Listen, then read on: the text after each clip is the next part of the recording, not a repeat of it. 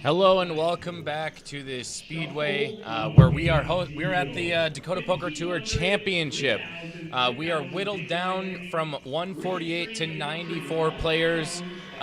We're just gonna get jumping right into the action. I got Keith joining me in the booth again. Our blinds are at 1,500, 3,000 with a 3,000 big blind ante. In seat 2, we have Don Johnson from Borup, Minnesota, 54,500 starting stack. Seat 3, Jacqueline Hollins of Mapleton, 32,000. Harry Schlecht in seat 4 from Jamestown, 50,500 in chips. Seat 5 is Wade Kaiser of Erie, North Dakota, 92,500. Seat 6, we have Edgar Leva of Fargo, 154,000. He is our chip leader at the table. Dirk Gertis in seat 7 out of West Fargo, 136,000. Tim Rice from Mandan, no stranger to the DPT and potentially the RPT as well. He plays a ton of RPT. He's So, in the running for Player of the Year this year. Nice. Happy to have him out here. He's in your 8 seat. And rounding off our table, newcomer to our live stream, Becky Hansen of Lisbon. She's starting out with 42,500 in chips. So, yeah, should be a good feature table group here. We just finished our dinner break. Registration add-ons officially closed.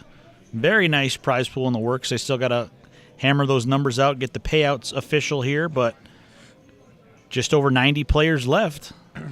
Yeah, 94.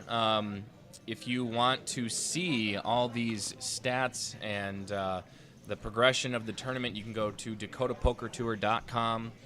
Click on live updates, and you'll get to see the buy-ins, registration dates, registered players, prize pool, all that good stuff, average chip stack, which, by the way, is 75,000. So if you're below that 75,000, you're going to be looking to start accumulating to get to that point so you can be a bit more comfortable as our blinds go up. Absolutely. Yeah, Michelle over there at registration has done a phenomenal job this weekend at keeping everything updated super fast. So any information you need to see, just check out the Dakota Poker Tour website. It is all there. Mentioned we've got Jacqueline Hollins at this feature table. She's fresh off a final table here last night for the Turbo event. She's on the short stack at the moment. Hitting middle pair. Edgar flops a gut shot. Yeah, Edgar's looking for a king or backdoor hearts. Looks like Jacqueline is going to put in a raise of 12,000, or a bet of 12,000 rather. Definitely committing herself to this hand with that size. Yeah, 11K behind. Kind of just go all in at this point. But yeah. It was a sizable bet, enough to get Edgar off of his draw, and Jacqueline will scoop up a little pot, a much-needed pot. Oh, they were over there. I sent them. There you see Harry Schlecht in seat number 4. He is our reigning RPT main event champion back in December. He won about 7,000 or 8,000 along with a custom-made RPT championship bracelet. Out of Jamestown there, Harry, a very unorthodox player, loves to mix it up, loves to put the pressure on his opponents. We'll see what kind of style he's going to bring to this feature table group here today. And it looks like a new player will be joining us shortly. We're going to round off a nice 9-handed table. We have officially, well, fingers crossed, knock on wood, whatever, you throw the salt over your right shoulder, but we think we figured out our issues with the RFID software. It was a matter of thickness of the table and a bowing of the insert. Interesting. Okay, well, hopefully that is solved, and it'll be smooth sailing for the conclusion of this Dakota Poker Tour Championship event as Edgar Leva, picking up 2 cowboys, makes it 6K to go.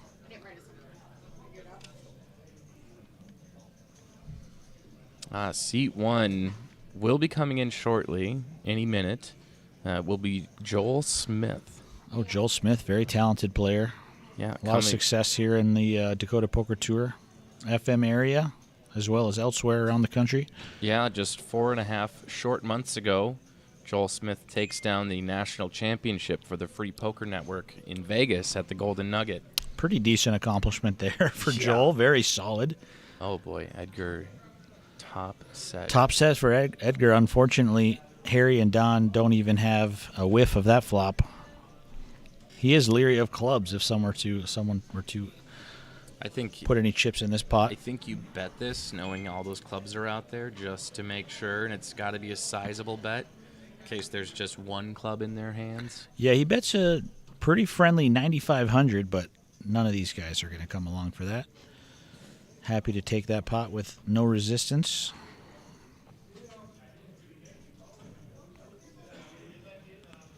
Wade Kaiser there in the 5 seed, another very tough player in the Fargo-Moorhead area.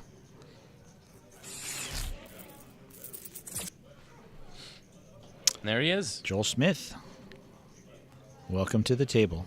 Looks like he's coming in with 122,500. Yeah, those Very are nice yellows stack. on top, so that makes sense. I thought they were all silvers and blues, which are 5,000s and 1,000s, and that did not add up, but I think there's yellows there.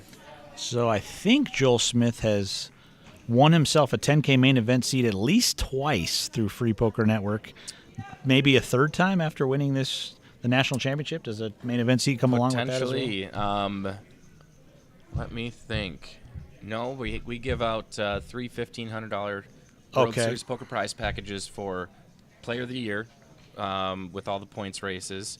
And then you have your player appreciation free roll that's coming up in a couple of weeks, or actually in a month or so. It's going to be May 7th, Sunday, May 7th. That is TBD, but will be in the Fargo Perfect. Yeah, that'd area. And then another $1,500 package for the Tournament of Champions. So should, say, Joel wins today, he's also in the Tournament of Champions. That would put him in the running to compete for one of those packages. He is living the good life. Unfortunately, at the moment, he's raised with the 5-4 offsuit, and Wade Kaiser looks down at 2 queens. And like he is going to make it a little more expensive. Re-raise to 20,500 potentially. Yeah, 20,500. That should end this thing unless Joel is thinking about being a hero for this live stream.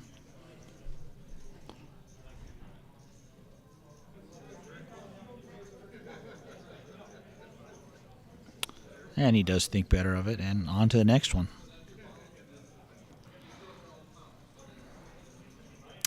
So a lot of money and a lot of points implications up for grabs, not only on the Dakota Poker Tour, but on the Roughrider Poker Tour as well. Our Player of the Year leaderboard is heating up, and there's a lot of players I've seen in this field today that are in the top 10, top 20, could make a huge splash were they to make a deep run here today. So. Yeah, and with 148 registered players, we're surely to see double digits, or rather 5 digits up top in past the tens of thousands. Absolutely, of dollars. yeah. So, with that many registered players, what do you think? We'll make a little side bet here. What do you think top prize will be? I'm not sure at what exactly the numbers were last year. I know they had 11,000 and change up top, but yeah, Nick Ingolfsland. I don't think there was as many players. It could have been. Actually, it was about 190, I think. Well, all of our favorite hands on the RPT is 10-7, so I'm going to say first place, $10,710. That's the line. Take it or leave it. We'll see how close we come. I can't imagine it would be lower than 10,000. Right. I'm going to go between 11 and 12,000. Okay, I like it. For some reason.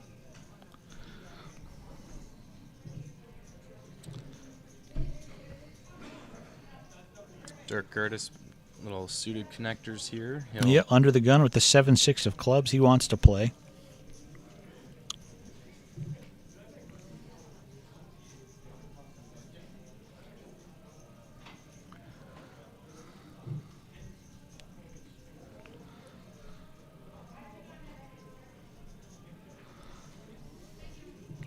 Wade Kaiser in the small blind, ace-3 of diamonds. Definitely a hand you can speculate with pre-flop. We'll see if he wants to continue.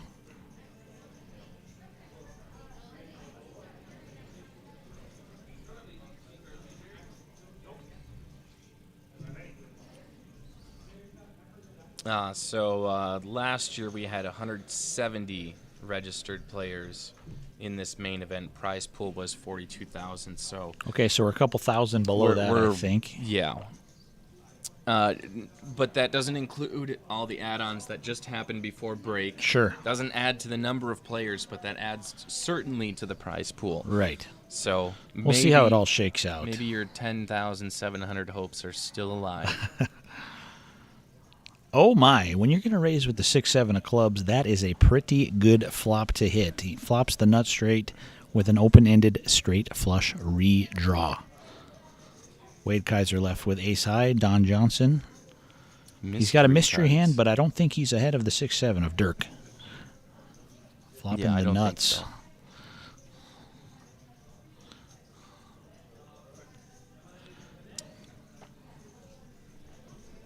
Looks like Wade is up to call. He'll fold. That's one of those hands you really want to show, and there it is. Yeah, that's what I was going to say. Something that crazy. You want to show it. You don't all the time, but there wasn't a crazy betting line and a lot of thought. So exposing that hand isn't really going to give your opponents a read or anything. So yeah, that was that's one of those ones you just everyone look at what I got. Right. That was cool. So There's a live look in at us here back in the booth. Nice to see you guys. Here we are. Speedway Event Center, West Fargo, North Dakota. Dakota Poker Tour, Roughrider Poker Tour. We are both in the house all weekend long, putting on 3 bangers of poker tournaments here. Second one was a big one here today. Yeah, so yesterday was Turbo Night. It was a $100 buy-in. You can only rebuy. There was no... 2 re-entries available. No add-ons last night. That got 160 entries. Very nice prize pool. I played in that.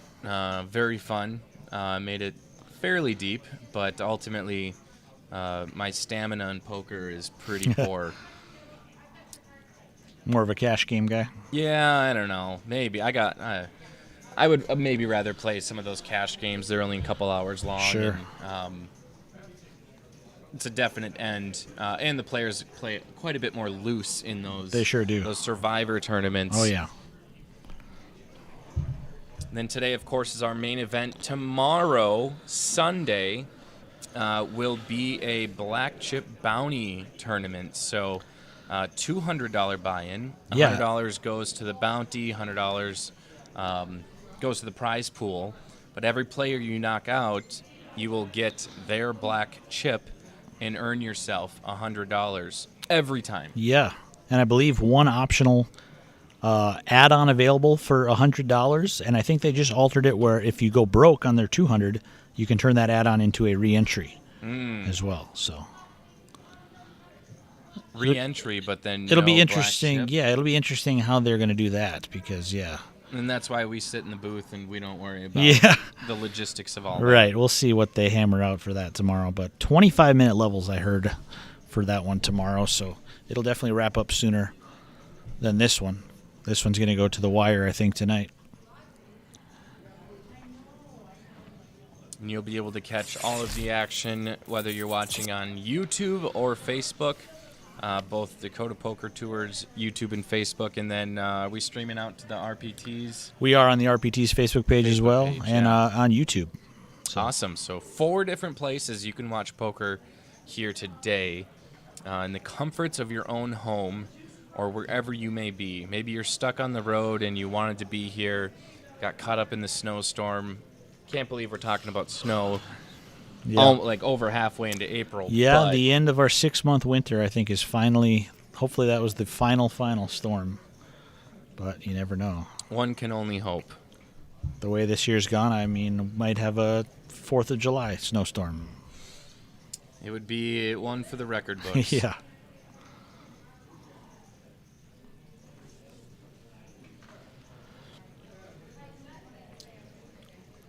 Harry Schlecht will fold. Wade Kaiser looking down at 2 cards. There they are. He folds. Edgar Leva will fold. So battle of the blinds, and it doesn't look like it's going to be a long one as Dirk has the 7 deuce offsuit in the small blind. And the first walk of this feature table. Just folds. I'm not a big fan, especially when you have a chip stack of, you know, well over the average, double the average actually. And the small, compared to that, the blind levels are not that high. Right. You know, just throw in the extra 1,500, see if they check, and you know, see what you catch on the flop, because any 3 cards could come out. Sure, any piece of cheese hand can flop the nuts, that's for sure. And that would certainly, if a bunch of 7s or 2s came out, that would certainly disguise your hand. And you bet at that, it's like, well, there's no way you have a 7 or a deuce in your hand. And then, you know, you end up trapping someone in a really nice situation. That's just me. I'm willing to play those hands. We'll fold around. Over to Wade. Wade will fold.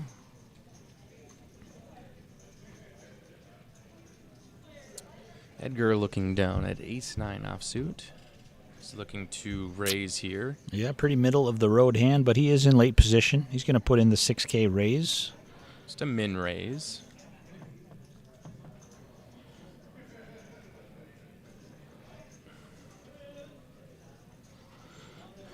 Tim Rice with the dominated ace-6 here. We'll see if he wants to get involved. He is going to flip in the call. And another ace going into the muck. Ace-7 for Becky. Not interested in defending her big blind. We'll see if the case ace hits the flop. It does not. Ace-9 still good. Looks like 2 of Tim's outs have already been folded, so. Oh boy. He would have just one. Just 1-6 and some running straight possibilities. He's not going away yet, it looks like. Off to the turn we go. Oh, the case ace. Oh my goodness. Could spell trouble for Tim. Tim does have a lot of chips, as does Edgar.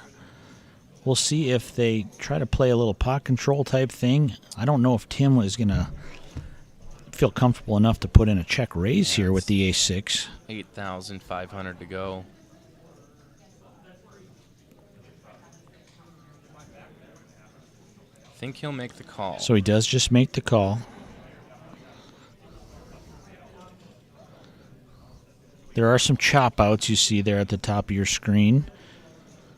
8 of hearts, not one of them. Edgar with the ace-9 is the best hand. He's thinking, do I go for some value here? Check. Content to check it back. Happy to see he's up against one of the few aces that he is beating that doesn't make 2 pair there. Pot over to him. Nice size pot for Edgar. Adding 47,000 to his stack.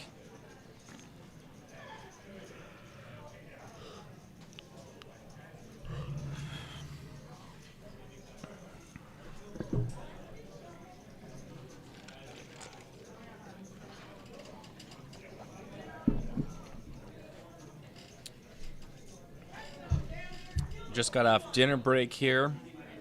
Did you have the pasta? I did. I tried everything they had to offer. Very satisfied. Very nice meal here at the Speedway.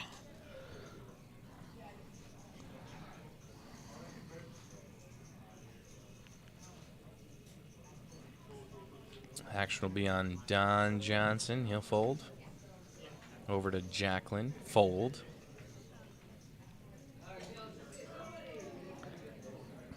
$40K in the stack for Harry. Yeah, Harry on the short stack, and he is going to rip it all in, it looks deal. like.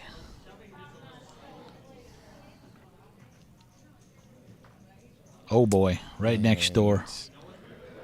Couple of fish hooks for Wade Kaiser. We'll see if he can hook one.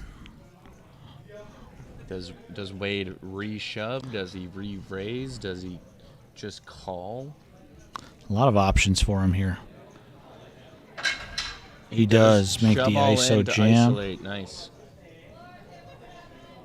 suck if he had queens or something. Nope, There there's goes a jack. a jack. Removal.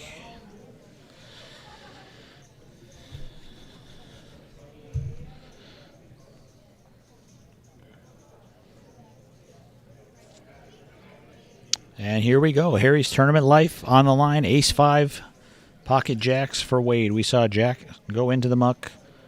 Harry is looking for an ace in a hurry. You'd love to see it in the window. I like to say it's tough to fade the window when you're up against a 3-outer like an ace. 4. Oh, interesting. 8, 3, all diamonds. He adds a deuce, but it can't be a diamond. Wade's got the diamonds covered. Queen of clubs. Looks like 4 outs to the river for Harry Schlecht. I think they've gone, but we don't have them registered. Obviously, Harry has left, so he lost. There's Okay, another 3 of hearts. So Wade Kaiser, pocket jacks. Good timing for him. Harry Schlecht. That will do it for his DPT main event run, but there is still one more tournament tomorrow. $200 black chip bounty starting at noon.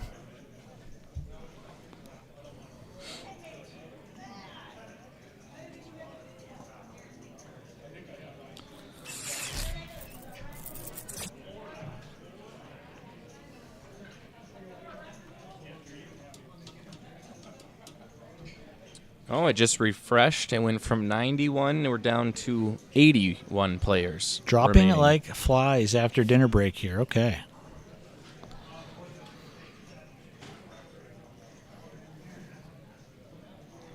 Yeah, I'm sure there's a lot of short stacks out there that need to start making those moves. So this is kind of that point in the tournament. There's ebbs and flows and lulls in a poker tournament, and right after dinner break, a lot of short stacks. Yeah. Blinds go up. It's time to go all in and try to double up or triple up eventually. Be able to keep up with the economy of the blinds. Wade. Kaiser, wow. Another hand back-to-back here. Pocket 8s.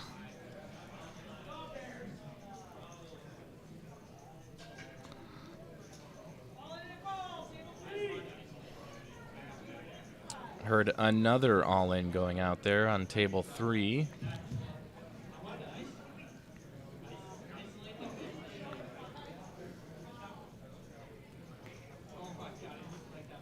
Fold around to Joel. Oh, boy. I'm afraid your raise is not going to get through Joel Smith. He has pocket aces. I want to say I saw him with a little smirk in his mouth, like, can't believe it. He does put in the 3-bet to 31,500. I mean, at this point for Wade, you know you're up against Ace King. Yeah, just by Wade's body Aces, language here, I can kings. just see him just folding pre-flop. Doesn't look like he's interested. Because you're chasing a trips. Yeah, you're hoping your opponent's got Ace King at best. Joel probably not going to make that 31,500 with Ace Queen, Ace Jack. Probably has a big pair. Wade's 8s are shrinking up in a hurry. He's laughing it off, though.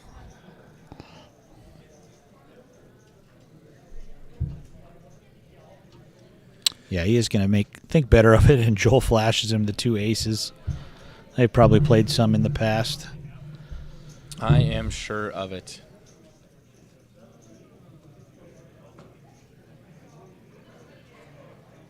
You know, I've really only gotten to know the poker community in this area, North Dakota, for this is probably my 3rd season, I believe.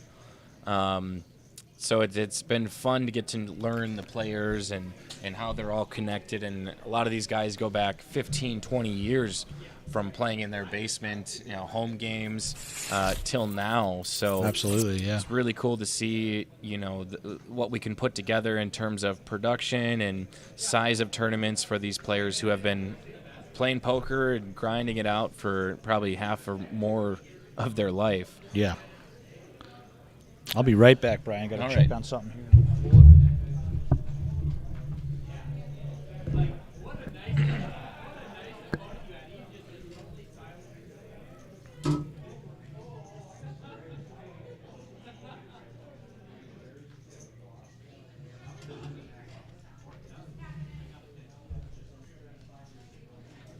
see some folds around to Joel. Waking up with a second hand in a row of pocket aces. I cannot wait to tell Keith when he gets back. He will never believe it.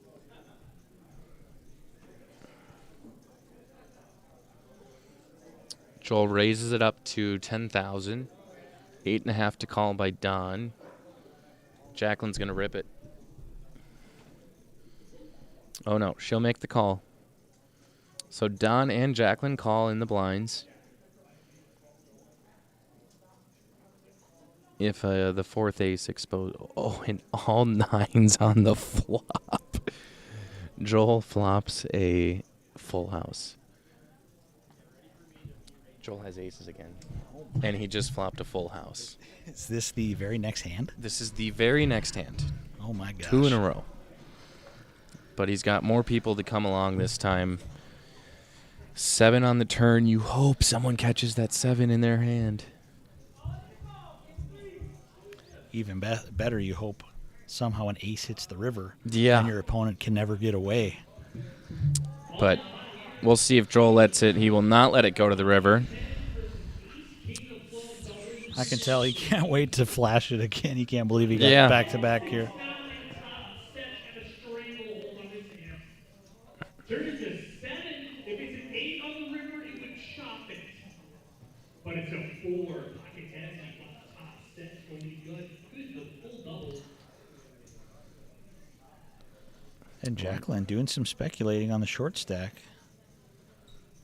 She might think her ace is good here. Yeah, she might think he's just betting to bet on a board that probably hit nobody. You know, we can definitely rule out Joel does not have pocket 9s. We can rule that one out. So,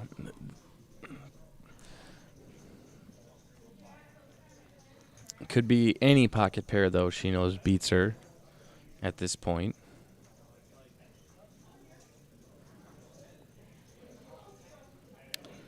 And she's going to just make the call here. Wow. Leaving herself very short. We'll see what her plan is for this river. Does not improve. I mean, you got to jam at that if you're committed to putting more chips. 14K more, you just got to jam. Yep, she's all in, and Joel will call, and that's going to end Jacqueline's tournament bad timing life. for Jacqueline. 2 hands with aces in a row. Joel Smith. Yeah, it's about what you'd expect of winning those hands. I'll come out there. All right, that'll do it for me. Jerry coming back in the booth. We'll see you guys soon.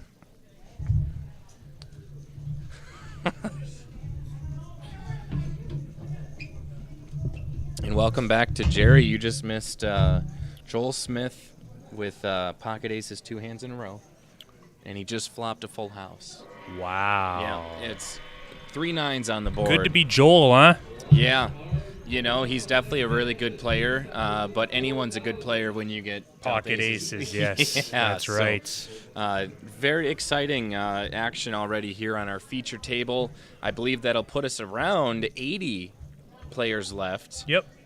So our average chip stacks are also going up as more players are knocked out. Our average chip stack is 87,654. So if you are below that, again, it's time to start making some moves. Try to get over that average chip stack hump. Do you play much poker, Jerry? So I used to play a lot. You know, now I don't as much because I'm, usually working. Yeah.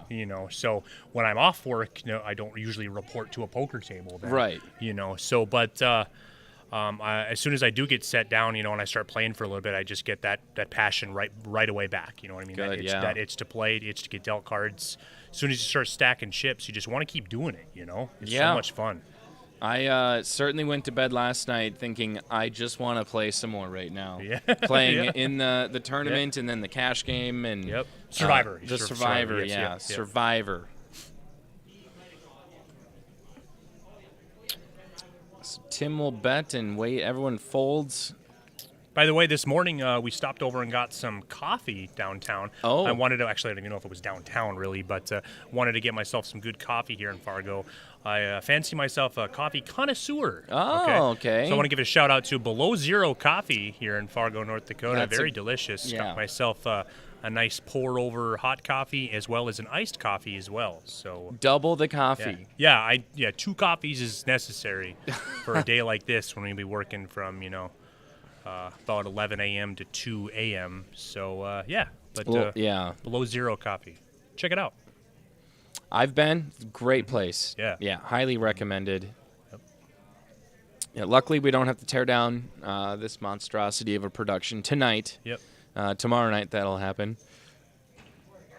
It's always turns into a very long day when you got to do that. But we do it for you guys at home. For the players. And for the players. For the players, yep, and the viewers, yes. Tim Rice, pocket tens. Let's see what he does here.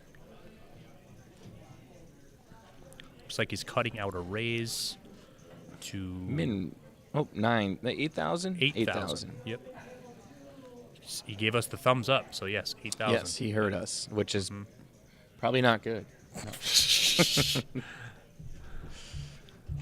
It's going to fold around. Do have a pipe and drape put up between us and the final table or feature table. We're about 30 And feet away. Barbed wire force field on top of that, actually. So looks like Edgar will look him up in the big blind. Tim Rice in here in position. Flop comes deuce 5-6, so Edgar has got a straight draw as well as a live ace. My guess is he will peel one off here unless Tim makes a really big bet, but he makes a small bet here of 7K. Imagine Edgar will peel off a turn card here. Yeah, he's got enough chips to do so, to be able to afford to see the card. So now he's going to be frozen here on the turn, though, if he doesn't catch a 4 or an he ace. re-raises. He raises. Wow, I actually don't even hate that. In this situation, though, Tim's got an overpair. He's not going anywhere, but I don't hate the fact that he just made a raise there. It gives him a chance to just win the pot right there, as opposed to having to try to hit to win it. So we'll see what happens here on the turn as it develops. A Queen of Diamonds, interesting card here. Don't want to see that if you're Tim. Yep. If I'm Tim, I mean, I don't put him on a queen in any way unless he somehow has like 2 hearts, 2 overs in their hearts with a queen. Ace queen Yeah. would Yeah, be right. a good hand Yep. for him. But I wouldn't think he would just check raise the dry ace queen. It would have to be the hearts in my Right. mind. So, and the 3. 3 on the river, he rivers a pair. Goes check, and Tim's got good showdown value here. He's going to table his pocket tens and scoop that 50K plus pot. So it could have been a situation there where Edgar probably should have just laid it down from the blinds, out of position with a weak ace offsuit even. Would have been able to save some chips there, but obviously hindsight's 20/20. You never know. So we will move on to the next hand. So I think it was 148 players. They were calculating all the prize pool and payouts here. I think that they said we're going to pay the top 18 places. Wow. Yep, top 18, final 2 tables. Yep. Nice. Yep, and then first place is going to be in excess of $10,000. Excellent. I love to see that. And I do believe our blinds just went up to 2,000, 4,000 with a 4,000 big blind ante. So the cost of one orbit of the table is what I like to, my metric is $10,000. So if you can only do that a few times, it's time to go all in and risk your tournament life. Otherwise, it's just not. That's what you got to do. Yeah, at you this got point. you got to accumulate. You got to stack them up. This is also a time too where you want to balance that with patience as well, because the people that are going to start going broke here with weak holdings, they're going to get impatient. So just weather the storm, but just keep in mind how much you're losing each orbit, and pretty much party on the weekends too. Yeah. So Always party on the weekends. yeah, my favorite thing to do is here too. If I happen to bust from the tournament now, I usually get up and I leave the table, and before I leave, I say, "Well, I had a lot of shit I had to do anyway." So usually that works out well. Becky Hansen with a premium hand. short stack at the table. She'll raise to 12,000. Yeah, I would imagine. Player coming into 4. Oh, Brandon Schmidt. I have Oh, not wow. seen this guy on the poker felts. So interesting hand here. Becky just made it 12K. She's only got 23K behind. Wade on the button made the call. Actually, looks like they're. I don't know what's happening. I think she went all in, and he called. Somebody just walked by with some green Nikes, and they were looking fly. Our graphics might have just pooped out on us again.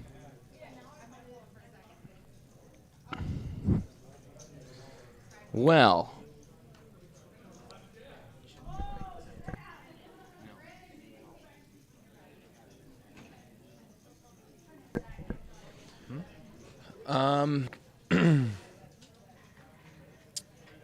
Think we added the player too quick onto the table, didn't get it in the graphics, and now that player is all in. Okay. I think is what happened. So we might just have to fix some of the graphics real quick. Make sure everyone's got... oh no, we're good. What did you end up getting for dinner, Brian? I thought I ordered another roast beef and cheddar from Hardee's. Yeah. Okay, yeah. Just to compare. Just yeah. some kind of roast beef after that one this morning. That's what I was feeling like wanting all day long. Yeah, you just yearning for it. I think I Yes. ordered the right meal, Yeah, but yeah. it was a massive bacon cheeseburger. Oh, okay. So I All didn't right. even get close to a roast Sure. beef and cheddar. I got you. So maybe the picture was misleading. Who knows? But it looked floppy, flaky, and like slices. Okay. Never had hamburger like that before, but yeah, I don't know. So Well, you live and you learn, I guess, right? perhaps a little disappointed in my meal choice, but yeah. Been there. Keith Lauder, actually, every time we go anywhere to eat, he always orders the most obscure thing on the menu. Typically orders the meatloaf sandwich if he can. God. Yes. Actually, there's a really So- good one at the Boiler Room downtown. Okay. All right. Shout out Boiler Room. They're definitely one of my favorite hangout spots here in Fargo. So once again, this is an official event for the Dakota Poker Tour and Roughrider Poker Tour. Points and leaderboard for both events, both tours.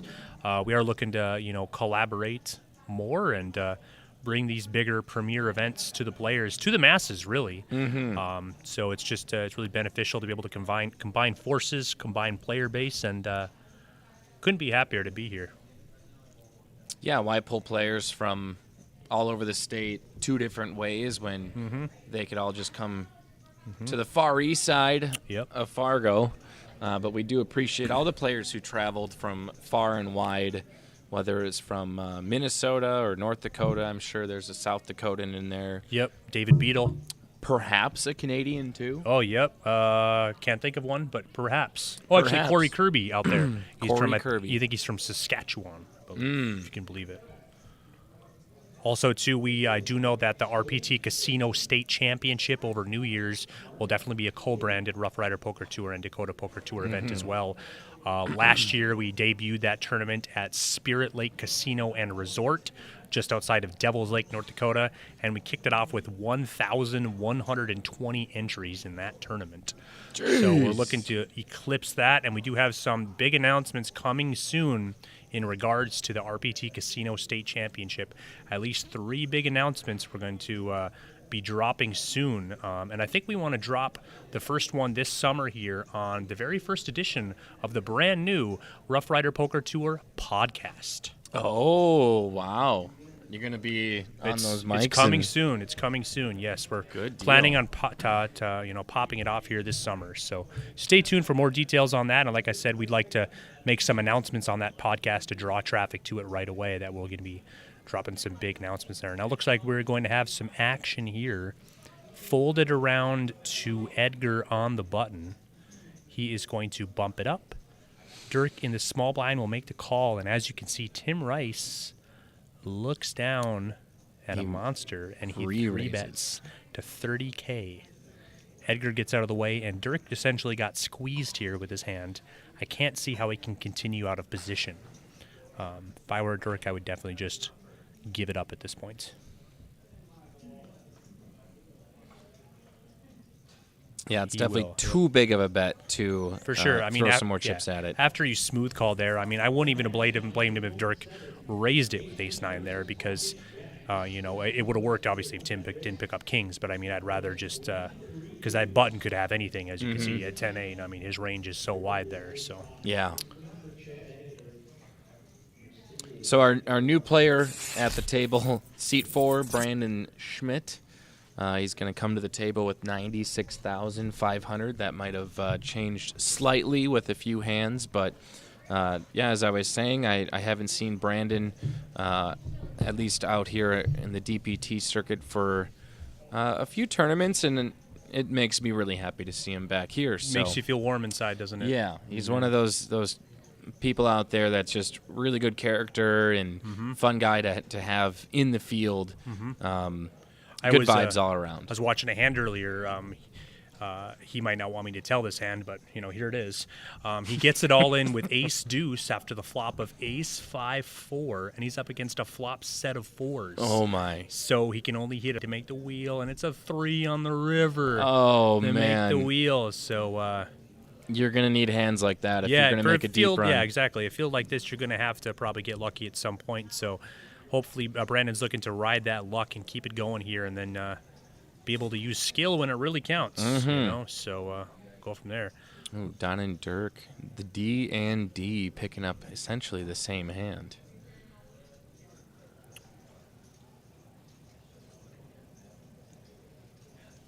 He's gonna raise it to 16,000.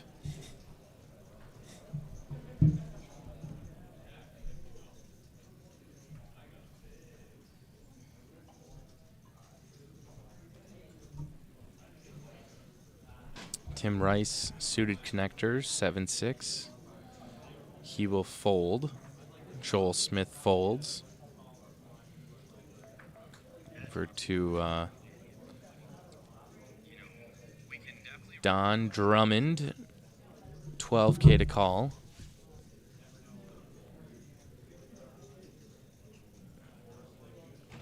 It's a good raise, not the strongest raise to get you off an ace-jack, but we'll see.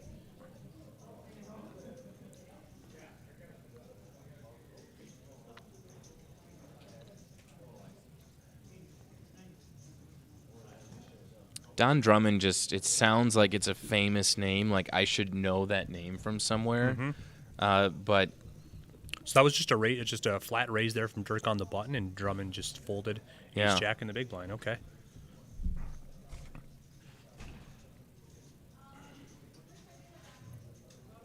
So also tomorrow there will be a $200 black chip bounty tournament that'll be kicking off at noon.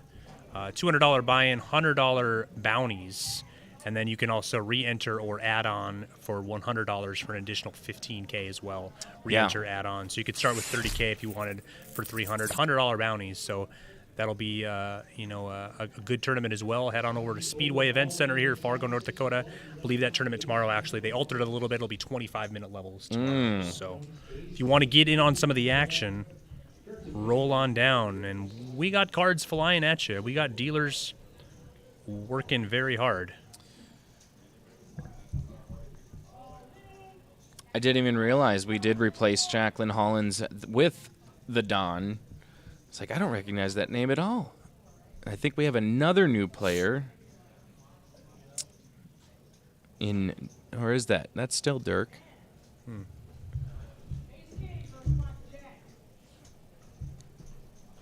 So Brandon here, going to bump it up to 11,500. And there's Wade looking down at pocket nines. He will call only.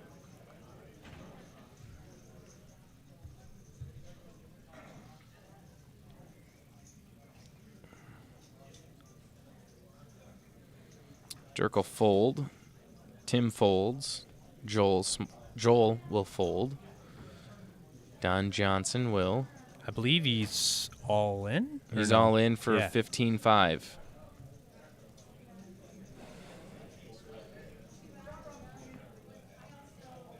He's all in for a total of 19.5. Brandon will call.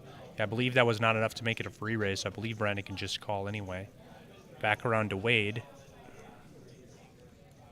Only another 8K to call. I'm pretty sure they're clarifying whether or not the door is open or not. So Wade will call. Don is all in at risk here. As you can see, he's in dire straits here, only 15%. And the Triple likelihood of hitting a straight is very low, but he does hit the 4. Brandon Schmidt. Wow, huge flop here for Brandon. And Wade's got an overpair. But being Don all in, it's definitely going to influence how they play the hand here. So Brandon checks his monster here, and Wade fires. Does Brandon really have 946K? That can't be right. 94,500. Right. Is it 94.6? Yeah. Or 90, he had 96,005. Right, okay, Yeah. So Brandon moves all in. Wow. He's going to have about 90K, so it would put Wade Yeah. Wow. all in. Very interesting here with Don being all in at risk here. Oh my gosh, what a decision for Wade. I wonder even if he could see all the cards, Yeah, I if mean, he would still call. right, exactly. Look at the percentages here. Look how Brandon, how big of a favorite he is with just ace high. I mean, if I'm Wade here, I'm thinking, what do I beat? I beat, I guess, a flush draw, but then I have to fade diamonds still. Mm-hmm. But any hand that he's shoving here for value, I can't beat. I mean, a ton of hands. I mean, a lot of hands. I'm basically dead. If he flops, if he flopped a set, if he somehow have set 6-7 here, which is very unlikely. But I mean, Could be a higher pocket pair. yeah, for sure. I mean, could it just be any of that? Well, yeah, because Brandon was the initial raiser, so I don't know. I mean, if you have jacks here, do you check the flop and then jam when Wade does? I don't think. I think I probably just lead with jacks. Yeah. But yeah, so Wade's just gotta ask himself here, what can I beat? Do I want to put my tournament life here at risk? And we're gonna find out the conclusion of Wade's decision shortly. After he makes his decision. Yes, exactly. Yep. This is, if he does make the call, this is just one of those situations throughout the tournament. Very pivotal moment.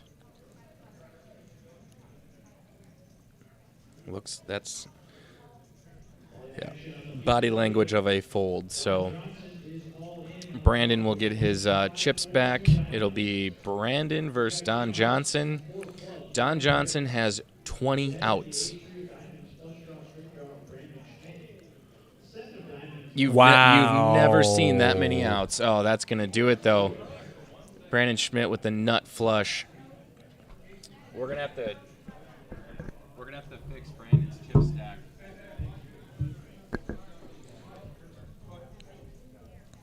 So Brandon there, welcome to the feature table. Gonna scoop a nice pot there. He's donning all the Minnesota gear, so hopefully he doesn't stay true to the Minnesota sports and give you a ton of hope throughout the season. This is the one, Right. And then right before it's go time, just bricks it. Yep. I mean, I love the way that Brandon played that hand because essentially, who was all in? What's his name? Don Johnson. Don. Essentially, his all in, 19K really didn't mean that much. No. It shouldn't affect his play how he would do it. So I love the check raise jam there to get it all in. I mean, his hand has such huge equity no matter what if he calls it or not. He's got so many outs to hit. So great play there by Brandon. He will continue to stack the chips, and we are on to the next hand.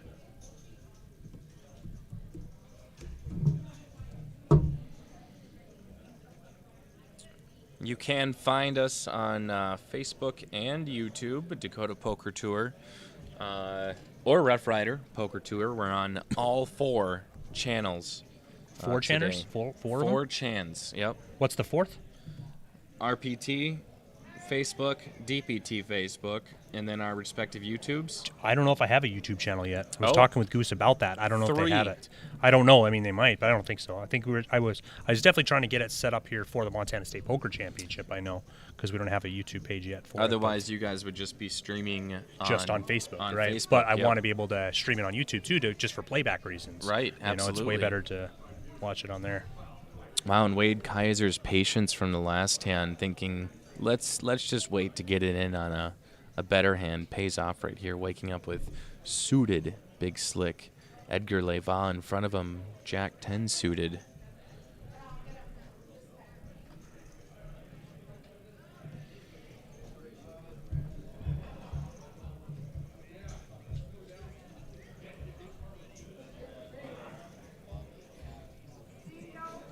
This was the early, obviously the earlier, yeah. So we'll see a fold Tim Rice now with 8s. Let's see if 12-5 is too rich for his middle pair. Wow, interesting hand here.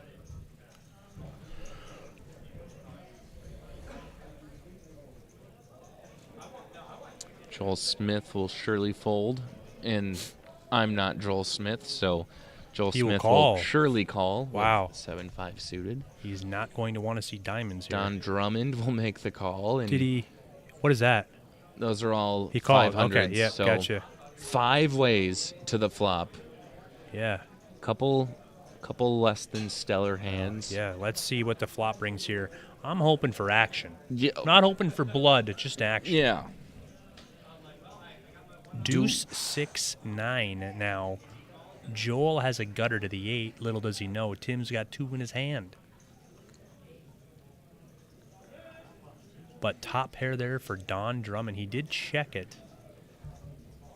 Check through to Tim. Tim's going to lead out for 15. 15K here. It'll be interesting to see what Don does. Or even Joel. Yeah, okay. Yeah. Joel folded, yep. No, that's really the only thing he'd be looking for. Is Yeah, an 8, exactly. So not He's enough got to equity get out of there. I can't imagine Don's going to fold here. So he will make a flat call. I don't see how Wade and Edgar can continue. I mean, if they had even the potential for a backdoor flush draw, I wouldn't blame them, but that's not even there. So, yep. So Ace King does get. They both get out of the way. So, turn card incoming. Queen of Hearts. Coming in. Don's got 2 pair now. I'll give you just a minute before I see them. 2 coming in. 2 layers. So Don there checks. And looks like Tim is not slowing down. Fires again for 20K here. Don just went all Don in. check, jams all in. That will be the end of this hand, folks. Tim will not be able to continue here. I can't imagine. So we're just going to let this hand play out, and Tim's cards will eventually hit the muck. As you would expect, but last time I called, predicted something, it was Joel Smith, just this hand, did the exact opposite, so. If Tim puts all his chips in, I will baptize you tomorrow morning at church. Okay. Okay? I will look forward to that. Regardless if you have or haven't been baptized.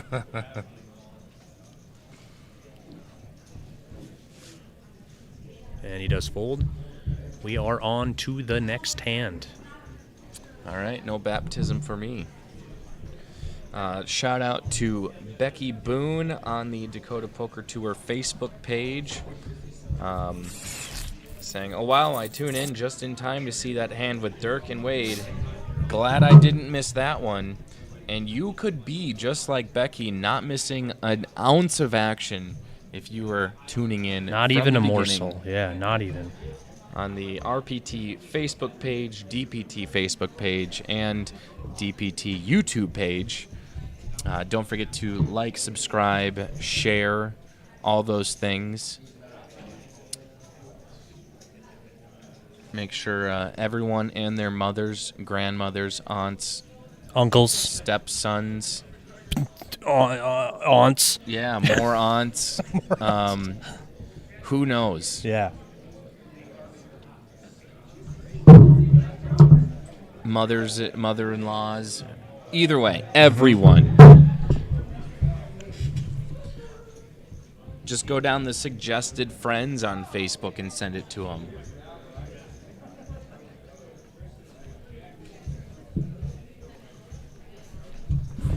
So 2 more players to the broadcast here. Seat 2, Jesse Hadland of Fargo, 54,000 starting off.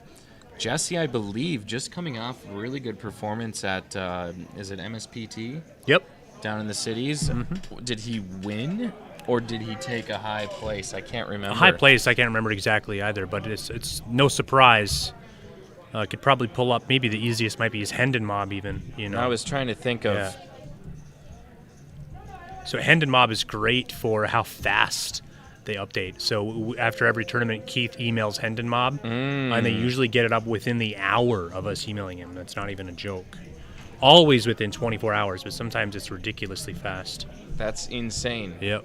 They just got a lot of people working for him. Also, Hendon Mob, too, after you start sending in results, they'll go ahead and look at your calendar, and they will start posting upcoming tournaments for free on their schedule. Wow. Yep. Looks like right there, yep, MSP, Minnesota State Poker Championship, yep. So it's 65th, so Okay. nothing great, but, you know, a cash is a cash. Yeah. So. And then seat 9 also, the man, the myth, the bald-headed beard, Chad Hagberg of Lisbon. He's coming in with a nice-sized chip stack, 114,500. That will be good for about 40,000 above, maybe 30,000 above the average chip stack. Dark. Yeah.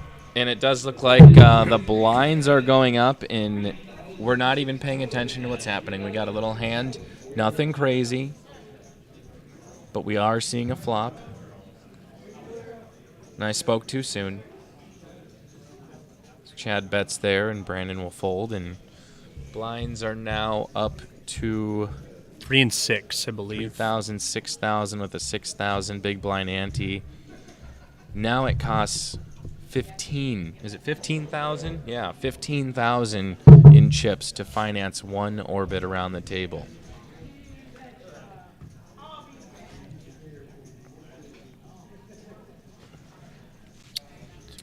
Have a break, or I can't remember right now.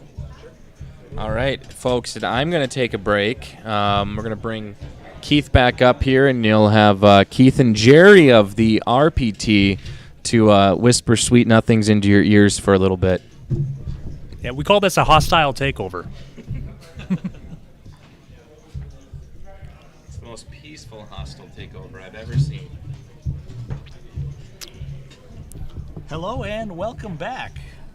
Welcome back, Keith. How you been out there? Great. Broke some tables, busted some players. This thing's moving right along, down to about 60 remaining. Are we close to getting those payouts I official? have not heard about the Okay. payouts yet. Yep.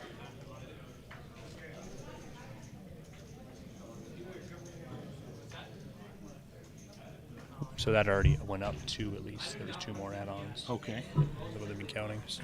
Have you seen any crazy hands? You know, no. I'd like to say you did, but no, not really any crazy hands. Okay. Joel Smith had aces back to back before you came up. He busted a player. That was like literally right when I came in. Right That when you was came up, yeah. He was telling me about that, and that was probably the juiciest hand here. Yeah, I called the hand with Brandon Schmidt, ace 3 of diamonds. Oh yeah, that was a Flush big for hand. Yeah. KO. Brandon made a very good play there. Obviously, the run out did well for him.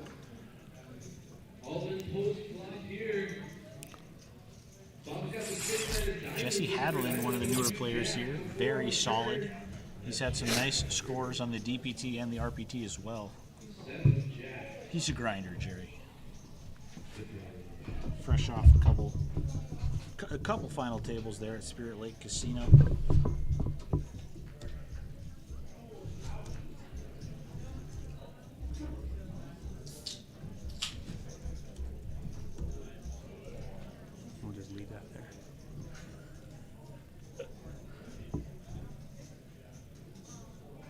I love that.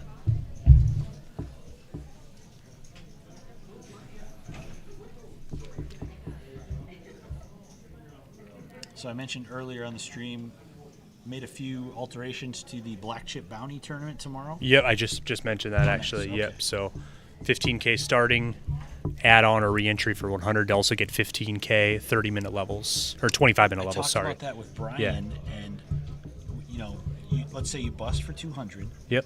And you re-enter for the 100. Yep. What happens with the Black Chip Bounty on this re-entry?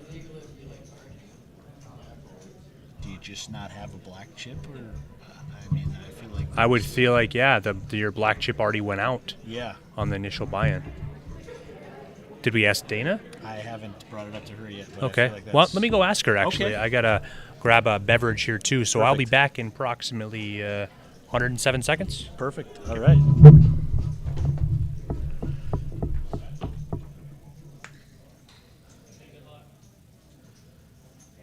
So are we going to go 4 wide here to the flop? Possibly 5 wide. Edgar, mystery hand. Is he putting the squeeze on? He is not. 5 ways to the flop. Couple suited hands. King 10, Jack 3. Anybody's ball game. Flop comes. Wait for it. Wait for it.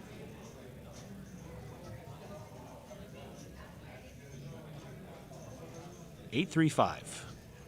Top pair for Joel. Out in front. Bottom pair for Wade. Nothing for Chad or Brandon. I can't speak on Edgar. He's got a mystery hand at the moment. Yeah.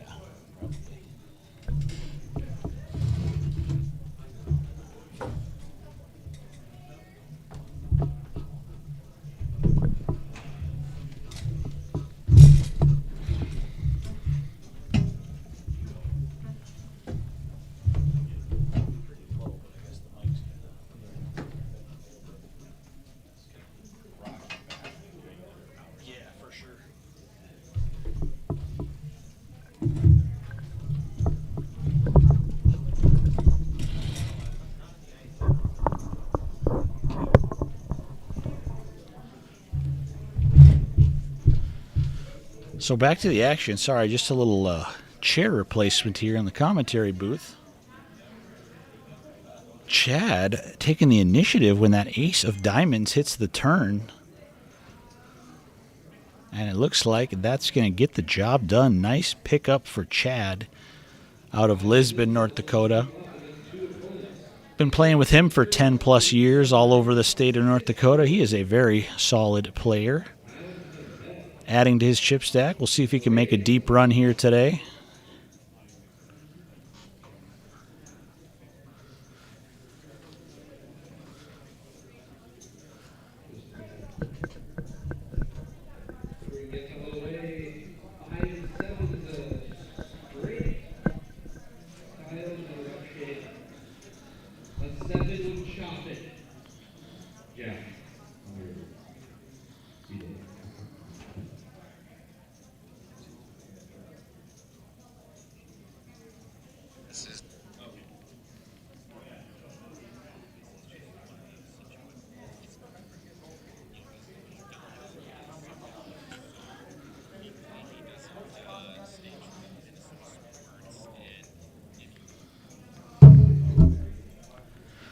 Back to the action, Chad Hageberg. Speak his name and he will pick up some hands, I guess. Ace, King of Hearts, under the gun, +1. Fresh off that well-timed bluff with the King 10.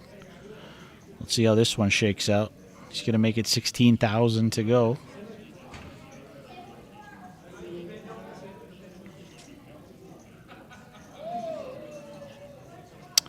Looks like it's going to get around to the blinds. Nothing for anyone yet. Dirk Gertis in the big blind? I don't think so with the Jack 7. But anything is possible. Not this time. So back-to-back pots there for Chad Hageberg. Thanks again, guys, for watching. Been fluctuating all kinds of numbers on the viewership page here. 17 at the moment on the RPT page. Let me pull up the Dakota Poker Tour page and see if the number is different.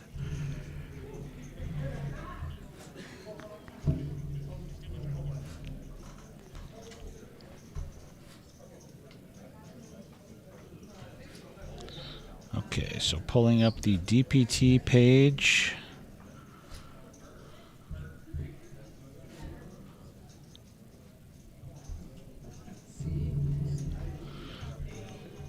Yeah, a few more viewers on that side of it.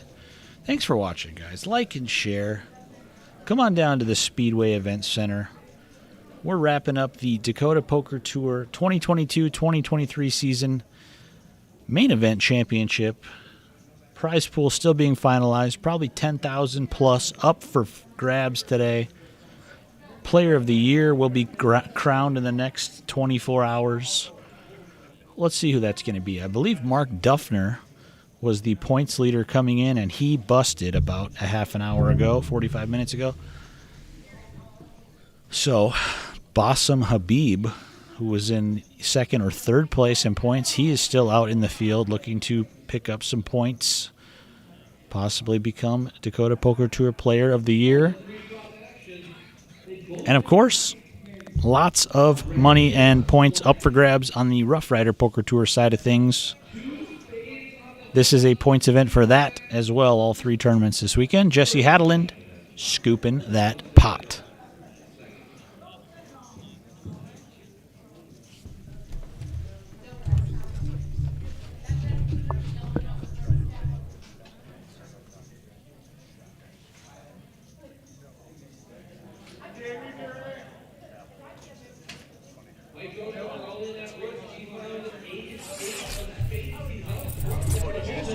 Brian did, yeah. I said more comfortable for sure. I just lowered our mics a little bit here, and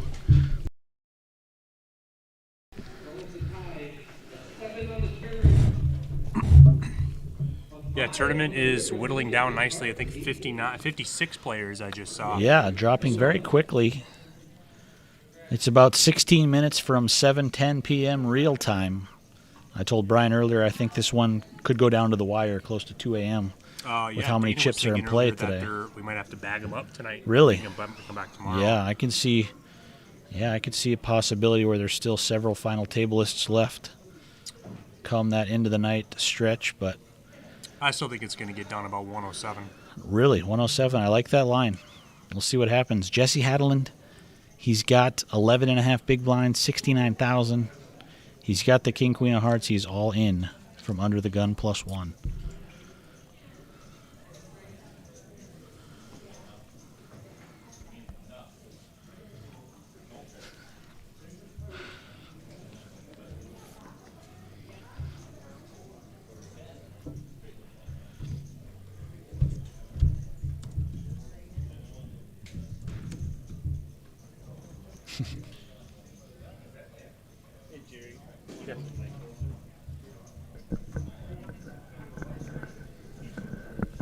Can you slide the stand possibly? Oh, there. Yep.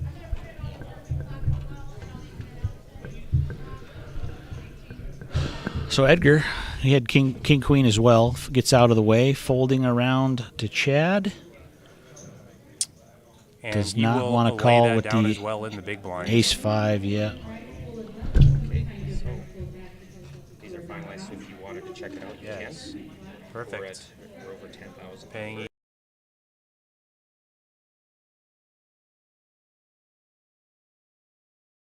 That's all. Now But this yeah. isn't accurate because we got about 30 Yep. to I just put looked. in. Yeah. Yeah.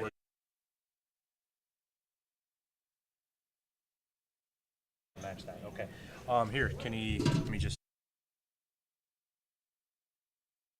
go type in those payouts here. We just got them official on the computer, so I'll be right back. Keith. Yeah, sounded like top 18 places getting paid. Final two tables. $10,140, I believe I just saw, for first place. Just over $10,000. Your first place winner is playing for $10,000. And it's paying down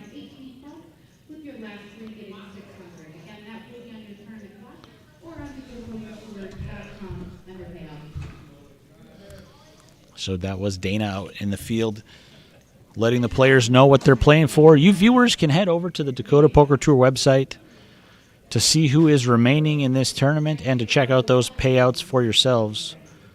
A lot of money up for grabs. About 115, 117 total RPT points up for grabs for the champion of this thing.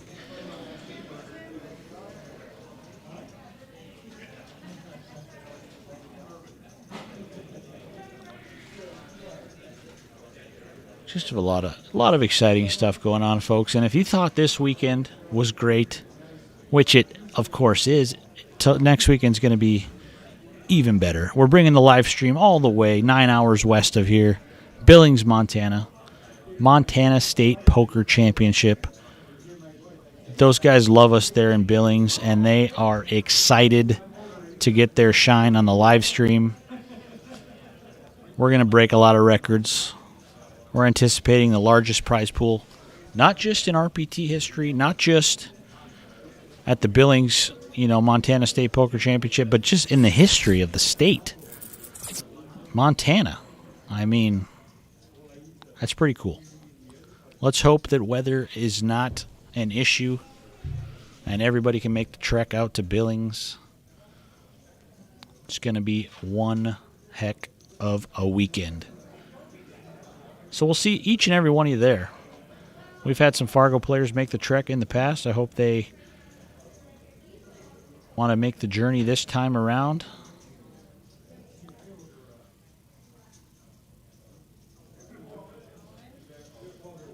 Brandon Schmidt.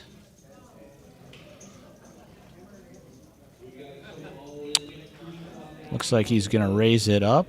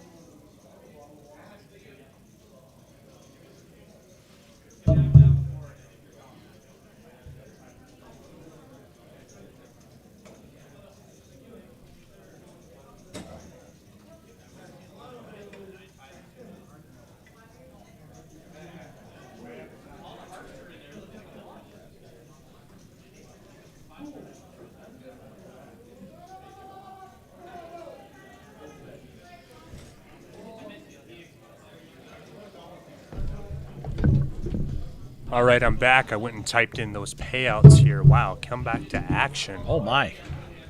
Brandon Schmidt. Yeah, there was a delay in the graphics here. They just popped back up. Ace-King for Brandon. Dirk just makes the call with the pocket jacks, and I think I just saw Jesse Hadelin, King-Queen suited, get out of the way correctly. Which one's Dirk here? Dirk is in the... Oh, right there with the A's hat? Yes, Alabama hat. Wow, what a flop. Ace-King 7, top 2 for Brandon Schmidt. Not the flop you love to see. He's trying to give Dirk the as rope Dirk, here. yeah. Dirk does pick up some outs. He can catch a jack or a queen to win it. Brandon's still laying in the weeds all the way to the river, it looks like. So there is a river out there. I'm not sure what it is.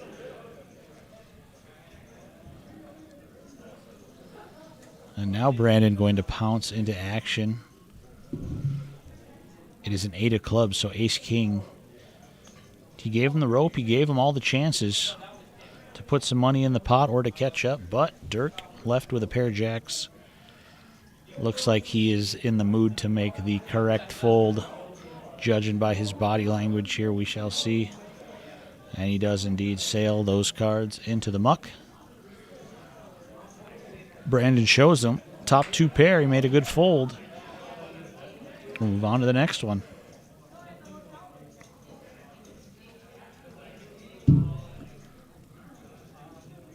So there was about 10 minutes left here in this level, 3K, 6K. We will be taking about a 12-minute break here at the end of this level to chip off the 500s.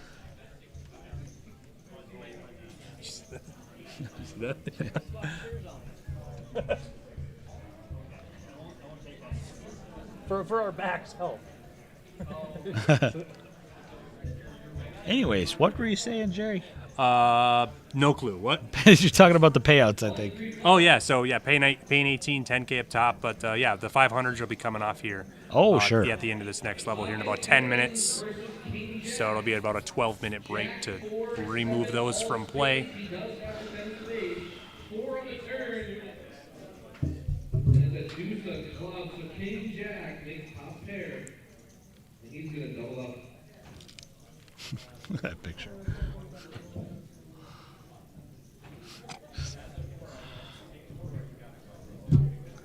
Edgar Leva. He's got about 14 big blinds. He's all in with pocket sevens. Is he going to wake up to any resistance here?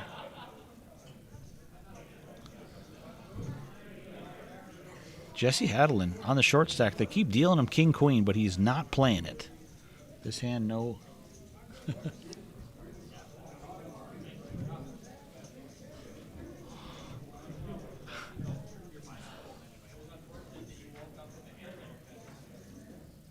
Oh my. Don Drummond, though, woke up with ace king and made the call. Oh, wow. Top pair, top kicker, but bottom set for Edgar. And that's what 99% looks like. Wow. If Donald can't find the running ace king combo, and he does not. So Edgar Leva back up to 176,000. And he is right back in the thick of things. Donald Drummond, as they say, Jerry, back to the drawing board. Yes. Looks like a healthy 219K. Plenty to work with, though, for him. Yep, absolutely.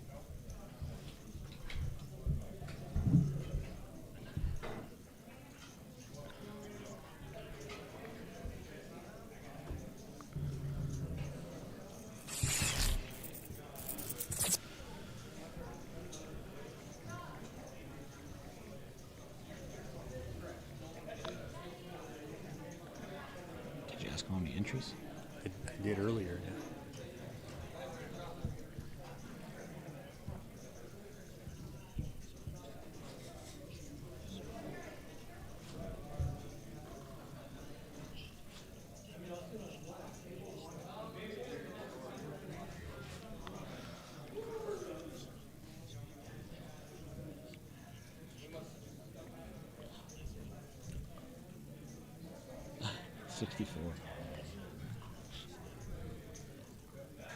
Was it 77? Yep.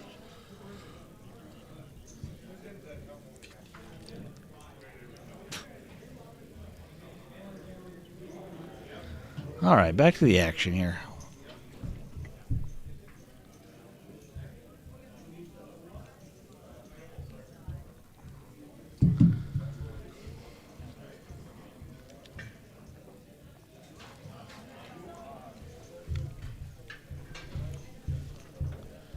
Dirk Gertis, 10 deuce. No.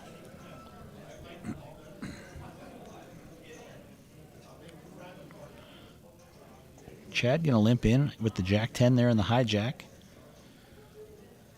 Let's see how much Joel likes the 7-6 of clubs. Looks like he likes it enough to make it 19K to go.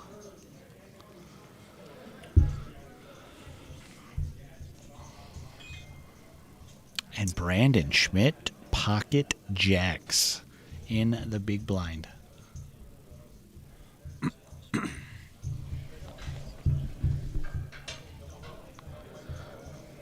And I definitely expect a 3-button. I think he's going to make it about 45,000. We'll see how close. I'll take the over.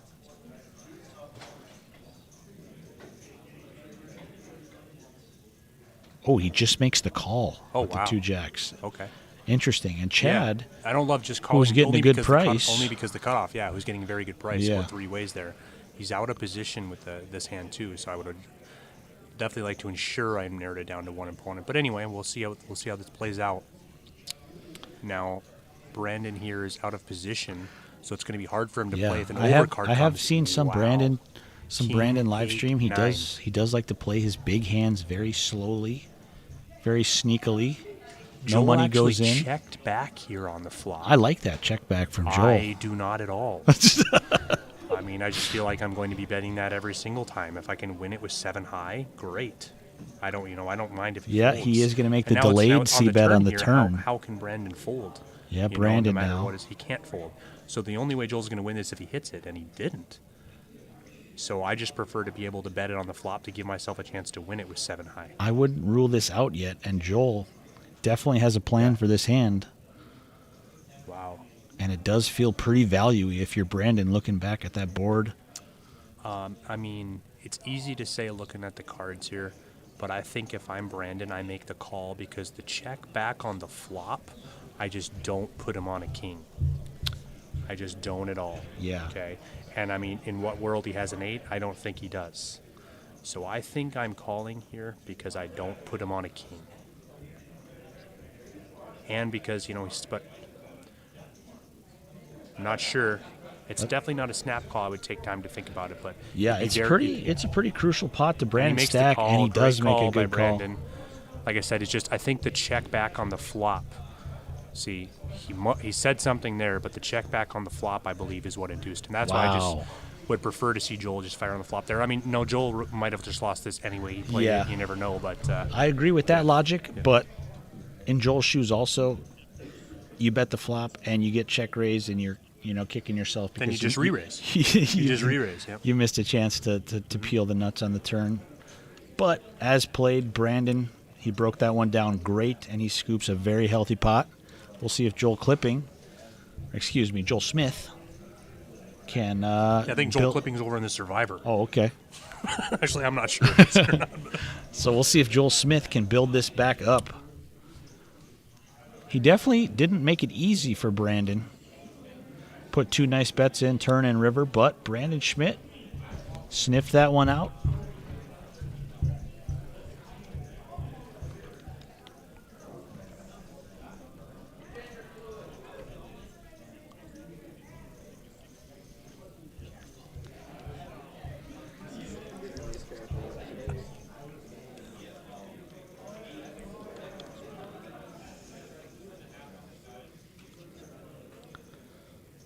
So they're about to go on break out there?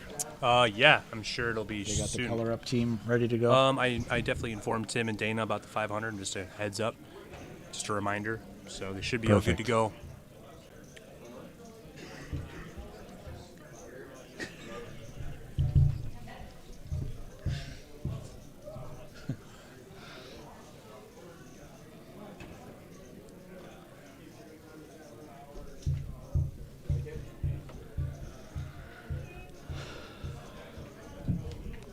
And it is 7:10 p.m. real time, folks.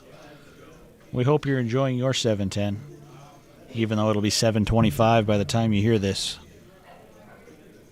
It's one of my 3 favorite times of the day, Jerry. Mine as well.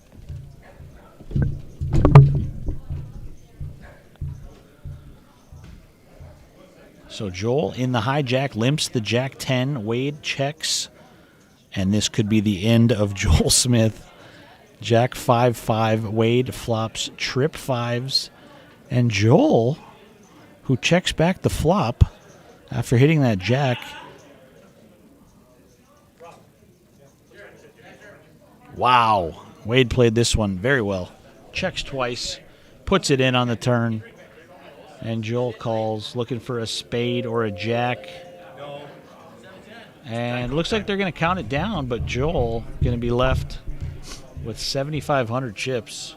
So this hand you missed, Jerry. As you can see the hands in the board. Joel on the short stack limped in the hijack, which allowed Wade to check from the big blind with 5 deuce. The flop came Jack 5-5. He checked trips. Joel checked it back. 7 on the turn. Wade checked a second time. Wow. Now Joel fired 10, and Wade snapped. Check raised all in, and Joel beat him in the pot called. Wow. And trip 5's good. So I think this will be the last hand here before we go on break. It'll be a 12-minute break to color off the burnt orange 500s. Yes. Burnt orange. Very specific.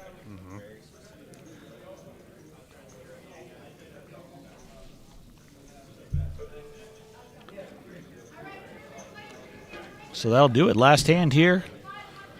I And came these up and guys. I got Chase with the. I said, Chase, what time? Where's your phone at? Do you have your phone on? He's like, yeah. What time is it? 7.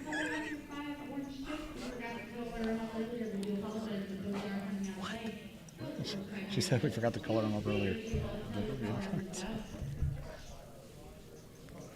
Maybe they could have came off at dinner, but no, we came back to 1,500, 3,000. Yeah. Yeah, so this definitely the color of time. Joel Smith, back to it. He's all in, 7,500, Jack 10. Chad called under the gun +2 and disappeared. Nope, he's in there again. Jack 7 disappeared. Oh, he's back in there again. Nope, he's gone. So we'll see if Joel can find any magic left for this DPT championship event here as players are heading towards the exits on their break.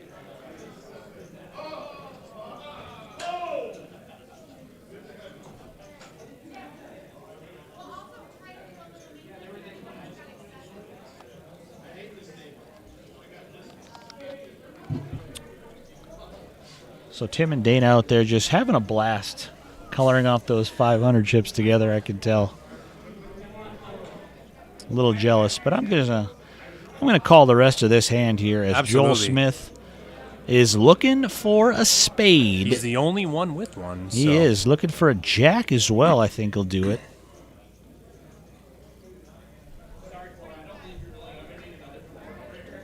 Or a 10, right? Oh, now he's open-ended. Wow. Oh, now he's up against 2 pair though. He can't. Yeah, get. queens and 5s. Yeah, he needs an ace, a 9, or a spade. Yep. Unless For the it's quad up. Unless it's the queen of spades, because that'd be a full house. Indeed. So Chad there turned top pair kicker.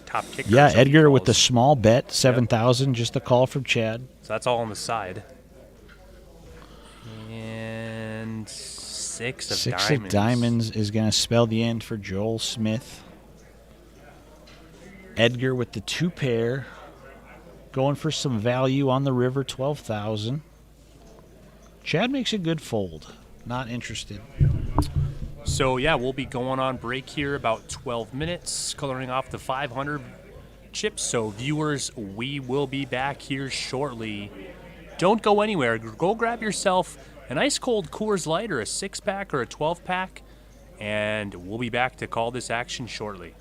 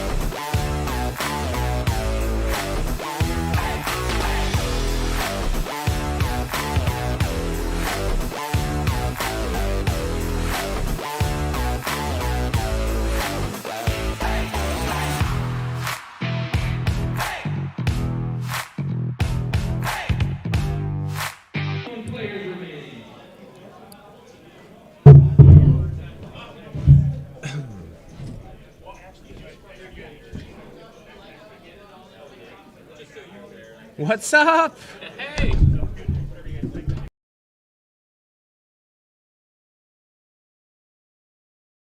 Yeah.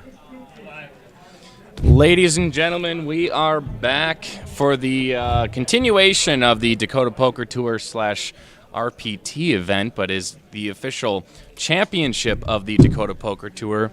Joining me now, Brian Peck in the booth, Rob Urbach. Welcome. This is our first time in the booth together. Yeah, for sure. I haven't done it in a while. I was laid up. Well, do you need a taller chair? Or? No, I'm going to flip it. That's a good play there. Oh, boy. Okay. I was advised to be quiet. That happens a lot.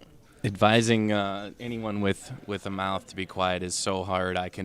My voice definitely carries often as well. So, but we're going to start off next blind level, 4,000, 8,000 with an 8,000 big blind ante. Do we have a list of all their names? I know some We of them. did. Joel Smith just got knocked out in the 1 seat. Okay. Seat 2 is going to be Jesse Hadland. Yeah, he's my favorite player. So It looks there like he is. Look at that I handsome plugged in fella. mine. This is mine. Oh. Unbelievable. And, okay, their names pop up. Okay. Yeah. Brandon's not here. Wade, I know Wade well. Jack 10 suited. He's probably going to raise on the button. I would imagine so. Wade just dodged elimination. I was Wade actually. in jam. He's thinking about it. Oh yeah. Well, 100K. He's got a decent chip size now. He's got like 13 bigs. It's probably just a jam. Yeah, he's all in. You're really hoping to just pick it up. Jack 10 suited's got equity. Anything you get called by, he's going to get folds, it looks like, though. Got 2 folds. Well played, Wade.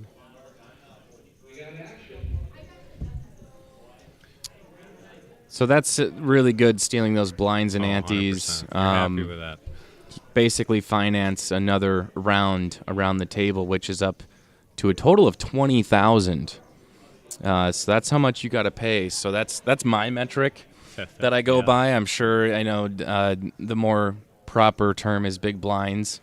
But you can't overlook the big blind ante, and don't forget about the small blind. You still got to cough up Yeah, chips for to sure. play that. So Anytime you can get a shove and take it when you got a stack like that, you got anything from 8 to 15 bigs. You're just happy to get it in, and you get called with Jack 10 suited. You don't hate it. Hand's got equity against everything. So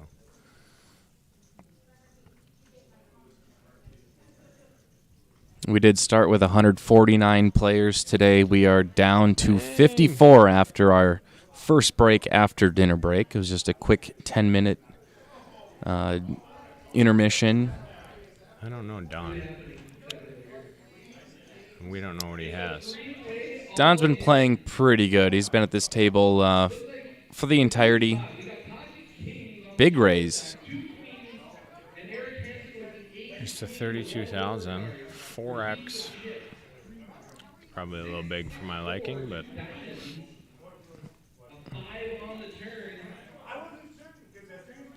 you don't know what he has though. I know Edgar pretty well too. He's a pretty good guy. Dirk Gertis, that is an amazing name. It is. It's a wonderful name. Picking up pocket twos in the small blind, but It's pretty easy fold. You don't have. You could shove there if you want to, but Tim's got an interesting hand too. This is kind of a shove all in or fold spot, or should be anyway.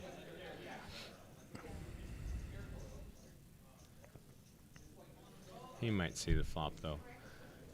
People play all kinds of ways. I wouldn't, but yeah, but your name's not Tim Rice. nope. And And he's gonna call. This is such a tough hand to play out of position. That's the problem. You gotta kind of smash it. You hit a king or a jack here a lot, and you're still beat by the guy that raises you.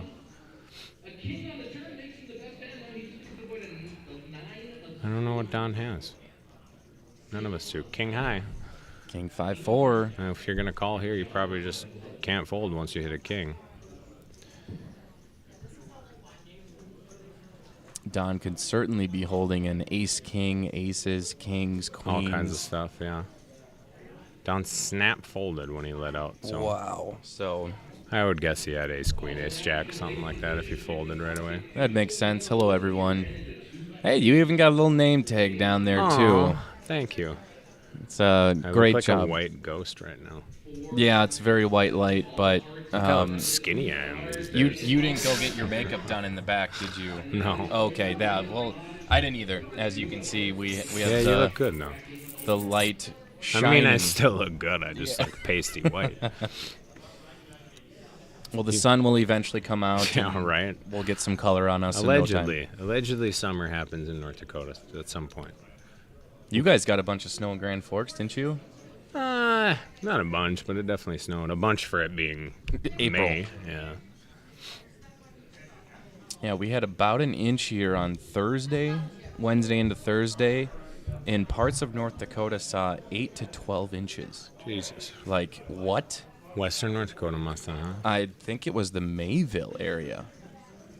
Really? So, like, That's in what- between Grand That's Forks? what Goose was saying. That's the wild. guy who kind of helps run all this stuff. I don't know what we got. Three to four? Any amount is too much. It's like Brandon has ace nine offsuit. Looks like he's reaching for raising chips. I imagine he made it 16, 18,000, something like that. 21. 1.5. Edgar's got an interesting hand. In position, ace 8 suited. He's probably going to call. And that is a call by Edgar. Dirk! He's probably not going to do anything with 4-2. Tim Rice surely will be sending his cards to the muck. Queen 8 suited could probably see a flop here. I would if I was in this spot. I mean, you're already in 16K into this pot. But There's nothing wrong with folding it either. It's dominated a lot, a hand like Queen 8 suited. So Brandon flops second pair. I normally wouldn't bet this with the board texture, but it's probably just going to work here. Edgar just really doesn't have anything. connected board with straights and flush possibilities. Edgar's got a backdoor straight draw and an over. Probably better spots. Edgar's very deliberate, so he'll always think a little bit. Yeah, I noticed that. He kind of takes about the same amount of time, whether he's folding, calling, or raising. Oftentimes, when you get higher up in skill level, that's something you can pick apart as a tell. Yeah, you want to practice doing the same thing every time. You'll see Jesse do it if you watch him. Jesse's going to look at his cards, put them back down, put his hands down, think a second, look at his cards again. He does it every time the exact same. Not that I haven't watched him a million times. Yeah. Jesse and I travel around a lot and play, so. First time I really noticed that deliberate cadence was a couple years ago. Jared Strode taking down the Valley City Eagle Eye Open, and he did that to a T every time. So Don is limping under the gun with Jack 10 offsuit. Fun. I don't know what Wade could do anything here. When someone limps in front of you, there's nothing wrong with limping this hand, but I think Wade's probably in the shove or fold spot with a hand like this. Nope. He is going to call. This is always so dangerous with hands like this, because then, like, if I look down at King Jack here, I'm just going to raise. It's like you guys are capped. You're not. Yeah. It's rare that they're going to raise or limp and then call off. And Edgar thinks a lot like me, clearly. 28,000 to go. Probably would have made it a little bit bigger, because now Wade would actually be incentivized to call in. Dirk's got King Jack suited. Tough spot. Got 2 limps and a raise. He's probably going to fold, but I wouldn't have blamed him if he gets it into. Oh, and Tim's got this is a pretty big hand with Tim's chip stack. 8s are just too good in a spot like this. After he called the other one, I imagine he's going to call. This is going to incentivize both Don and Wade to call. I don't know if they're both going to do it, but you got to call 20K. Okay, we're looking. Oh, Yeah, Jesse's not going to do it. He looks frustrated. I wouldn't be shocked if they both call, no. I mean, it's 20K. There's already 100 in the pot. Yeah. And if he calls, I would be shocked if Wade folds, because now Wade's already getting almost 6-1 on a call. And then, I mean, the implied odds of if you hit your set, I mean, you're going to get more than likely double the rest of your chips, so I'd be shocked if he folds. And he still looks like he's got 10 bigs behind. Yeah. Probably see a flop here. He might fold, but maybe thinking there's a higher pocket pair out there. Or I mean, if you're calling here, you're just There it trying to is. hit a 6. wow, so Yeah. huge hand. Yeah, we got Least a lot of 100 chips. 130 in the middle. Whoever wins this hand's going to have a nice chip stack after the hand gets over. I mean, even if Wade wins it, he's already at 200. See an Wait, eight. that, I see an 8, yeah. It's a 5, 6, 8? Our been having some troubles with the RFID software where it kind of drops on the power it's sending through or something where it's Yeah. not sending the signal. So we So got to for enter sure stuff Tim in. has a set here. We saw that. The other card's a 5. If it's 5, 7, 8, it could be danger for Wade too, because I don't think you can really fold an open ender if it came 5, 7, 8. Looks like 3. I think it's a 3. 3, 5, 8. Can't tell the suits. It looks like a 3 or a 2 the other card. So I mean, We have it all in. Tim's gonna go all in and probably just get folds from everybody. Wade's got a hand to think about for sure. With 6s. 'Cause I mean, if the flop's 3, 5, 8, 6s can just be good here a lot of the time. But Thinking Tim maybe has two high overcards. it's and- 3, 5, 8, yeah. Yeah, okay. Although, I don't believe that there's 2 8s of hearts. I'm pretty sure Oh, it's interesting. pretty sure it's an 8 of diamonds on the flop. Might even be a black 8.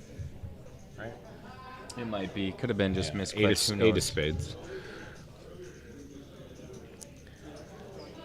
I like that Wade's thinking here. I mean, I think it's 3, 5, 8 rainbow, 3 of spades, 5 of hearts, 8 of clubs. So, like, you really just should end up folding here, because the problem is, like, there aren't many bluffs. You know, if there's 2 hearts or something, or 2 clubs where there's a flush draw where you might Yeah. be shoving with king, queen of clubs or something, then maybe you call it off. Problem here is I think Tim's just going to have a set a bunch of the times, or like 9s or something, you know, like... Yeah, you're really just looking for that 6 or runner for the straight, and I wouldn't want to risk a ton of chips 6 on is that. dead now, too, because he has 3 8s. So. I mean, Wade doesn't know that, but I think just with this board, like, there's no real draws. I guess 6, 7's a draw. You block that when you have 6s, so there's really no, like...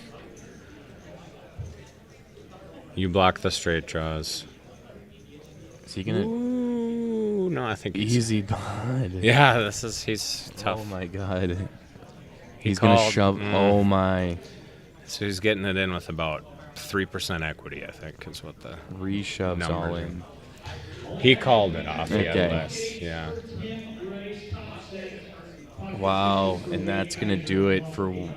So Wade needs a 4 or a 7 to have any hope on the river. A 7 and a 7 only.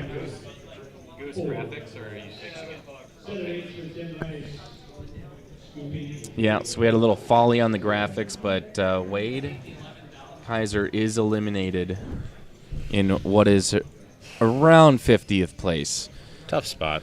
That's a good 49th place. learning spot. When a guy like that shoves into 4 people there on a rainbow board, like, yeah, 6s look pretty good on an 8-5-3 board, but, like, there just aren't any bluffs, I don't think. Not worth the risk.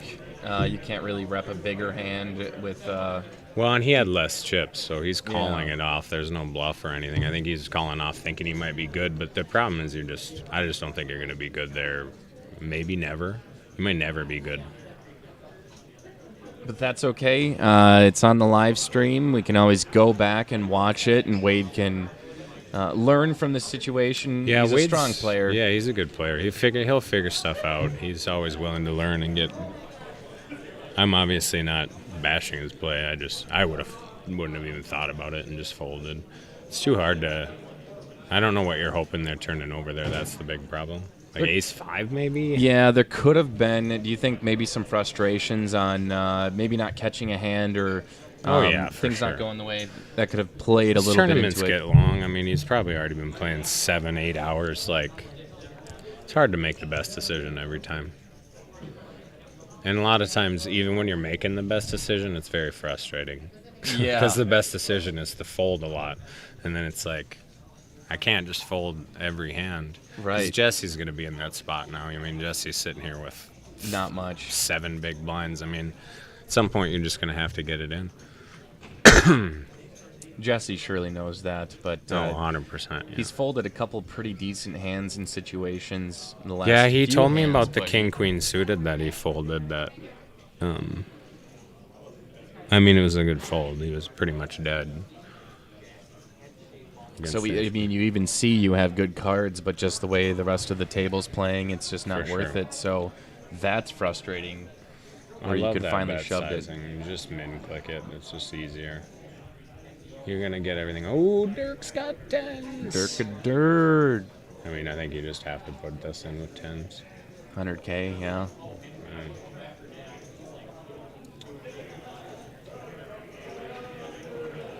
The problem when you call here is that now you're going to incentivize maybe you might end up with 4 more people calling. It's really hard to win 5-way hands with pocket 10s. Really, really hard. Even if it goes multi-way at all, like 10s are really strong if you can get it heads up. Like right here, if he gets it in and gets called here, he's way ahead. He did shove, it looks like. Not fully. just- He raised, I think, to like 52 maybe. Put like half a stack in, it looks like. Might have even just min-clicked it. 40, 46, left himself 54 behind. I mean, it's pretty much telling people that he's not folding. Yeah. Edgar's in a weird spot. You like to see a flop with king 10 suited, but Does he just reshove here? probably not. He's probably just going to fold. But it's hard to fold hands like this, like the suited Broadway hands. Mm-hmm. Especially when he looks over. Yeah, he's going to folds. look over and see that he bet 46. He's only got 50 behind. Like, there's no fold equity. Yeah. When you get 3-bet with king 10 suited, the 3-better is going to have the best hand 90%, 95, 98% of the time. Yeah. So it's better to just... It sucks folding a hand like that. King 10 suited is a really good hand, but... I think I'm hearing some tables are breaking in the background. We're getting whittled down. And because we've had so many players registered, so many add-ons, we are paying the top 18, up top $10,145. 10 grand for a day's work. Nothing Yeah. wrong with that. All the way down. Lowest payout is 600, which if you went in for the full amount, you know, doubling your money over what could potentially be a 12-hour shift on the tables. Not what you want to see when the buy-in's 300, but a win's a win, and still I'd maybe take it. Yeah, absolutely, any day. I've been on a while, but I made $400 in the Survivor, so I'm good for the day. I'm just letting Jesse's visibly frustrated, letting people know I'm commentating on DPT. Oh, yeah. In case they want to watch. Don Drummond will Ace 10. raise to 20,000. I like it. Brandon The small Schmidt. blind. Probably would raise a little bit bigger because now you kind of price him in to call, and now you got to play out of position with Ace 10 against Brandon, especially. Brandon's tough to play against out of position, and he's got a lot of chips. So Yeah, he's made some real good plays today, but Don does hit top pair. it's going to be a pretty easy fold now. You have Jack high.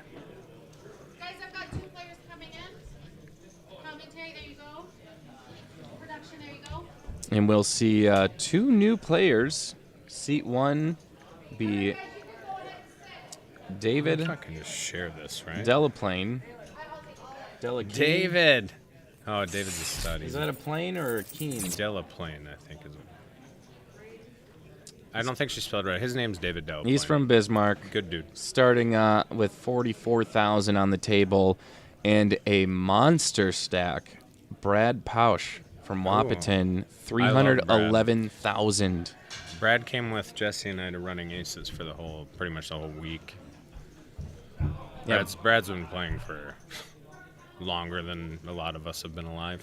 Yeah, and I've seen him at a ton of these tournaments, and always a force to be reckoned with. Yeah, he's really smart. Really, really smart guy.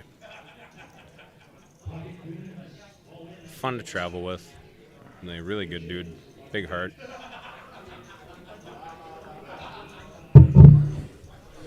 If you're watching... I played with David and Dickinson. Your guys' the co-event with Roughrider. Fat Fish. Yeah, I took second out there. And Oh, he was yeah. at my table for a good chunk of the time. I could barely walk at that time. We'll wheel you around everywhere you need to go. Yeah, right. Dirk, Dirk's King, got a pretty Queen. good hand. We'll Folds. see what the rest of them do. Is that just because he's way out of position? I don't know. I probably... Is there any fold there with a King Queen? Unless it was I read wrong. don't But love King Queen, but I think you probably just shouldn't fold it there. so David soaking up potentially just 1 minute of his 15 minutes of YouTube/Facebook fame. And then David makes a pretty easy shove here. He's got 5 bigs. So you got a pair. Get it in. Brandon's got an interesting spot. You can gamble a little bit when you got, he's got 30. I don't know. I probably wouldn't call this one off. But There isn't too big of an incentive to call it. It's not a bounty tournament, so that definitely. But and you're putting in 5 of your big blinds when you only have 30-some. Brad's got a monster stack, so Brad must have had nothing. Brad had the best incentive to call. Brad's in the big blind, but he had 5-6 offsuit. Like, if Brad looks down a King, Queen 10 there, he's probably going to call. yeah, I mean, he's got 50 bigs or whatever he has. You kind of want to gamble a little bit when you have like that. Like, when you get to close the action and you get to call a 5 big blind, 5-6 is probably not good enough. But if he looks down at like 9-10 suited, Jack 10 suited, he's probably why not? Well, I don't know about Brad. I don't want to speak for what Brad will do. He does his own thing.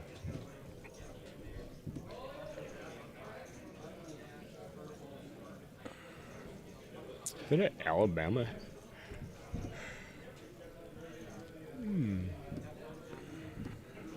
Is this on YouTube? I couldn't find it. We got Dakota Poker Tour YouTube. That's where you could be watching it. Facebook on Dakota Poker Tour and Roughrider's Facebook page. So 3 places to tune in. If you have not yet liked, subscribed, shared on any of them, go ahead and do that now. It'd be great to help just boost potential viewership. So Dirk looks like he's under the... Oh, boy.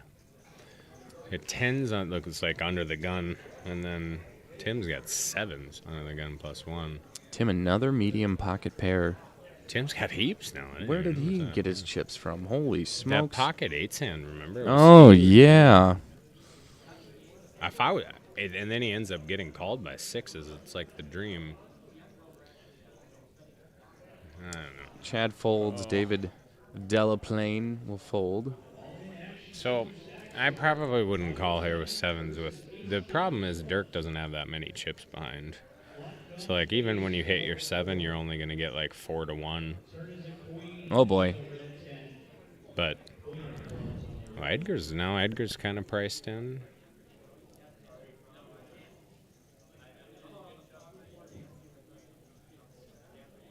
I mean, Edgar's closing the action.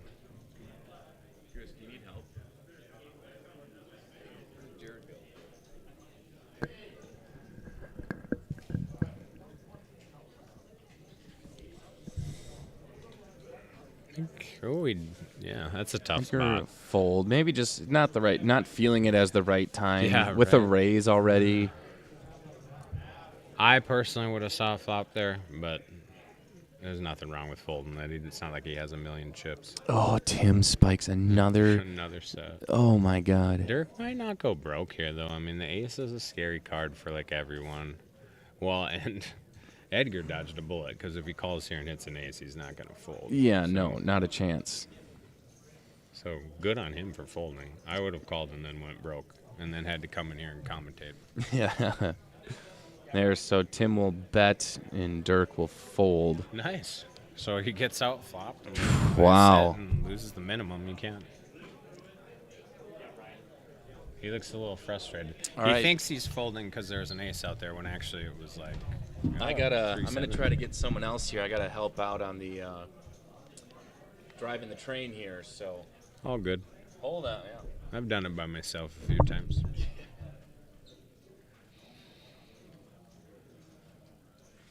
Yeah, at least it was relatively decent out today. Turnout's unbelievable. Getting 150 people on a Saturday, $10,000 for first place. It's good times. Wish I was still in.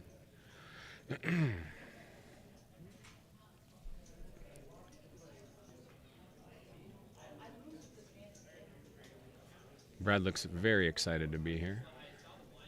Big yawn.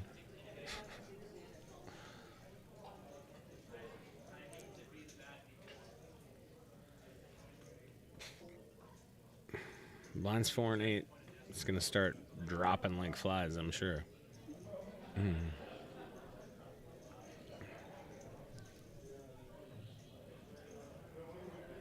Chad's got a real hand. Ace Jack.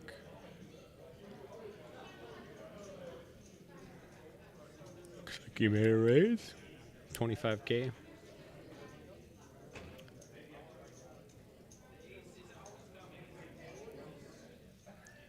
Jesse just, nothing. Every time he looks very frustrated. Edgar has an ace. Dirk has an ace. Both weak aces, probably just going to fold. Looks like Chad's going to take it down. Chad has had the best hand. Just gets folds around.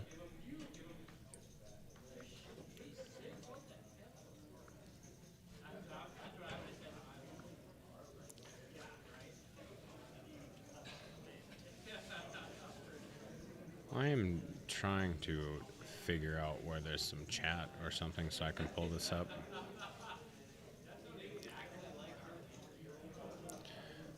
Yeah, I'm going to share this to my Facebook page. I'll try to not let it distract me from the intense, exciting action. It's just going to get more intense and exciting.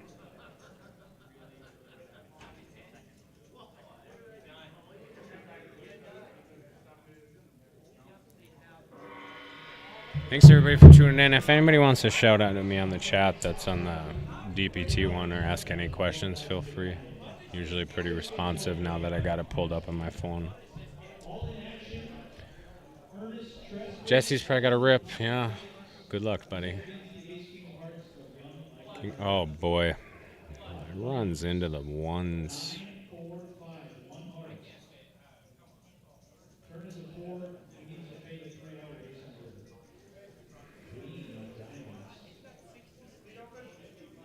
This is going to be fireworks. I mean, Brandon's not folding. He has the nuts.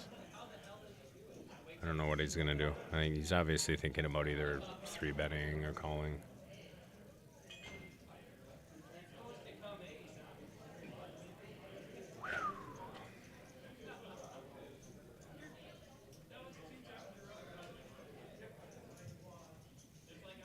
Super unfortunate for Jesse. He's getting it in and just a dirty spot. 20%. And Tim has ace-jack suited, which is going to hurt his odds even more. I don't think Tim is going to play this hand, but I mean, this is for all of Tim's chips.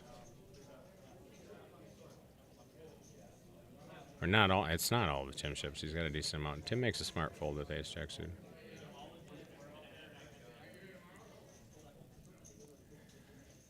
Looks like Jesse's taking it relatively well. He's been in a pretty drive spell, running bad. Yeah, that look says it all. Flops nothing. Yeah. Jesse is a friend of mine, so I'll try not to be too biased, but it sucks.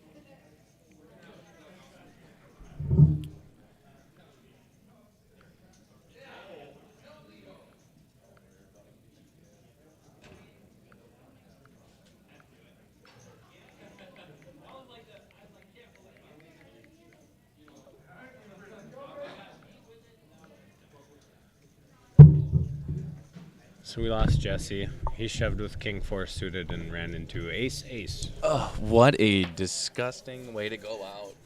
Jesse did not seem very pleased with just getting up immediately, Yeah, pretty much after the flop, and pretty just walked out. frustrated. I just texted him.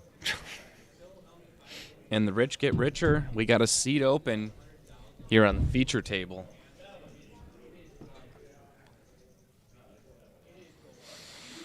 Rob never folds.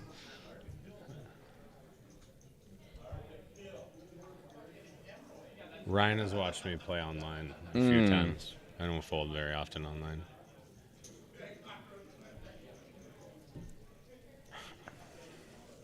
All Hi, right. Ryan. Love you, buddy. Thanks for tuning in. And we continue. Edgar will fold.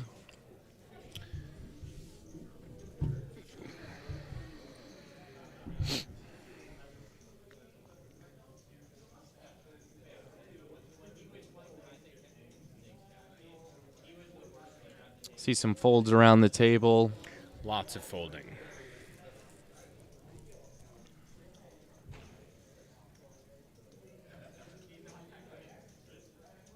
It'll be interesting to see who else joins us at our table next. If we do, probably don't need to balance it with one player gone.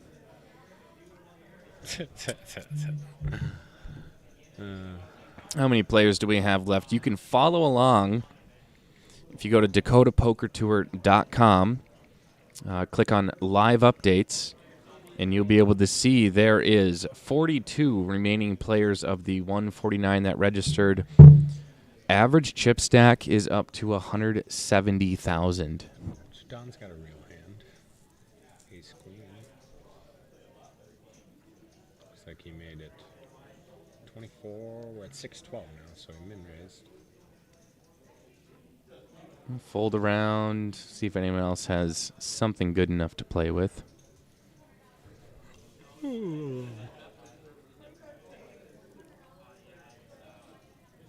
Looks like it's going to be raise, take it.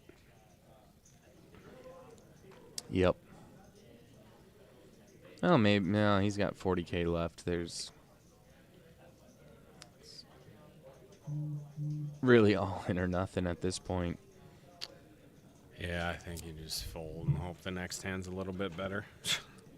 Just has to pay the small blind 6,000 more out of his stack. Just pay the big blind and the ante, so he can afford himself another orbit around this table until he gets to the big blind to find a more stellar hand than 8-4 offsuit.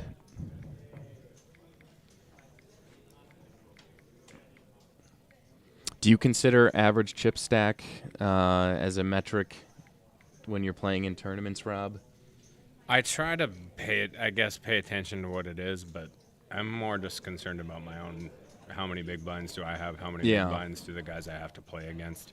If you're chasing numbers, and I say this a lot, like multi-day tournaments, you go play in the $1,100 MSPTs, for example. If you're playing chasing a number, you're not going to play your best game. Yeah. So you just got to get out there and play your chip stack, play the chip stacks around you. I mean, obviously, you'd like to be above above average at all times. At all times, but It's not you possible. have to be realistic, and if you start chasing, then you end up making mistakes with hands where you might get it in a spot where you don't need to get it in. And Yeah. you never want to be chasing or doing. That's any gambling, but especially in poker, you really never want to be chasing anything. You want to let things come to you. Right. So, Well, there's some good advice for all of us amateur poker players is, I sit behind the booth and I see those average chip stacks, and I put a lot of weight on that as a viewer, but hopefully not many of these players do consider that and as like a leading factor to making decisions, because as Rob says, it will lead to costly mistakes and potentially your tournament For sure. life. You don't want to be like, oh, the average chip stack's 200K or whatever, but if you still have 20 or 25 big blinds, it shouldn't affect the way that you play your hands at all. Brandon Schmidt flops top Does pair. flop top pair. Looks like he's going to bet. Probably just going to get a fold from Brad. I don't know. Oh, they looks got to the turn. there Went it is. Check on the flop. Okay. Brad's just got nothing. He's got sevens, 4 overs. Yeah. Quick fold. Brandon takes down another pot. And Brandon finds himself up over that 400K mark. Really looking to make a deep run. Probably down to 5 tables now. 42 players remaining. Top 18 get paid. Minimum money to be paid out tonight is $6,000. Up top, How a many whopping players left? 42. Whopping $10,145 up at the top. Not only that, but a seat in the Tournament of Champions. And let me look here at our leaderboard for the Dakota Poker Tour.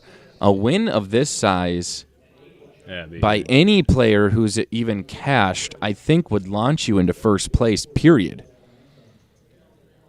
I think our top first place right now, and of course the internet, is Mark Duffner with 9,901 points. I don't know if the Duff is still in here. I do know he was wearing his championship orange and cream 3/4 zip hoodie. It's like his Tigers Sunday or whatever, the Sunday Reds. Yeah, he wears the same thing every time. But if Mark does not cash at all in this, whoever wins this tournament will be the player of the year. Yeah, probably. Unless we see the likes of a Joel Clipping, Bassem Clipping's Habib, out. Alfred Castellanos, Mike Estes. I don't know if Mike's out. He's been out for Mike's a while. out, 'kay. Joel's been out for a while. Bassem, I don't know. I didn't see him out there. I saw him earlier. He was short stacked, but that guy always finds a way, it seems, to weasel his way into a final table. Bassem? Yeah. He can, for sure. That's part of the reason why, when you're saying weasel in like that, what that is a good patient poker player that doesn't look at stuff like that doesn't matter. He doesn't look at, oh, what's the average chip stack? I need to make a move. Like, he's just like, I have 8 bigs. I'm going to shove with this ranger. I'm going to fold, and et cetera, et cetera. Kind of like we saw Jesse do. I mean, there wasn't much he could do. He just folded till he had a hand that he could shove with, and then he got it in.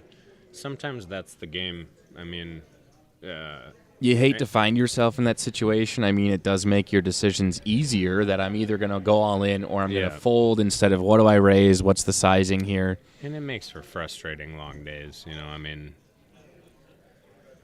he and I play a lot of 10, 12-hour days, and a lot of times afterwards it's like, what did you do? I was like, I don't know, folded for 5.5 hours and then shoved with ace-king and lost to queens. It was fun. Obviously, that's not every tournament, but it sure can be. It can be for a very long while. I'll say that. Live, you're playing one tournament, and the amount of variance in one tournament for poker is massive. I mean, you could put any of the high roller best players in the world in this tournament. Their skill level means, I mean, we're talking about a slight difference between whoever you would consider the quote-unquote worst player in the tournament versus that player. Like, obviously they're going to have an advantage when they're the best player in the world, but it's not going to be that big on one day. No. But if we run 10 of these in a row, 100 of these in a row, then that's where you're going to see that best player's Right. advantage become, they're going to final table 12 of them, and, they're going to cash in 50 of them and stuff like that. Yeah, it still comes down, to when you have those coin flips all in hands, it still comes down to getting lucky, For sure. catching your cards and staying alive, and then knowing how to play certain chip stacks, whether you're short stacked. I think the toughest 100%. thing is how do you play when you're the chip leader early on in the tournament, or you have a massive chip stack like Brandon Schmidt. He's been in the position, I'm sure, plenty of times where he knows how to play with a big chip stack, but do you You want pull to back? realize equity. Yeah, do you pull back maybe a little bit? And The conventional wisdom for a really long time was you get a big chip stack and you put pressure on people. The problem is that it just doesn't work. long run, no. Even in the short term. We found over time that the best way to play when you get chip stack is to protect them. You want to realize equity. You're gonna raise a relatively decent range when you got 40, 50 bigs. I don't know what Brandon has right now, probably 40. But you just want to not play big pots unless you have big hands. You want to realize your equity. If anybody has a question on what that means, all that is every hand has some form of equity. You raise ace queen against jacks, you got 46% equity. You want to get to the river and realize that as often as you can without losing a bunch of your chips. That's really all that means. So, and especially at this point in the tournament, I'd be very cautious to, like you see Brad there. Brad just folds king jack suited to one Yeah, raise. he's going to be protecting that. And I mean, Brad's probably the chip leader right now, at the table for sure. He had 450 when he got here, or 400 when he got here. He might have lost something. closely followed behind Brandon Schmidt, but actually looking at Brandon's stack right there in the bottom left, I think he does, especially with those yellows. Chips that he had like 400 when he got here. That is not 400 unless he's got yellow ones hiding somewhere. That's 1, 2. Which you can't, right? 220, 240. It's like 270. It looks like maybe around 300. Mm-hmm. We'll see when the graphics pop up. And the blinds might have just, Oh, or sure. he called the hand pre-flop and didn't. He win. is on the button, so he would have lost a big blind ante and a small blind, not winning either of the last two hands. And Tim has a lot of chips too, 417. But Yeah. I mean, at this point, that's 35 bigs. 35 big blind poker is 30 and under big blind poker. If you own a solver, it'll literally tell you almost exactly how you quote unquote should play those hands. Mm-hmm. I would not suggest. I look at solvers and everything. They're an important part of being a professional poker player, but they're not. If you're living on them too much, you're missing too much, because what's more important is how the other players are going to play, how many chips they have. Just because the solver says, "Oh, you have this hand, you should raise," like Brad just raised in 5-6 offsuit. Right after I said you shouldn't. Yeah, but he does it. Yeah, But I don't hate it. I mean, if Brad thinks that these guys are going to overfold, which is what he has seen so far, then yeah, you can just raise it. You're on the button. You're not going to get called that often. and he scooped up some blinds and And you antes, make, and 24, great. 30K in Yeah. your stack. I mean, every time you raise and take the blinds at this point in the tournament is massive. big. Massive. That's 30,000 more in chips your opponents don't have. That looks like Kramer's tummy. The background behind Oh Brad. boy. It definitely is. I can hear him now. And that's probably one of the beauties of poker is there's a lot of math based and probabilities and charts that tell you what you should do in certain situations, but what it can't show you is the human element. Yeah, it's a people game. Whereas blackjack, there's a very clear way to play. You Yes, can't you like, use if math, the yeah. dealer sniffs their nose one way, then you gotta not call or like whatever hit your cards. But poker is a whole different beast with that human element. Yeah, it's They're important. unpredictable. It's super important to know the math. I say it all the time when anyone asks me. Everyone's always called me a quote-unquote math player. But it's like I wouldn't have as much success if I wasn't a people player, too. You have to be. Yeah. You can't make... I've had runs where I've made 10 or 11 final tables in a row. It's like you can't just do that on math. No. You have to know who you're playing against. If they like to bluff a lot, they Yeah, like to call so heavy many or light factors, or whatever. yeah. But Dirk waking up with pocket queens. What's he Yeah. gonna do here? You Raise have it to up. be willing to live in the uncomfortable sometimes, too. That's a big thing I like to say. have Dirk to- raises to like 50,000, has 43K left. Oh my God, he's gonna run in. Puts him in. He's Oh gonna my call. We God. get queens against jacks in the blinds. Wow. Holy smokes. Wow. Dirk is not quite cracking a smile. He's got 5 cards to dodge. But he's also in against the guy who's hit a set the last 3 times that he's had a pocket pair. So I wouldn't be too. If it was me, I'd be like, oh great, this guy hits every. Here comes a flop. set, 7-7-9, all blanks. 87% chance for Dirk Gertis Like to a 10 win. or an 8 would give him a few. Nah, that's nothing. Jack and Jack only. Diz the Jack. No way. Wow. Oh my God. Run Tim better. Rice, Tim Rice is the set in fuego. king. Look, he's got a little bit of a wry grin on his face. He's like, I just can't lose. I just put chips in and they give them back to me. Yeah, you definitely feel bad. Like, I think that's I should the lose fourth this. time in a row. Fourth set he's hit in the last. We haven't even been in here. that long. It's been 40 like minutes? a blind level and a half maybe. Heater. You don't give them back. I used to feel like that when I would get in heaters like that, or when you'd suck on people. It's like, oh, you feel bad for them, and it's like, well, yeah, but it happens to you all the time too. Like, Yeah, if you're feeling that way or whatever, it's the same. You should try to be as emotionally as much of a robot you can. If I 2 out my best friend out of a tournament, I'd probably feel a little worse. But like, maybe feel a little it might feel good too to knock out a friend like that. so you can needle them. Yeah. It's very important to like. If the game is a game, did he make the right decision? Obviously, the guy raises. Yeah. You have jacks, you just put him in. You can't. And that's that element of luck too that yeah. You're never just didn't folding get it. jacks there. I mean, unless he just shows you that he has 2 queens, I guess you can fold jacks. But it's like David has a king. And he got 3 bigs in a dream.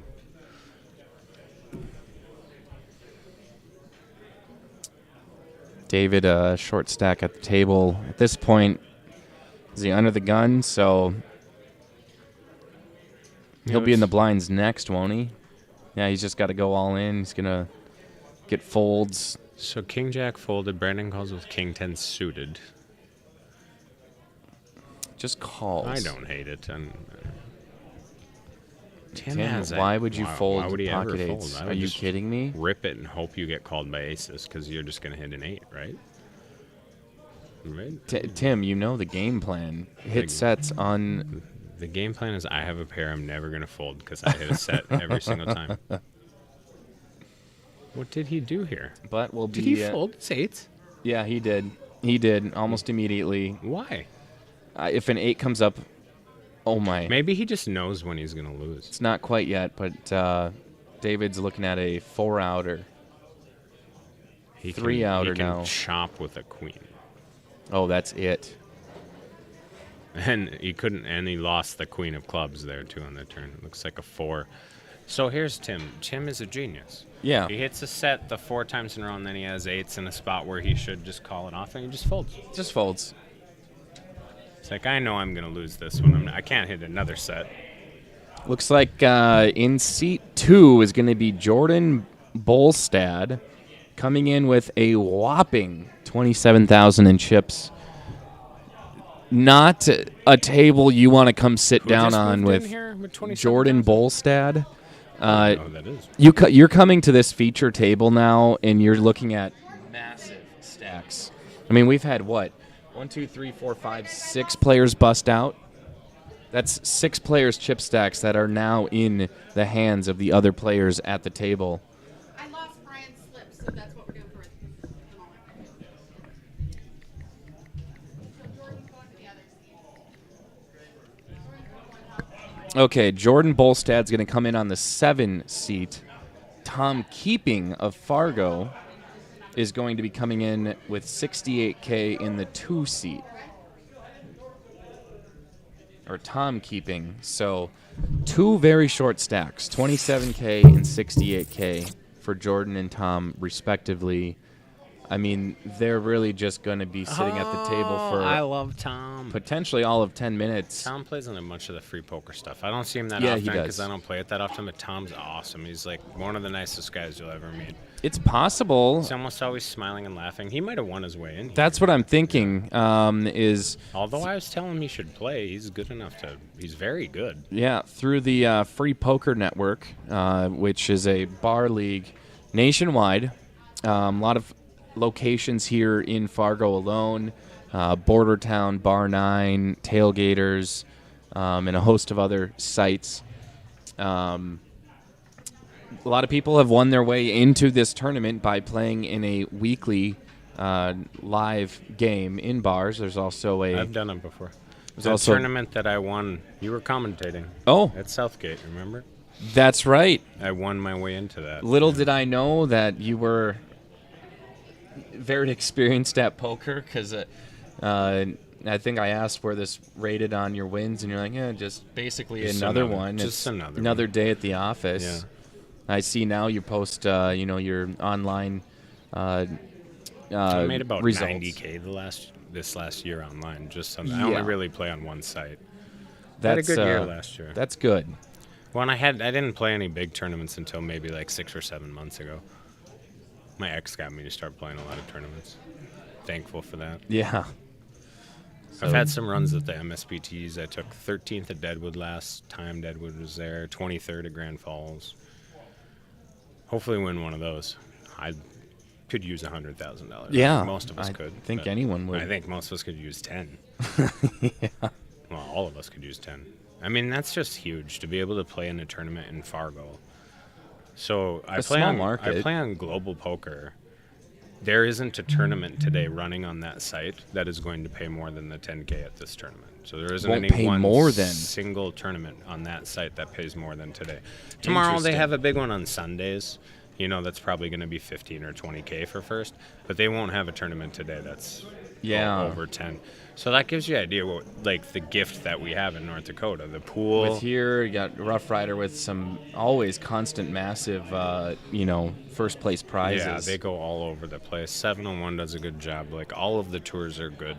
And they're better when they work together, for sure. Yeah. Which has been nice. It's everybody's working together better, which is nice. It makes everything easier on the players and really Yeah. a better experience Players for the just players, wanna too. play. Like, they don't care. And Like- I've realized that for sure is they're going to go where there's action. Right, like they have one in Minot, and I'm sure people in the Minot area went to the Minot area one, and the people in the Fargo and Grand Forks area are going to come here because, Yeah. I mean, and that's great. Probably 2 tournaments that are. I imagine that one's going to pay 10, 15K like it did last year. When Silas, shout out to Silas, my buddy Silas the Storm Sneed, he's going to come with us to Deadwood. Jesse actually finished second to him last year in that tournament. I finished second to Silas in a tournament, and I was like, Silas wins or he busts in like, he's like kind of like Tiny, where they win or they're out in like 10 minutes. Yeah, Tiny is a really fun player to commentate on. I'm sure play with. Oh, haven't had the I honor. love playing with him. It's very tough playing against him. He's going to put you in tough spots, but he never like takes anything too seriously. He'll No. laugh it off. He doesn't care. He's just here to gamble and play, and whatever happens, happens. I think he won the bounty tournament last year. Yep, he did. Yeah.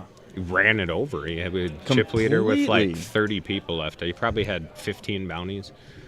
Yeah, he came away. Which, speaking of, that's happening again tomorrow. Same place, same I will time. be playing in that. Yep, Speedway Event Center out back of the Speedway Steakhouse in West Fargo on Main Avenue. We Shout have out our to Speedway. This venue is amazing. Every year I come here, I'm just like, I can't believe we just have this place. Like, I mean, you it's can a fit. huge room.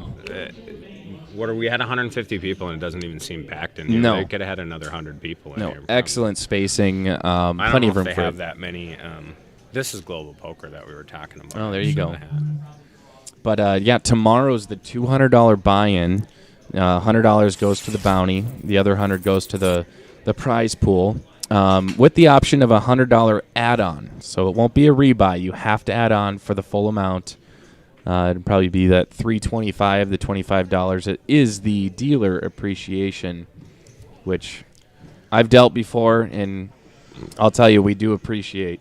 No matter how much they make, they don't make enough. That's what I always say. It just as long as these players are sitting at the tables playing poker, the dealers are using their fingers for hours on end, shuffling, Yep. pushing cards together. Dealing with the high stress of what poker is. You know, players are going to get stressed out, and I've swore many times at the table. I've been very frustrated at times at the table, and yeah, it's a very difficult job. They deserve probably more than they get. Tim raises to 30,000. See some folds. And they're all Tom. volunteers, right? They just make the tips and the ad and the dealer appreciation. That's it. So Tim raises. Brandon looks like he's gonna call. Brandon with this chip stack is gonna play a bunch of hands. Yeah, I just know you can Brandon. afford it and then catch some sneaky hands And Brandon's the type of player who plays on feel. He feels like he can outplay people and know where he's at post flop. And obviously, he's had enough success to where I would think that too if I was him. I mean, queen on the turn. It's got an open ender. So Brandon turns an open ender. Tim has a gut shot. Brandon's probably going to lead here. Yeah, I would. Puts Tim in a weird spot. Tim's probably just going to fold, but I mean, you don't really have anything. You have a gut shot. If I was going to put chips in the pot here and I was Tim, I would raise. It'd be a re-raise or just, a raise. But, is he going to call? Calls for 55. That is wild. And you have the ace, but there's 3 cards that for sure can be unless he just in has the range. Some kind of ill intentions on the river. River's a 4.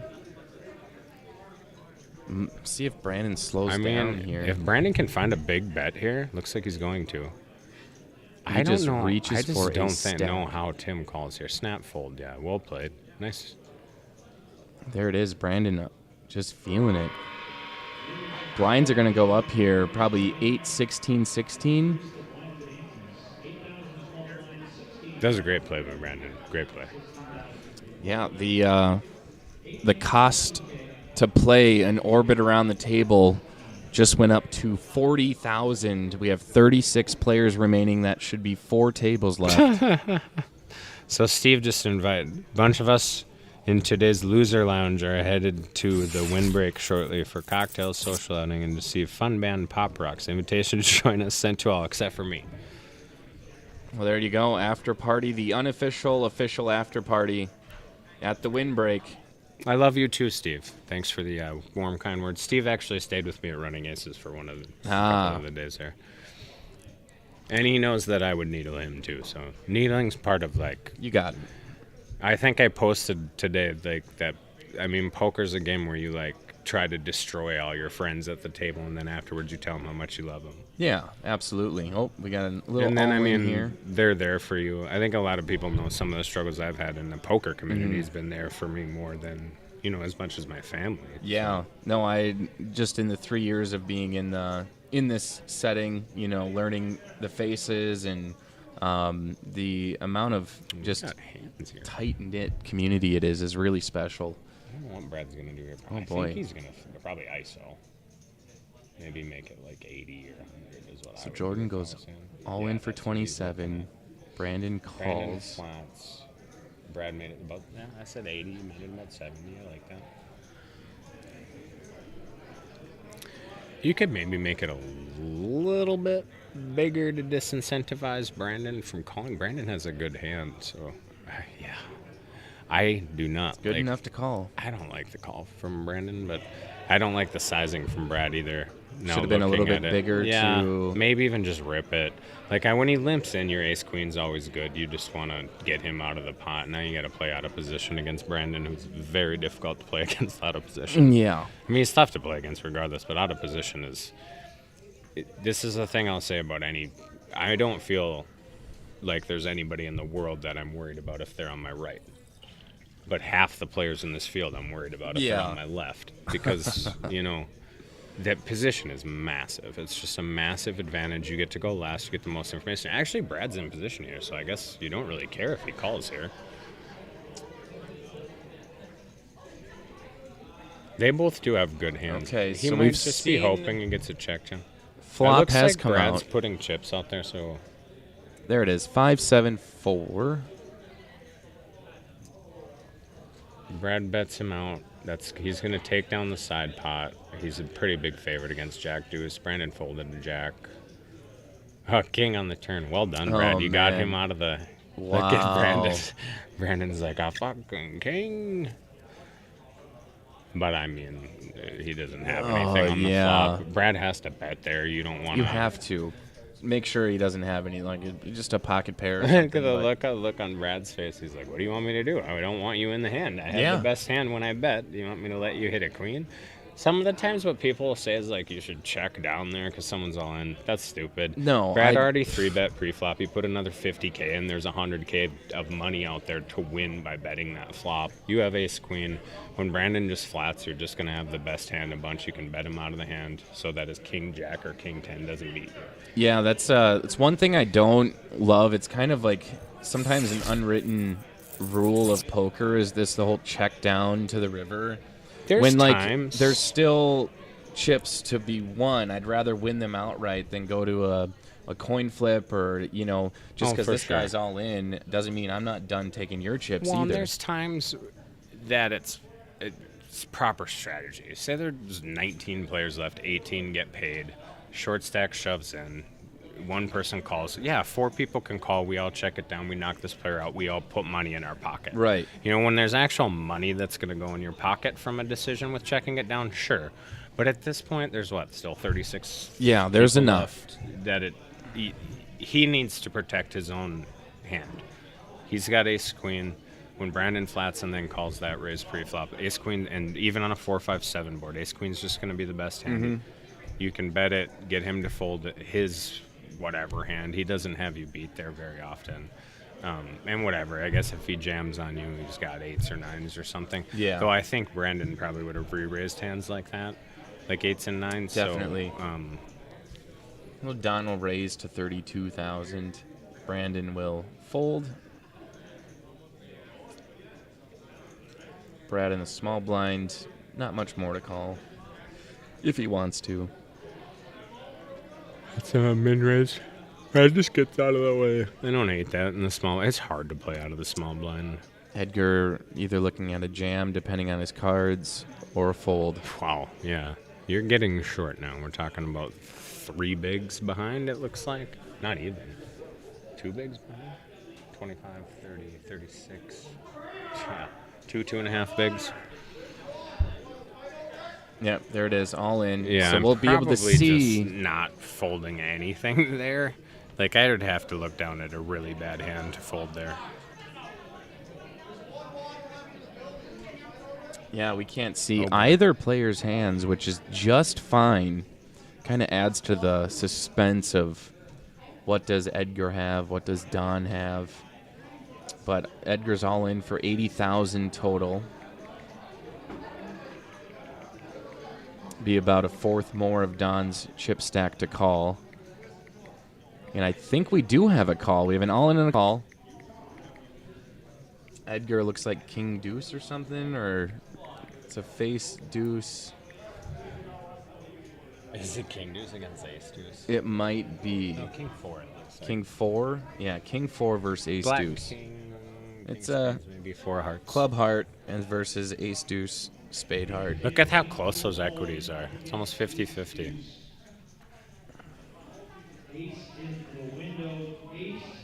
Ace Well, on the flop. so you go from 50-50 to 3%. It's going to need runner.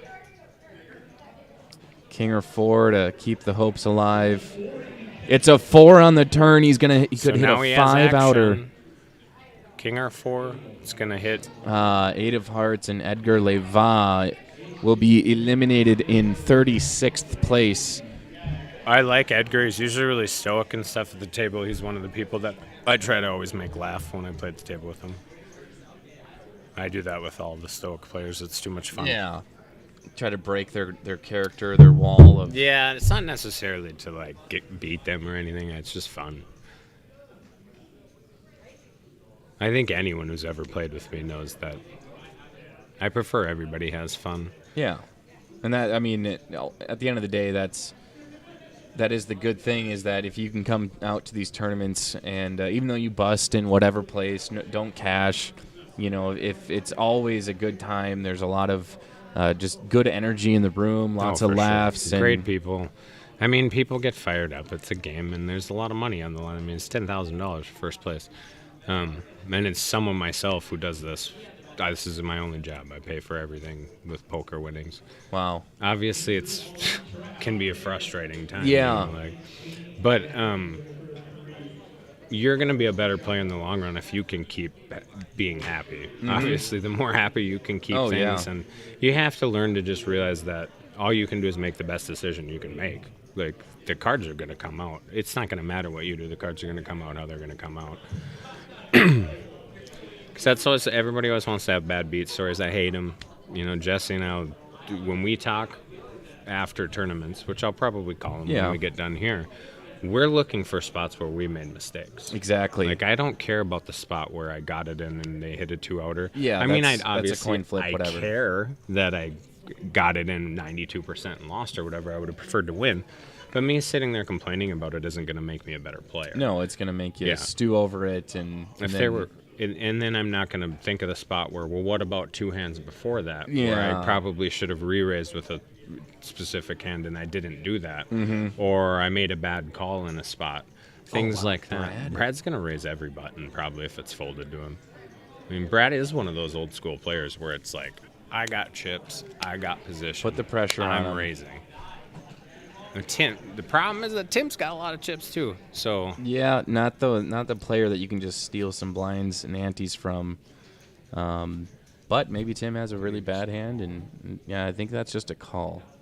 So we get to watch King 5 suited versus 9-3 offsuit. Did steal. I like the look on Brad's face. It's just like, oh boy, now I got to play this hand. We'll see what happens on the flop. Oh, king, queen, 6. Ugh. All diamonds. Weird spot. If Tim leads, Brad's probably just gonna fold. I mean, would you raise here, with the flush out there? If I'm Brad, I'm just folding. I mean, he's letting you no off. reason to. Yeah, he's letting you off the hook here with a absolutely atrocious hand that he probably would have bluffed with if you checked. Mm-hmm. This is one of those spots where, like, when you lead here, the problem is if you get resistance, you're losing most of the time. Yeah. Like, say even if he has queen jack with the jack of diamonds, like king 5 is 50-50 against that hand, and then you got to play it out of position. 436. Donkey. All right. Former player of the year. This table is getting stacked. Yeah. Cody Slusher. Cody's awesome. 436. I'm assuming 1,000 in chips. So Cody's like literally one of my best friends. He's one of the nicest guys in the game, and he can very play. much so. He's been struggling lately. I'd like to see this. Look, he's smiling at a poker table. I haven't seen that in a while. He's running pretty good, obviously. So he's the type of guy who's going to do the same thing. Give everyone a high five, wish everyone luck, and then he's going to try and destroy you. I will out poker you any day. He's got a lot of chips. I would love to see 436,000. All right. Yeah, good for him. Love to see. I don't know what that is right now. 10, 20, average, 25 bigs? Yeah, average stack right now, as we can do this commentating, not playing, but it's about 200,000. So he's a little over that, but he's double that, but like the average stack right now is 11 or 12 big blinds, which is nothing, basically. Like, we're going to be down to the final table, I bet. Yeah, we have half an hour. 3 players over 400,000 on this table alone. Ooh, Brad picks up some jiggities. Ooh, fun. After a Brandon raised. We are probably going to see a 3-bet here from Brad. You don't have to 3-bet this hand, but I think I would, specifically with a hijack raise from Brandon Schmidt where I'm on the cutoff. It's probably going to be over 100,000. Later position. And honestly, you can really just, with the raise to 40K, you could probably just rip it in. Yeah, 155. The bet of 155 is going to effectively do the same thing. I mean, Brandon really shouldn't call here. There's no incentive for him to call. You're basically hoping for an ace on the flop or a bunch Or of some hearts to come hearts. out. And the problem is, like, they're just not deep enough to see a lot of flops and No. play post flop. You make one call like that, and you don't hit, and you had just a check fold there. Well, now all of a sudden, Brad's got the guy right behind you. Yeah, the 700,000. guy right behind you's got twice as many chips as you now. You fold, and now you both got about the same amount of chips. Like, he should have raised his ace-9 when he gets 3-bet. It really is just like an easy fold most All of right, the time. you Yeah. have a better hand than me, most likely. Yeah. And if you don't, good on you. I mean, people don't bluff that often in these tournaments, in these spots. So, like, and I don't even. Like, I'm going to be one of the most aggressive players in a lot of spots in these tournaments, and I'm not going to be bluffing there very often Yeah. because I'm also risking, if I'm bluffing there, I'm also risking my Right, own tournament right. life bluffing in a spot where you don't really need to bluff very often. Yeah, it wasn't some it was all pre-flop too, so Well, you know. all a good tournament poker player does is put themselves in a position to get lucky a lot. Mm-hmm. Because at this point in the tournament, I mean, you're going to have to get lucky, very lucky. Early in tournaments is where your big skill advantages come in, where you're 100 Yeah. big blinds deep, you can make all kinds of moves and triple barrel bluffs and et cetera, et cetera. You get this deep, I mean, you got 20 bigs, you're probably just going to get it in with ace-king against queens, and you're going to Right. win or you're going to lose. That, you know what I mean? Or you're going to have ace-queen against ace-king, all of those other things. That's what's going to happen most of the time later in a tournament. Until if we consolidate very quickly and all of a sudden people have 40, 50 big blinds again when we get to the final table, well, then we have play again. The Right. playability in, like, these middle portions goes down a lot. So that's why it's nice, like, especially with commentating, when you have people in here that can fill the void, because you're just going to have a lot of boring hands where it goes raise fold. Oh Or man, it goes- it's probably my least favorite thing, commentating, is doing it live, because you have to sit through the lulls, the ebbs and flows of Right. live poker, and at this point in the tournament, like, as just a ton of just boring, everybody's got 9-4. yeah, And one person raises with Jack-10 and everyone folds. Yeah. You know, like, it just is what it is. But it's, and then before you know it, a big hand brews in front of Yeah, you, and and then then it's you're fun. lulled asleep, and you're like, wait, what just happened? It's over? yeah, then all of a sudden 4 guys are all in, and you're like, what just happened? It's like everyone's folded for 40 hands in a row, and then yeah. then all of a sudden there's 6 players left in the tournament. You're like, what just happened? We had Something 25 else. players 10 minutes ago. Speaking of big hands, so we get a, oh, so now Brad flats. That's so weird. So Brandon raised to 39. No, Brad 3-bets Okay, him okay. again. That So that's makes- 2 hands in a row that Brad is 3-bet him now. Now, he didn't do it. Oh boy, Cody's got a big hand too. What is he gonna do? Just fold. Nice. I actually like that. Yeah. No reason to get in. No, A massive raise 3-bet. pot with- Brad's just not folding or not. Tom's got 6K left. He's like, whatever. Yeah, it's time to do it. Whatever. Free poker starts in 14 hours. I don't think I've ever seen Yeah, he's got 2 Tom live not cards though. smiling though. Yeah. I don't know. I haven't known Tom a really very long time. Never seen him anything but smiling, win, lose, or whatever. Uh-oh. Deuce 5 ace. Pretty good flop for Uh-oh. Brad. Pretty good. Well, that's it. 8, yeah. And Tom is eliminated in 34th. Brad's got a nice stack. place-ish. Well done, Brad. 31st place is where Tom is eliminated. Nice run, though. Making it down to the final 4 tables. It's a huge pat on the back to anyone. I don't know Tom's history, but, for me, even playing in a field of 100, however many people last night, getting down to the final 4 or 5 tables, and I don't play poker, really. I played online once this week, won $30. Let's be honest, you still don't. You're just I learning. still don't play poker. He's a no. Padawan. All I do, I watch poker vlogs. I watch Brad Owen. Yeah, but that's a great way to learn. He's really good analytical, not For too sure. much. and then has some good entertainment in there. But I watch him weekly, if at least 3, 4, 5 times a week. Yeah, And I've coached people. People ask me for advice because I play all the time, and the thing is, if you want to get good at this game, the amount of free information out there is insane. Like, Yeah. you do not need to pay. Now, if you'll really, gladly really- take the yeah, money. Yeah. Yeah. If you really, really want to get better, having a personal coach, someone like me doing it, feel free to reach out. I say that all the time. I love doing it.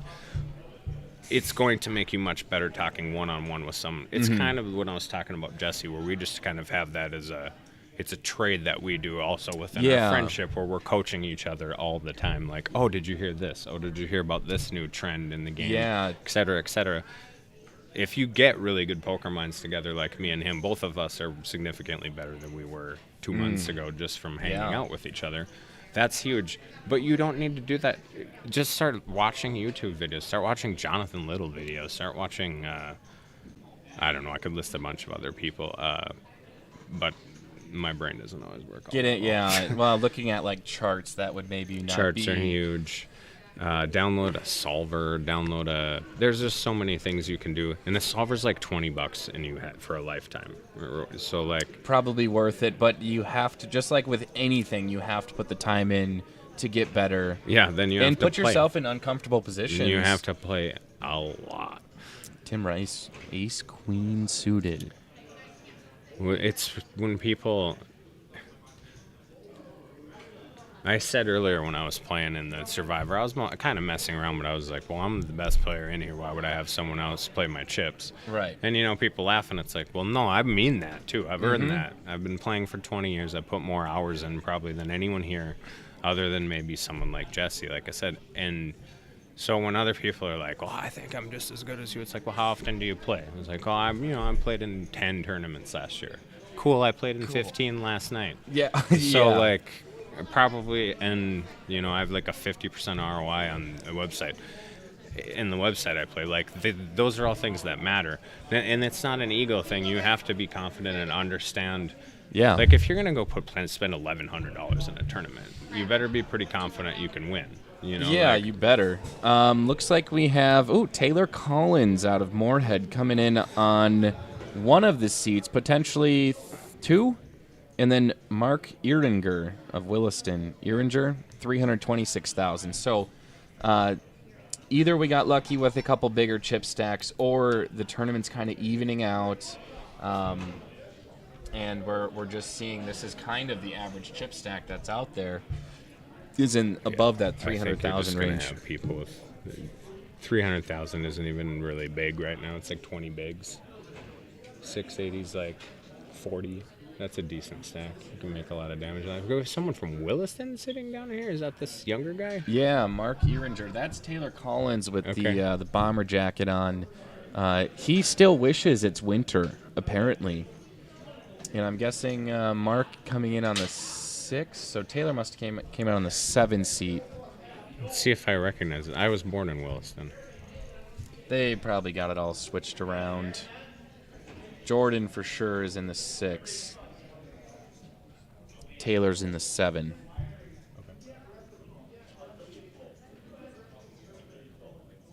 Who's this? Is that him? Mark's ear, yeah, right there. Okay. I don't recognize the name, but Out of Williston, maybe a Roughrider player coming out. out of Williston. So he went right past mine out where there's a tournament and was like, screw that. I'm going all the way to Fargo. It could pay. He's running deep in the He's tournament. still in the tournament. It's 20. So 24 players. Let's go. Wow, yeah, that was. So someone's going to win 10 grand in about the next hour and Don't a half. even say it. Hour and a half. It could be 20 minutes, but yeah, 26 players remaining. 26 of North Dakota's finest poker players. Oh, I know Mark. Never mind. He is a. I don't know him because of Wilson. I know him from Roughrider tournaments. Brad will fold. Mark. Ooh, Mark just first sits down and he's hand. like, I got 10s already. It looks like he'll raise to probably 38,000, I'm going to say. I can't see. Yep, 38,000.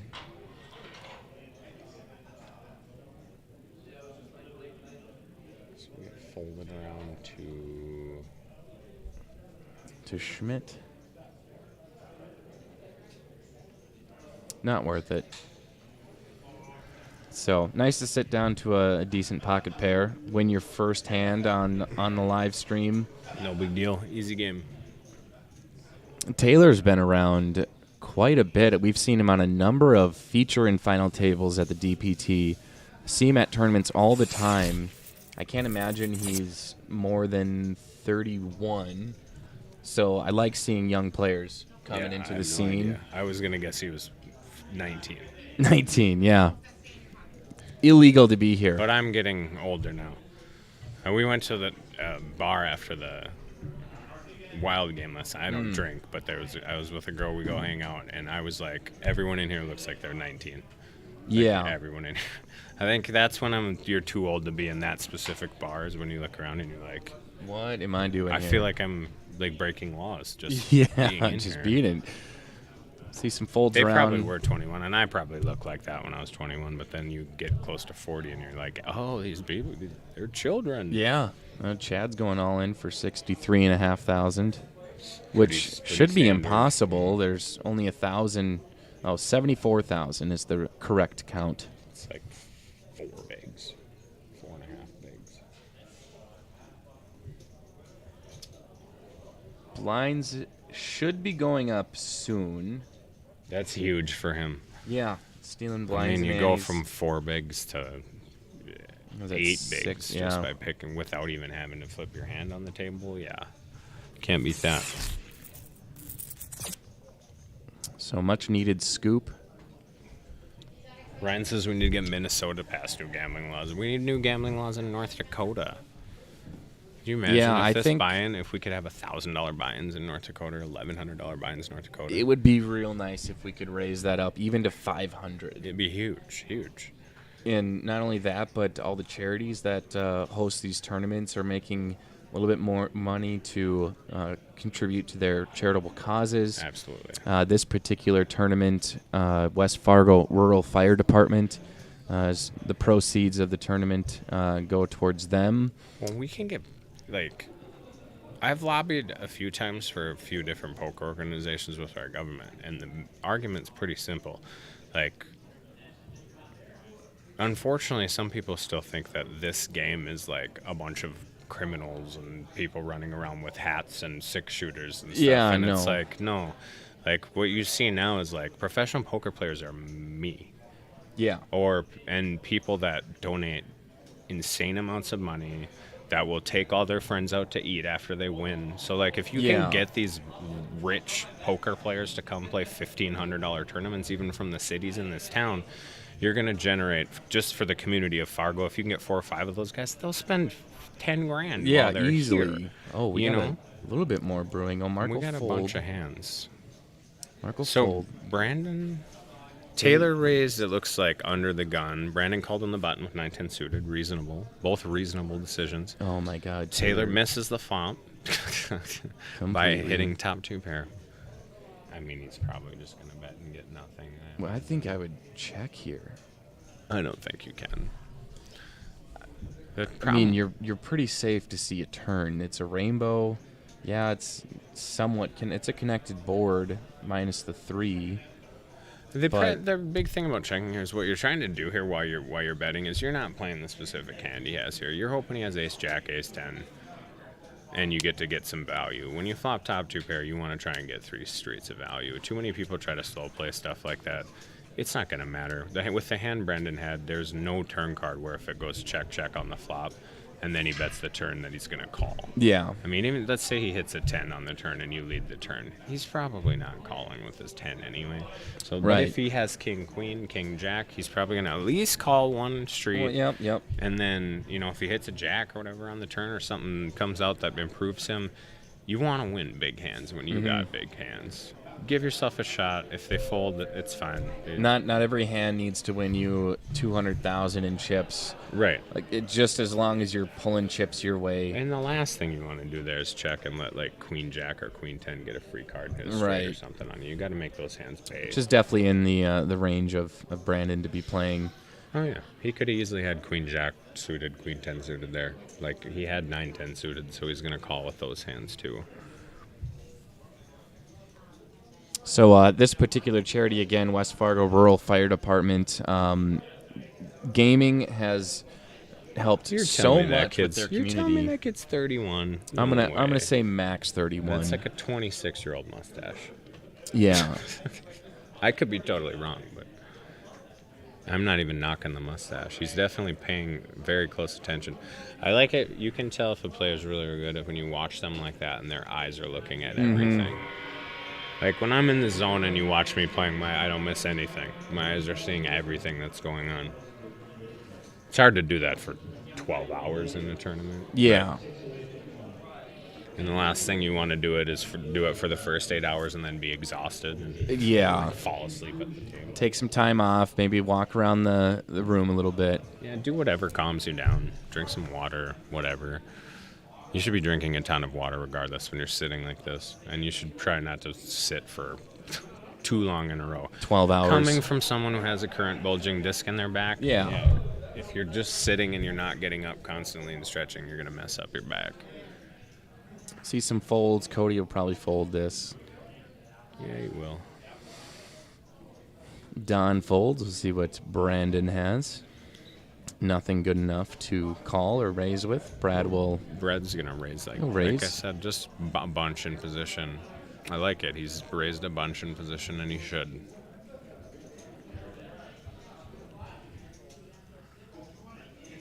Blinds are up 10, 20, 20. It now costs $50,000 to finance your way around the table once. So Brad just gets a raise and take it. Easy game. Steal from the poor, give to the rich is Brad's motto. Chip stacks are just so close anymore. I mean, they're going to be so dictated by, like what I said earlier, putting yourself in position to get lucky. That's what you've done at this point. And now you just got to get lucky. Like, you got to make good decisions. We do chip count after this hand. We're gonna get an update chip count after this hand, just to see where everyone's at. I think Don is probably going to be our shortest stack. Just looking at, he's got the smallest stack per se, but he's got some yellows in there. But yeah, he's probably our short stack currently at the table. Taylor with suited connectors. On the button, everyone folds to. I don't know what the stack sizes are on the blinds that can dictate with a hand like this. Well, he's got Tim in front of him. He's got a decent stack. You can probably just make it 45-ish.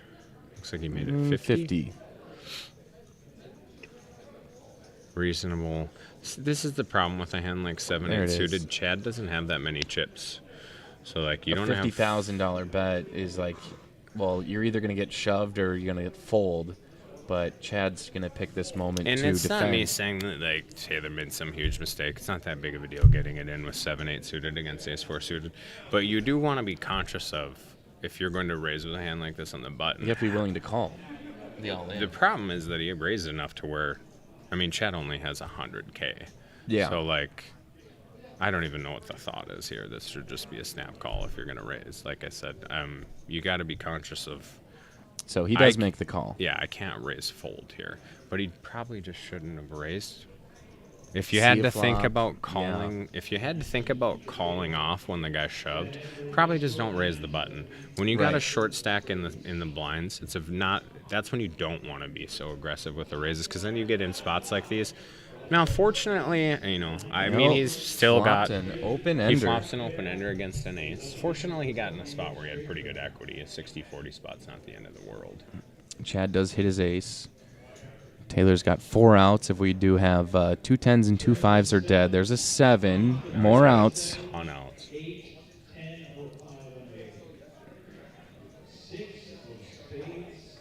Ace holds. All right, Chad will double up off Taylor Collins. So Chad's up to 10 bigs. Chad's feeling a little better now.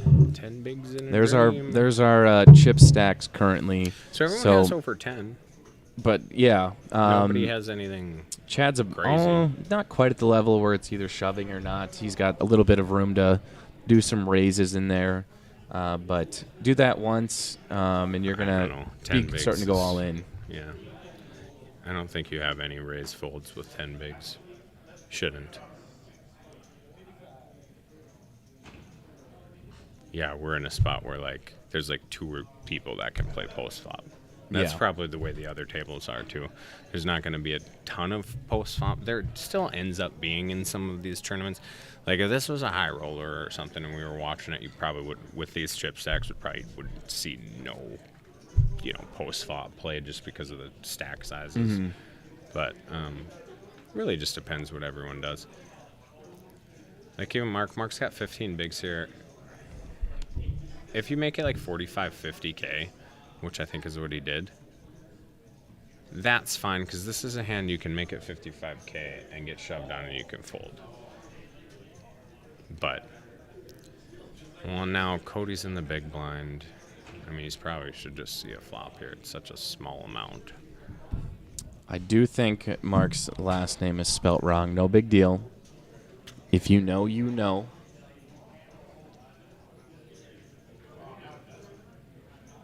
So for 35 more, Cody calls. It's a pair. Middle pair. 10 high board. Cody's reaching for chips. Yeah, this is fine. Or you can check jam on him. That's probably what I would have done if he bet. Middle pair, though, maybe Cody's thinking if he doesn't have it now, I don't want to give him another chance on the turn. That's a 10 high board when you're in the big blind is your board. You'll hear poker coaches, Jonathan Little, any of these guys talk about, well, that's their board. And, like, what does that mean?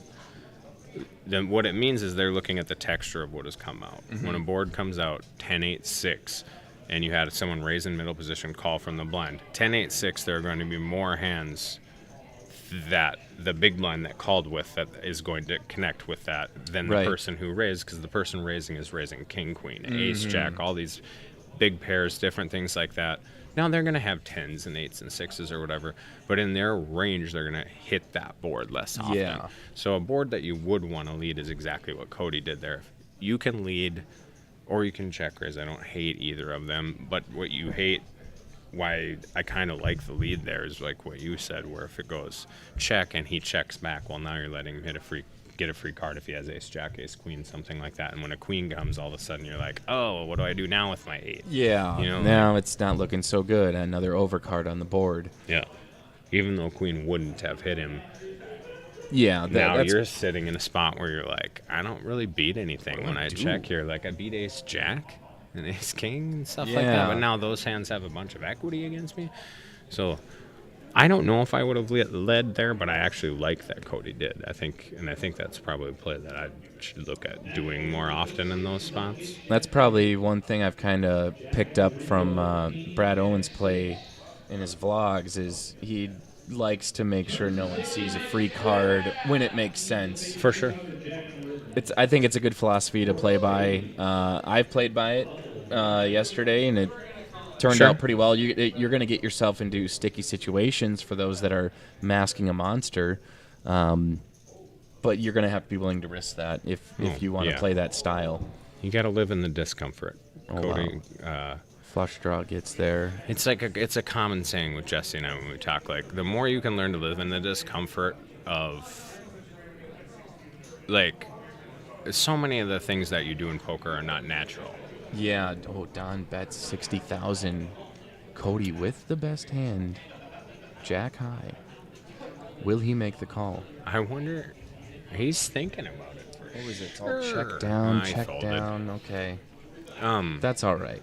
You have to, like, living in that discomfort's huge, because then you get, like I said, I'm now at the point where I'm playing in a bunch of $1,100 tournaments. I'm probably going to play the main this summer. I'm going to sell some action. Jesse also wanted me to shout out if anybody wants to try and buy action from him from some of the upcoming tournaments. He's looking, same thing. You can send me a message. I'll get it to Jesse. If you haven't lived in that discomfort playing at the smaller level and you want to go try and beat these people How the playing hell at do you higher think you're going levels, to perform when Right. there's $100,000 when it's on the like, line? I know I'm supposed to bluff here. It's an unnatural feeling to bluff. We're fight or flight. We don't want to bluff because we're scared of losing our money. Mm-hmm. So like that's an uncomfortable feeling. If you haven't done it at this level, you're not going to do it at the other level. No. Because you're going to get up there and you're going to be even more scared because now you're playing for $100,000, not $10,000. So I just tell people, like, these are the best spots if you have dreams of being better and you have these opportunities to play in a tournament like this for $300. Like, what's $300 now in our economy? It's like nothing. It's a few hours of work. If you have dreams of being this is the best place to come hone your game. You know, I don't play the exact same game here that I play in bigger tournaments and like play online because it's a different field and everything. Online's quicker. You only have a time Just limit. a million things that are different. But I come here, yes, to win and to make money, but also to learn and to practice new things that I've picked up. And if you're not doing that and if you're not constantly trying to learn and get better, people will pass you by and they will do it very quickly. You'll be like, oh, I was the best player 5 years ago, but I've never studied anything, and I just come play a few tournaments. And then you're wondering why the kids are coming in and whooping you. Like, a kid that you have never seen before comes in at 22 and beats you, and you're like, how does he beat me? I have more experience. And then you go ask the kid, and he's like, I multi-table 20 tournaments every single night. So he's playing more hands than you. You know, there's people who've been playing longer, someone like Brad, but I've played 100 times more hands than him at least because of the online experience. And experience is experience. Like, once you've seen enough, there's just spots where you're like, I'm never good here. You know? Or like, this guy's always bluffing here. Right. Like, I need to fold. I've never had the best hand. Or this guy's always bluffing here. I can call.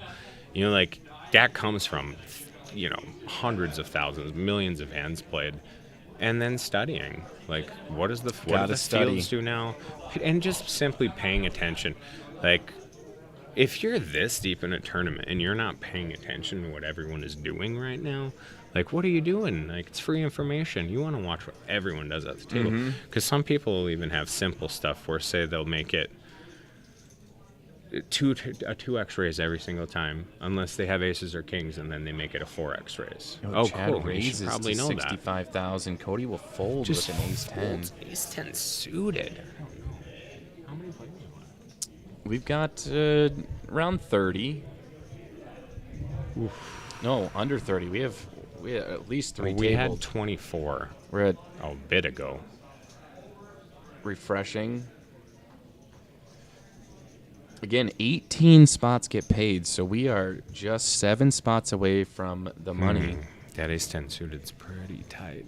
That does start, you know, once you get down, like, realize that I could be in the money very soon. He's even thinking about it. You can tell. He folded that ace 10 suited, and he's thinking, like, was I supposed to fold there? What was I supposed to do there? Probably supposed to shove. You have time to think. I would have at poker. least thought about it. It's tough. It's tough. Ace 10 suited's just such a good hand.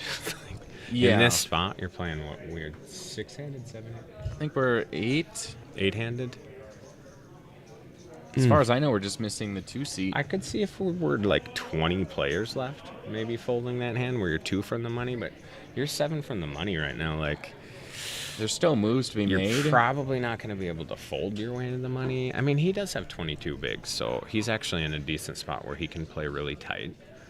And he really, you want to get in the money when you have his chip stack. So now seeing that he had 22 bigs, I kind of just like the fold. I probably would have folded too with his stack. But it's like, it's such a good hand. When all is said and done, though, you know, it didn't cost him anything to fold. No. Maybe he didn't feel like wanting to get into some kind of a situation where a decent board comes and you out. don't want to call and have someone shove behind you, and then you have to fold anyway. You know, like there's so much other things that can happen. So it's tough when That's what I was. I like. If you see, I think like a poker player, I'm like, well, why would he do that? How many big blinds does he have left? Like, oh, okay, he's got 22 bigs. Then there's 25 players left. Like when you see me in a spot like this with 25 players left, I'm gonna be looking at all the stuff you're looking at. Yeah. I want all of the information. How many players are left? I'm looking at all the other tables. How many chip stacks does that guy have? How many chip stacks does that guy have? How many chips does she have? Okay, I'm like ahead of half of the field. Okay, maybe I can just fold and get myself into the money. I don't have to take any chances. Or maybe I'm like, oh man, I'm like in the bottom 3 of chips. There's 25 left. Yeah, I need to get going. Yeah, and then when you have ace 10 suited, you're like, I gotta get this in. Like I can't fold and sand. Tim raised to 60K, and it looks like we're going to see a fold around the table, stealing some blinds and antes. Unless Taylor, no, he doesn't have a great hand. 40K more to call. He's definitely got the chips to do it, but not worth it with 10-9 offsuit. Maybe with even a low pocket pair, it's worth to see a flop, see if he hits a set or something. For sure. I don't know. Yeah, I think in this spot, I would be playing very, very tight, depending on your chip stack size. Oh, I heard a seat open. That means we are probably down to 24 is players Jim remaining. Out? 24 players remaining. 18 get paid. We're out at the Speedway Event Center in West Fargo, North Dakota. Want to thank Roughrider Poker Tour for coming out, making the trek all the way from the west side, Bismarck, which is really central. But for teaming up with us on putting on our DPT championship weekend. Those guys are amazing. Yeah, this is my first time working with them, meeting Jerry and his team. The dream team. Patrick, wow. Jerry, Tim. I'm impressed. Bernard. They're amazing. They were in here commentating earlier. Jerry Yeah. and Keith were. They love the game. Like I can tell. It's infectious to go play on the Roughrider Poker Tour. Like anything they're running and partnering with, it's awesome that DPT is partnering with them because they're like, their energy is, they love watching the game. They love talking to the players. They love the camaraderie and everything about it. They're great. I've been to concerts with Patrick. I missed those guys a ton. That's why my first poker tournaments back were with them. I think they were co-ones. Yeah, that the was Dickinson a co-one. Yep. And I just knew that like their energy would help me with my back getting through. So Tim Rice flops an open ender. Brad flops top 2.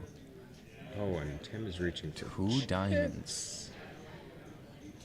Let's see what happens here. Yeah, Brad's not folding. Tim bets 45K. Brad definitely does not want to see a just diamond. raise, yeah. It does look like a raise. Going to be over 100,000. What? Tim's all in. What? Tim shoves. Unbelievable. What is happening? Oh, yeah, you do have to think, what the heck is going on? King Queen is definitely a hand that Tim might have. So we're like, Especially nothing with happening, calling. and now this hand happens. Oh, my. This could bring one of these players into the outright chip lead. Wow. He calls. He made the call. Nice. Brad is Good call, ecstatic to see just no matter a what queen. happens, good call, Brad. Yeah, you cannot be upset. I mean, now it is what it is. You're 70-30. It is what it is. It's for your tournament, but you win this hand, and it's up. Yeah, you hate to see the 9 out there as well.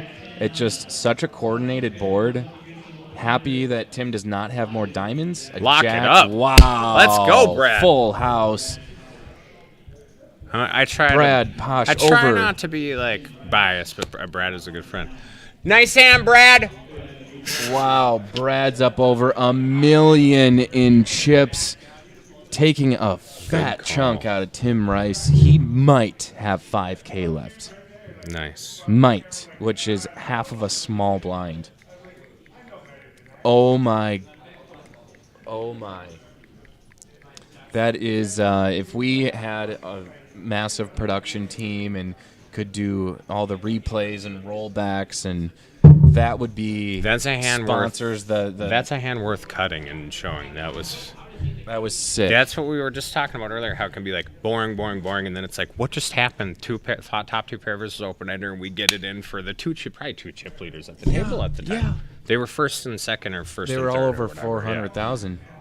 Holy. Well, he has smokes. $1 million, so they must have been at. Now he does. They were each at 500. They were the top two chip stacks, Wow. and it went bet, raise, jam, call. Brad did think about it a little bit, and you got top two, but it's 9-10 jack. Yeah, I mean, we're gonna count them up just to be sure.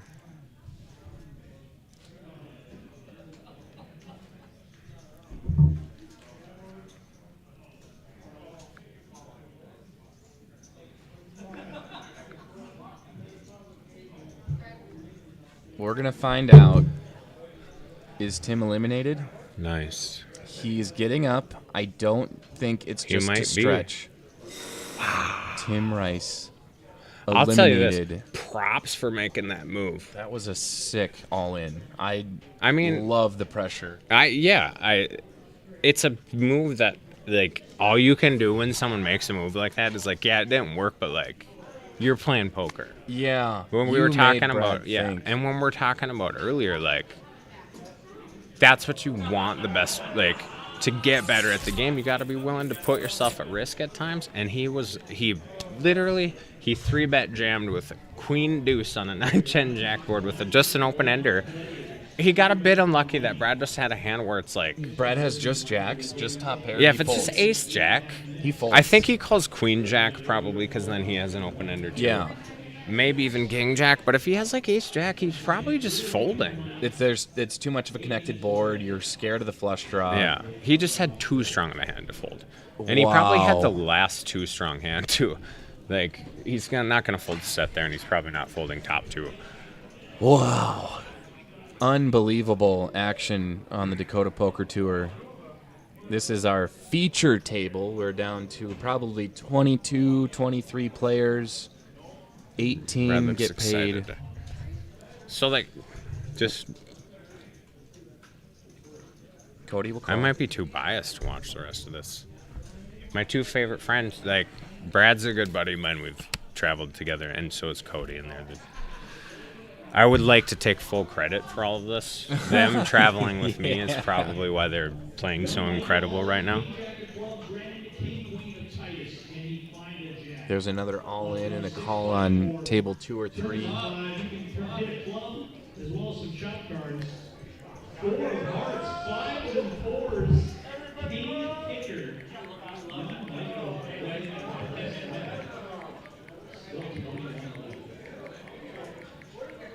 I don't know if was that an elimination? I couldn't hear too well. Sounded like it. So we must be 23, It hasn't 22. quite been updated, but yeah, we're probably down to 22 players. Looks like we're going to be doing some chip maintenance, getting rid of those thousands. We're going to be going only in 5K increments from here on out, and then bumping it up to 10K increments probably on the blinds. So we probably will see an introduction of the red or cranberry chip that'll be worth 100,000.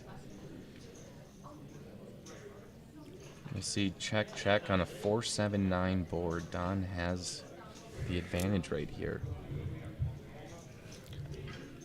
And he checks. I think even with just a pair of threes on that board, you kind of just gotta take a stab at it, knowing you probably have the best hand with a pair. Poker is so wild. It's just like everybody's got action on each other when Yeah. they're friends with each other. So let's It see. never works out for me. Nobody ever wins. I swapped with Cody and Dickinson, and he was out in like an hour. I finished second. Like, here, take my money. Yeah. Like, happened, and with Paul and Bismarck, it's like, how about you guys win once in a while? So I can get. They both do, just not when I have anything involved on them. It's like they plan it.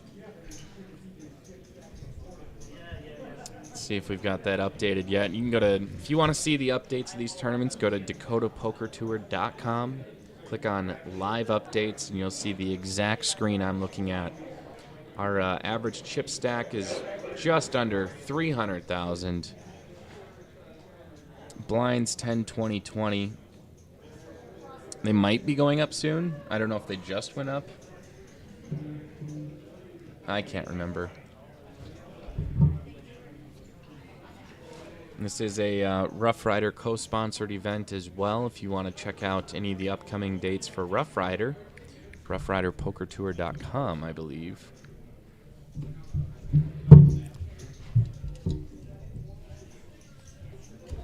Is that right? Yeah, roughriderpokertour.com. Look at their calendar. Next weekend, Montana State Poker Championship, April 28th through the 30th in Billings, Montana. And you probably get to hang out with one of my favorite poker players, me. Yeah. There you go. Jesse and I are planning on going out there. Big money. Big money. I love a good buddy of mine, Leo, lives out there. Yeah, that's going to be a monster. I think it's a $470 buy-in. Yes, it's big. I think it was like $30K last year, $40K last year for first. I mean, 125 estimated prize pool. So yeah, that's 30 or 40K for first. I mean, you have to go to Montana. Yeah. But Billings Hotel and Convention Center. It's way out in the boonies in Montana, but not really. Like Billings is scenery. Billings is bigger than Fargo. I mean, Billings is a big city, so like not big but city. Around them is definitely there's nothing around them. Yeah, mountains. But Billings would certainly be a fun time to go to. I wish I would be able to head out there, but unfortunately, I think we're still planning not in on the cards for going, me, so to speak. Pun intended, I guess. But yeah, that's a $470 buy-in estimated prize pool of $125,000. But we are not done here at the Speedway. We will see the conclusion tonight. Tomorrow, this is an event you won't want to miss. Yeah, bounties are fun. $100 or $200 buy-in bounty tournament. $100 per bounty. You knock one player out, you make $100. You could not win this tournament tomorrow and still come away with a really good profit. You could play for an hour and make $200 or something. Yeah, easily. I knocked 5 players out and then I punted off and went home. So it is a $200 buy-in with the option of an additional $100 add-on. There is an all-in and a call on the other tables. Oh boy. So Brad raises his pocket threes. Chad has a monster, the old ace king. He's gonna go all in. 200K to call. It's a tough spot for Brad.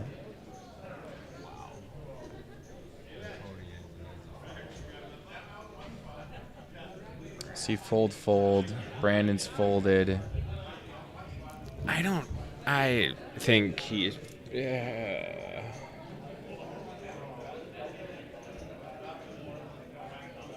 I think he bet enough to where it's probably a call.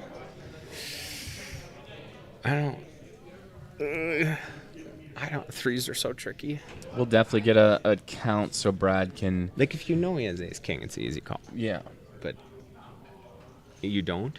You know, like you call here. And you just don't know. And you just got your monster chip stack. Do you want to give back 20% of it here if you call it off?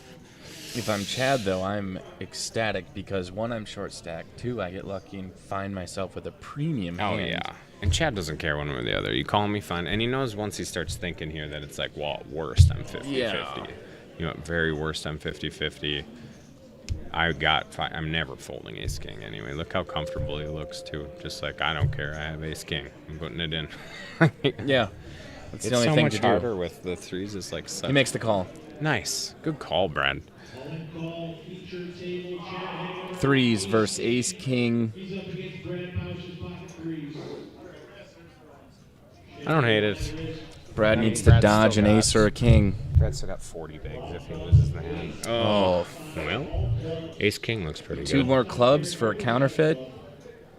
Brad is 4. Now a deuce. Deuce or a 3. Red deuce. Wow, so good double up for Chad, much needed. Brad chunked a little bit, but he's still 800K. He's sitting just fine.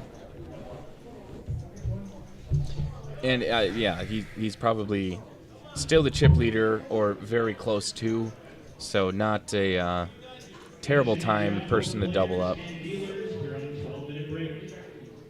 Sounds like we are on a good. 10. A 1 I minute need break. some nicotine. We're gonna have one more hand, and then we'll be on break. I'm gonna do a quick shout out. Joe Opiola, it's a Canadian group. They come down here all the time. You'll know him. They're having a May tournament in Winnipeg. It's a $600 1 million chip starting stack. I think a lot of people know about this tournament. Those guys are amazing. It's got a great structure. I think they're doing 30, 40-minute blinds. I think everybody knows Joe. He's played in all of the different tours. Will Hall, the whole group that comes down from Canada, you might have met him. I don't know if you have or not, but they got a big tournament. They're trying to get some people to come up there. They come down here and support us. I think we can go to Canada. And When is that again? it's in May. Oh, Joe, okay. if you want to give me the exact dates, then I could shout it out better for you after the break, but you just told me that it's in May, and I'm not going to be there. I think it's the end of May, because I think I'm going to be in Vegas, because I think I was already asked to go there. Yeah. I'm going for the whole World Series, so I'm got- not going to play everything, but I'm be there the whole time. Nope. I thought we had some limpers. Limped pop, but nope. Brandon will be taking home just the blinds and antes.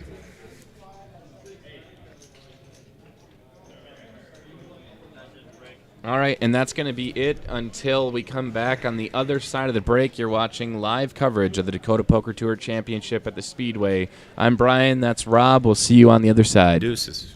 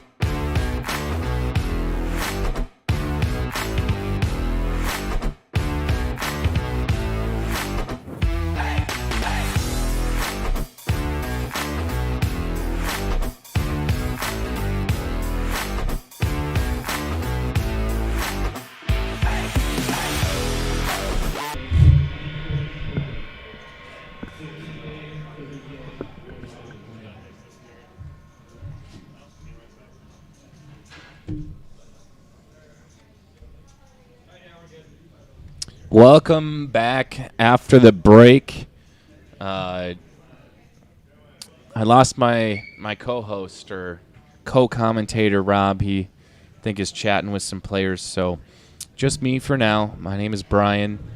Thank you all for tuning in on Facebook, YouTube, both Dakota Poker Tour and Roughrider Facebook pages, and Dakota Poker Tour YouTube channel. Man, that was a fun break. Just to be able to chat with the players who were in on some crazy hands, such as Brad and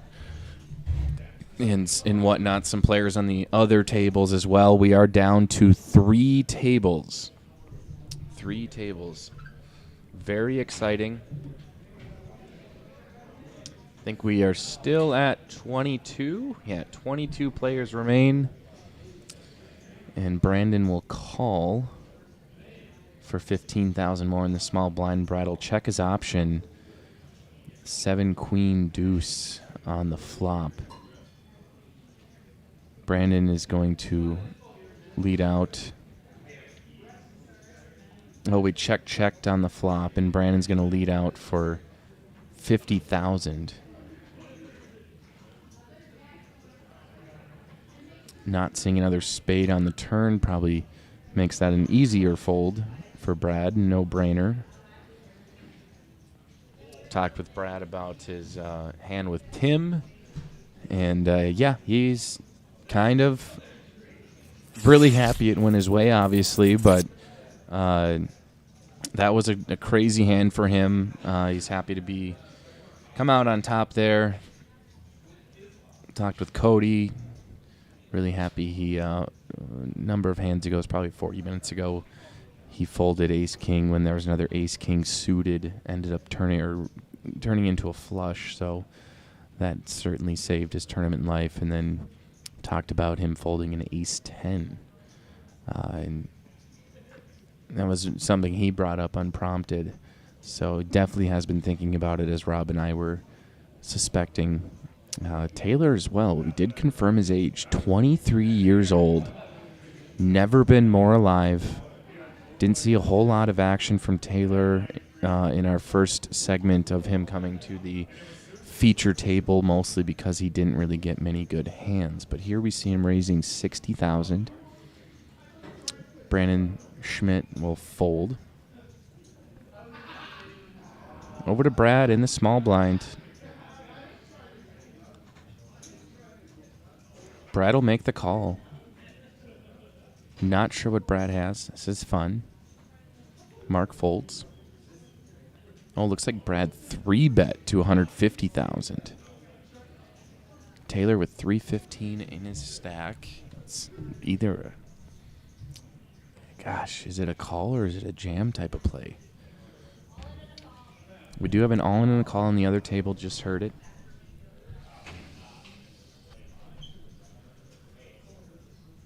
Taylor might be looking to go all in here.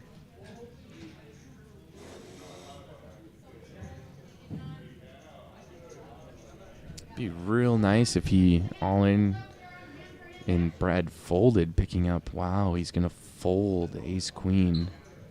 I wish I knew what Brad had.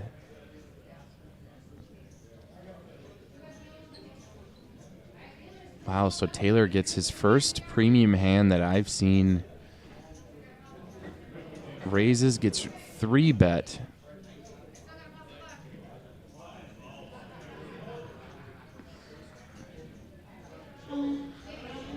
I think we're hand for hand? Is that what's going on? There's no way. I heard we have to pause the clock for some reason. I'm not sure what that call is.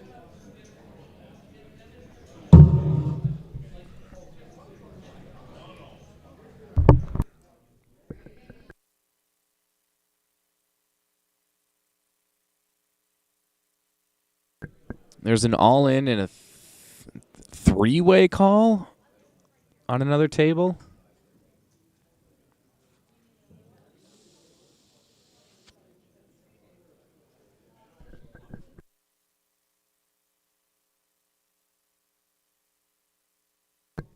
All right, looks like we had some dead cards on our feature table.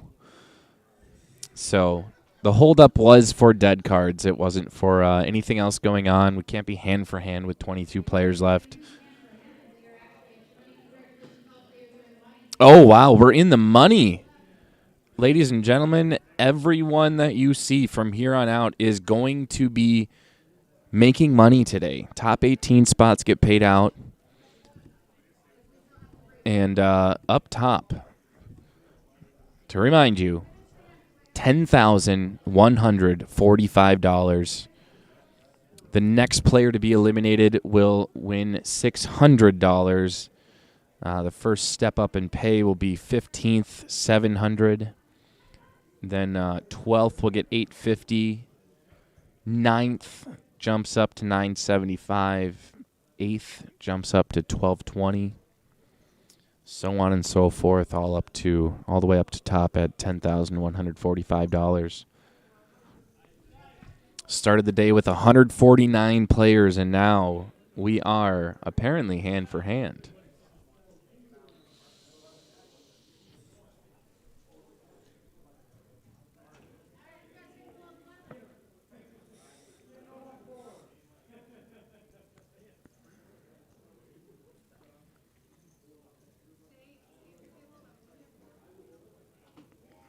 Mark goes all in. Taylor will quickly fold. Does that mean actions on Brad?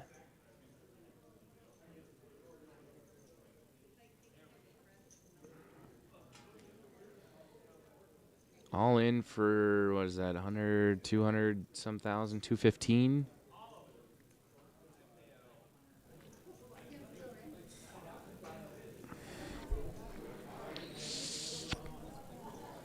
Brad makes the call. Ace deuce offsuit versus Mark's pocket eights. Flop comes deuce, 8, 6. Mark hits trips on the flop. Has the check mark now. Queen on the turn. Formality of a river. Mark Ehringer, massive double up. Big time needed. Taking a chunk out of Brad Posh. Brad once had over 1 million chips. Now he's down to about 600,000 left. Not that that's not a huge chip stack still, but not the way Brad wants his chips to be going. He wants them to be coming towards him, not into another player's chip stack. All in on the other table. All right, so we broke the table.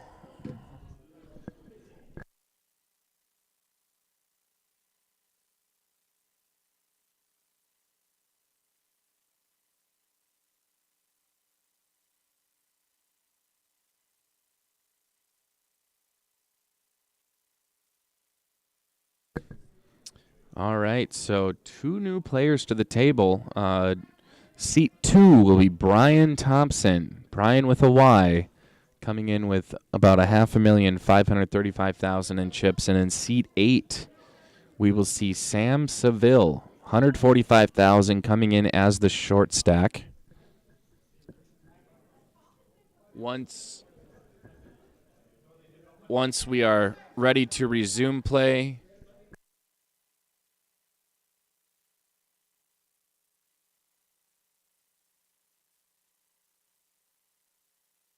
we'll do a chip count graphic after this hand. Or maybe right now. It looks like we have a little bit of time. Who knows? Nope, we're still entering in players, so.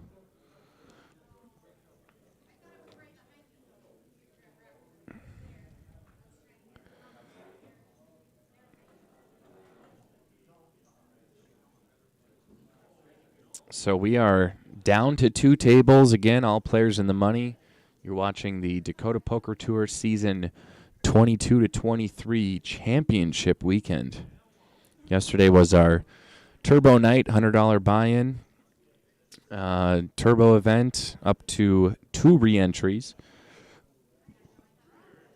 Today was the main event, $150 buy-in. up to 300. And then tomorrow we'll wrap up the weekend with our bounty tournament. That is going to be a real fun one. $200 buy-in with a $100 add-on for the max amount. Every player you knock out, you will win $100. I'll call it earning even. But here, Taylor Collins will bet, I think it's 50,000. Sam will fold, and Brad, not one you want to go up against right now. He's definitely caught some cards. But he'll make the raise to 115,000. Taylor will fold. So Taylor now dwindling chip stacks. Just because you're in the money, I mean, there is a slight moment that you can pause and have a breath of relief that my almost 10-hour day of playing poker is going to at least double my buy-in. But I'm pretty sure I can say with confidence. Yeah, there you see our chip stacks. So Don, Taylor, and Sam will be looking to them to be going all in real soon. Under 10 big blinds left. But as I was saying, all these players, not a single one is thinking, oh, yay, I at minimum won 600. They want top prize $10,145.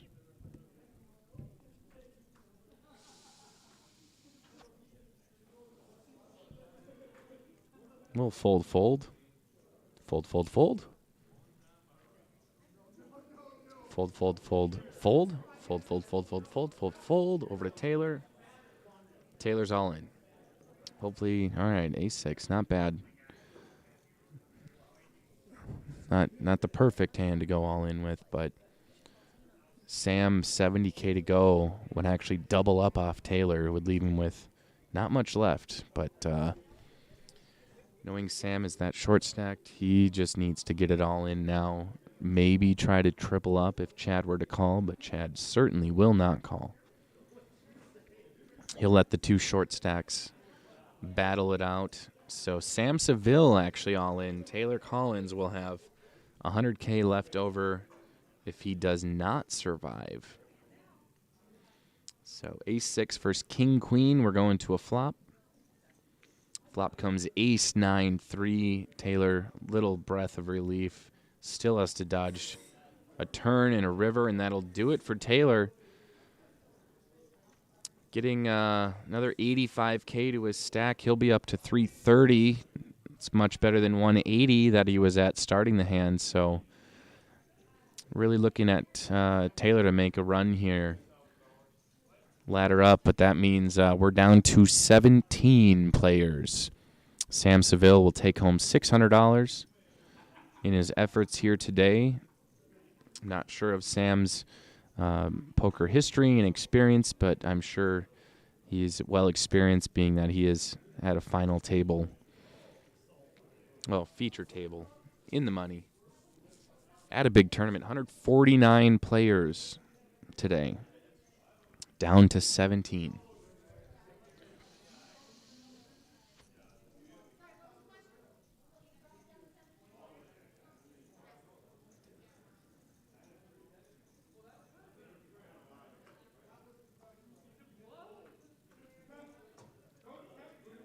Brian Thompson, 4-3 offsuit. He'll fold.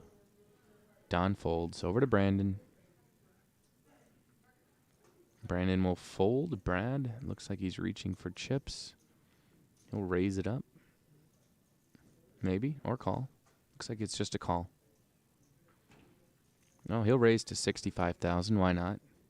Taylor Collins, 65K to go. He'll fold.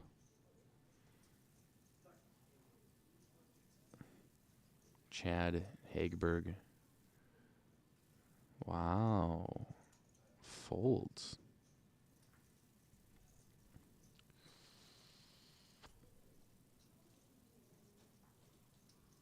Cody will call for 35,000 total.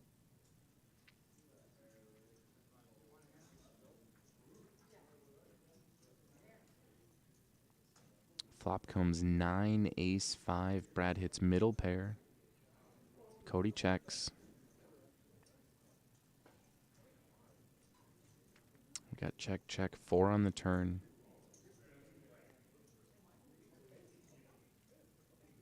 Cody sensing weakness on the table from Brad. Doesn't have a strong hand. Will reach for chips. He'll bet 105,000, I think. 80K. And Brad shoves all in.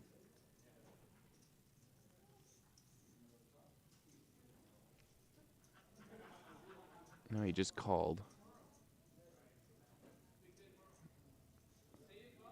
Cody checks, leaving the door open for Brad to take a stab at it. And he sure does, and Cody will fold.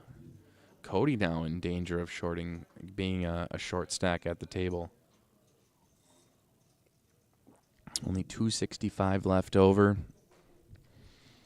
Average chip stack will be probably towards that 400,000 range.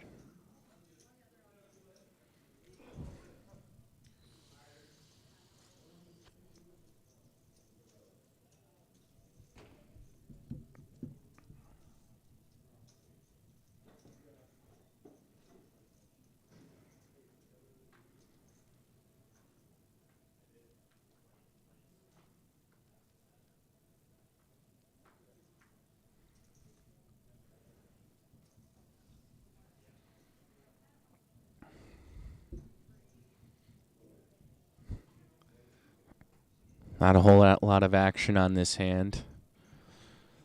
But if you want to tune in, well, if you're watching this, you already are tuned in.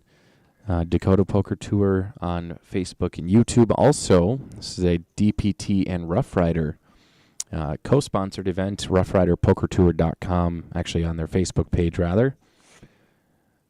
We do have a hand brewing now. Chad called the blinds at 30,000. They are up to 15, 30, 30. Cody raises to 75,000 with suited ace-king. Brian Thompson will make the call in the big blind for 45K more. Chad will also make the call.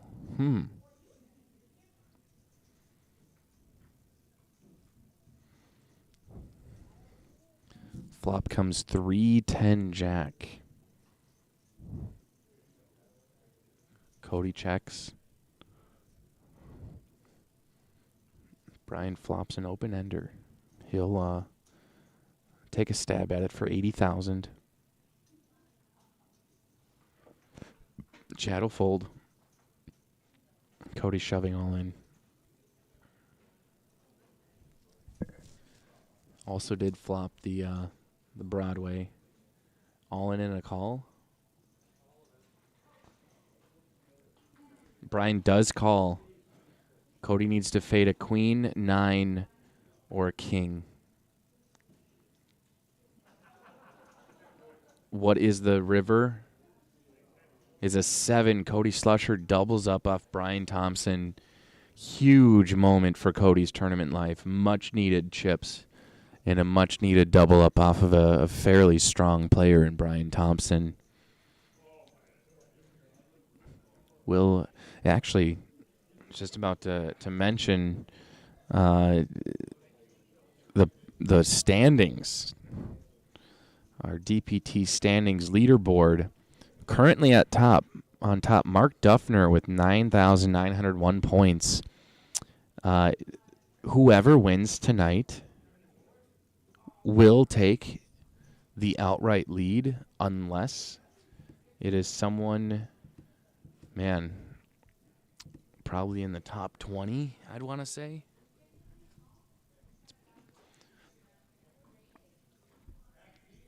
We'll see.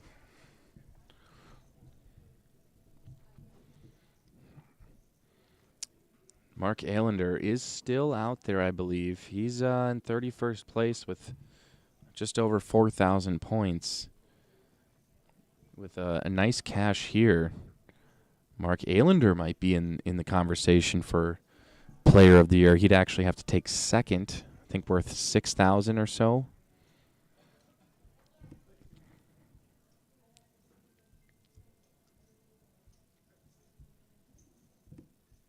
Yeah, second place is over 6,600 or so. So if Mark Allender takes second, and someone who doesn't have many points on the leaderboard currently, for DPT. Mark Aylander could come out of nowhere and take home Player of the Year.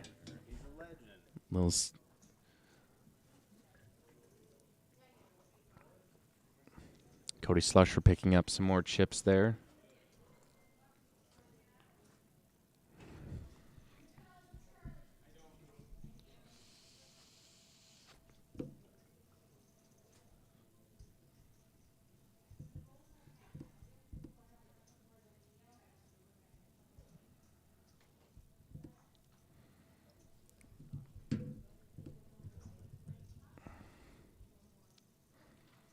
Let's see if any of these players, I'm going to check on our leaderboard now and see if anyone else is.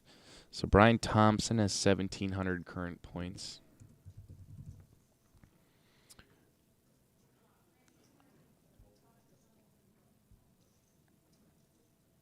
Cody Slusher, it does have just, Brad Posh waking up with pocket aces. Mark will fold, Taylor will fold, Cody folds. Chad does too, in front of Cody. Brian will fold. Don Drummond, 175K left in his stack. This would be a terrible time to rip it. But it looks like he might be. No, he's going to fold. He's in the small blind, so after this hand, he's done paying money to play for an orbit. He's going to pick a better spot than Jack 9 to go all in. Certainly would have avoided an almost guaranteed disaster.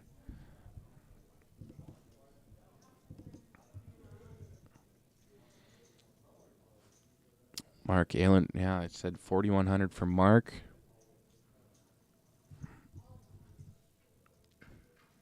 Taylor Collins, 600 points on the year. Definitely could be loving first place. Certainly push him into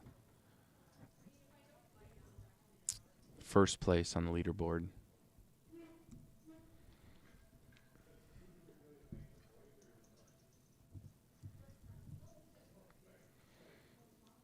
Brandon Schmidt coming in today with just 900 points on the leaderboard. So yeah, basically the moral of the story is there's a lot. Depending on how everyone finishes, just because you get first does not guarantee that you are the player of the year. If another player who's got a decent amount of points gets second or even third, potentially.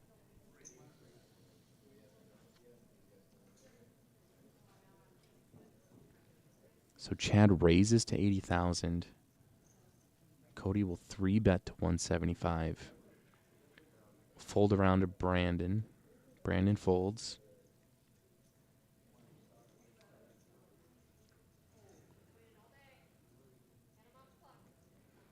Brad folds.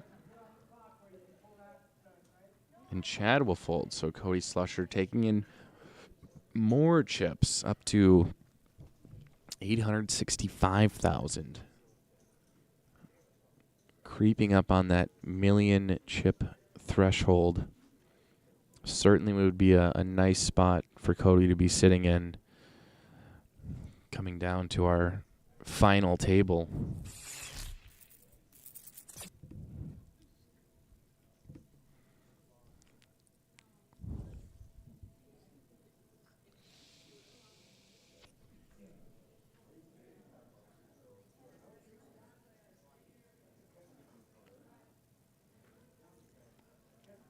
Taylor Collins will fold. Blinds are up 15, 30, 30. Costs 75,000 in chips to finance your way around the table. Average chip stack will be about 400,000. Chad Hagberg, ace 10. He will raise it up to probably 80,000, 90,000. See a slew of folds around the table to Brad. He'll fold as well, and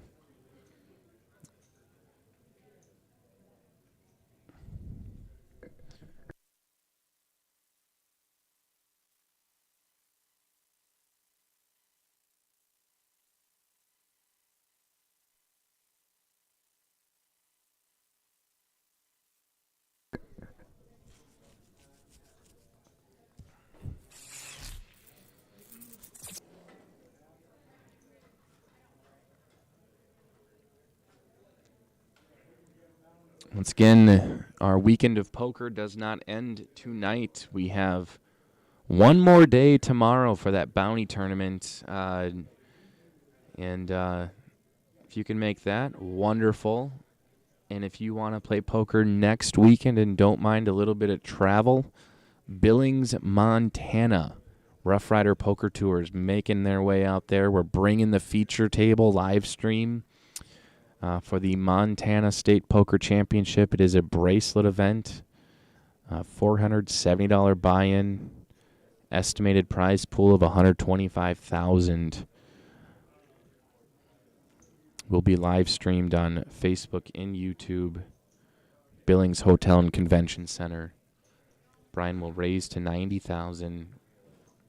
Brandon Schmidt probably see 3-bet or an all-in jam. There it is.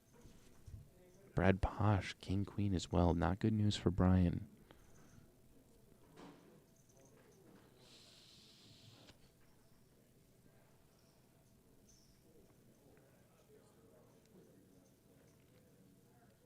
So Brad will fold. I think we'll fold around to Brandon. Yeah, he'll scoop a... Or no, we have Brian Thompson who shoved. Okay. So King Queen versus Ace King. A king and a queen is eliminated from Brad's hand. It's removed from the deck. So Brian needs basically, oh, there's an ace. 2% chance he'll need a runner, queen, I think. And that's not going to be it. So Brandon Schmidt knocking Brian Thompson out in what I think is 17th place. Doesn't quite matter in terms of payouts. We have to get to 15th place to make a massive jump from 600 to 700.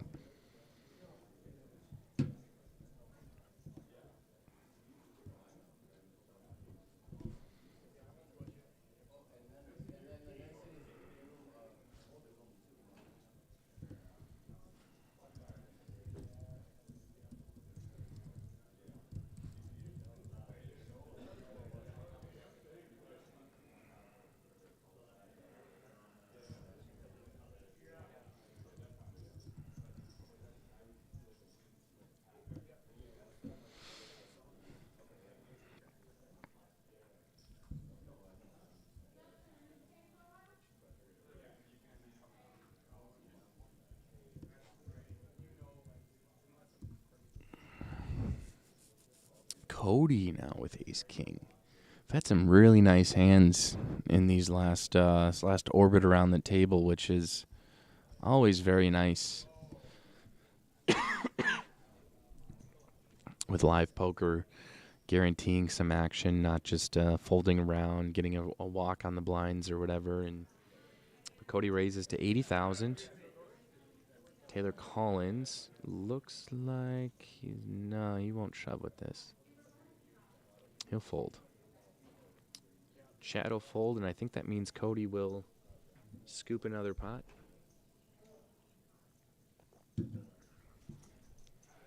Cody has to be creeping on that 1 million mark now. Closer even yet. Yep, it's just me now. Just me and my co-host. There he is. Thanks for joining us. If you're in the Fargo-Moorhead area, want to hop on the live stream with me? Huh?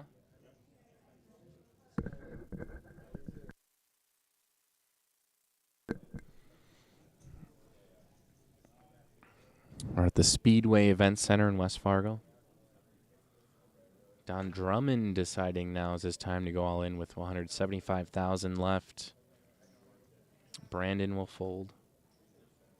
Brad folds. Mark folds. Taylor folds.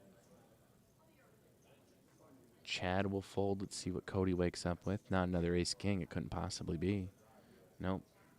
Absolute air. So Don Drummond under the gun will pick up some much needed blinds and antes to essentially finance his way around the table without cutting into his chip stack.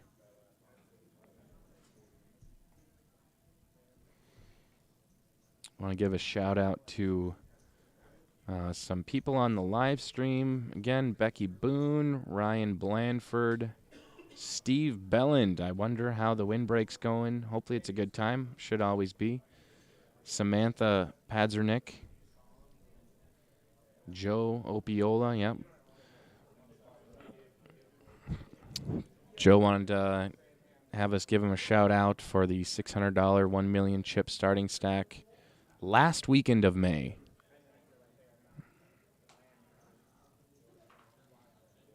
I don't know what day that is.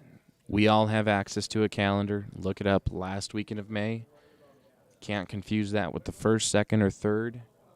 It'll be the last one in May.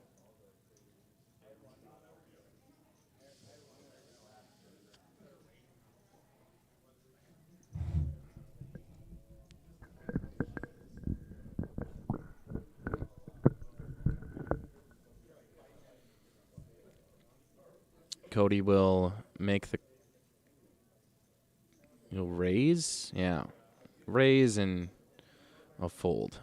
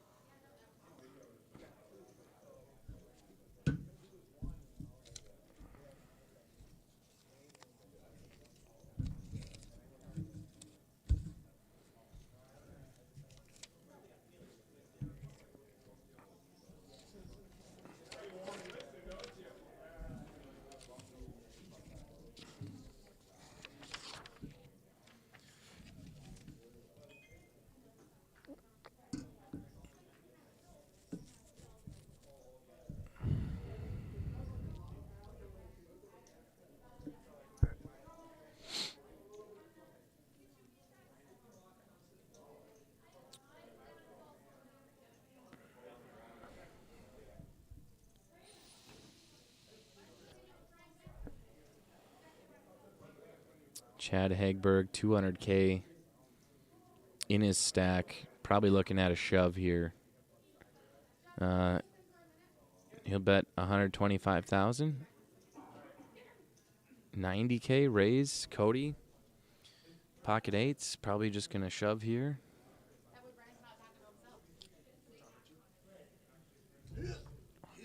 Yep.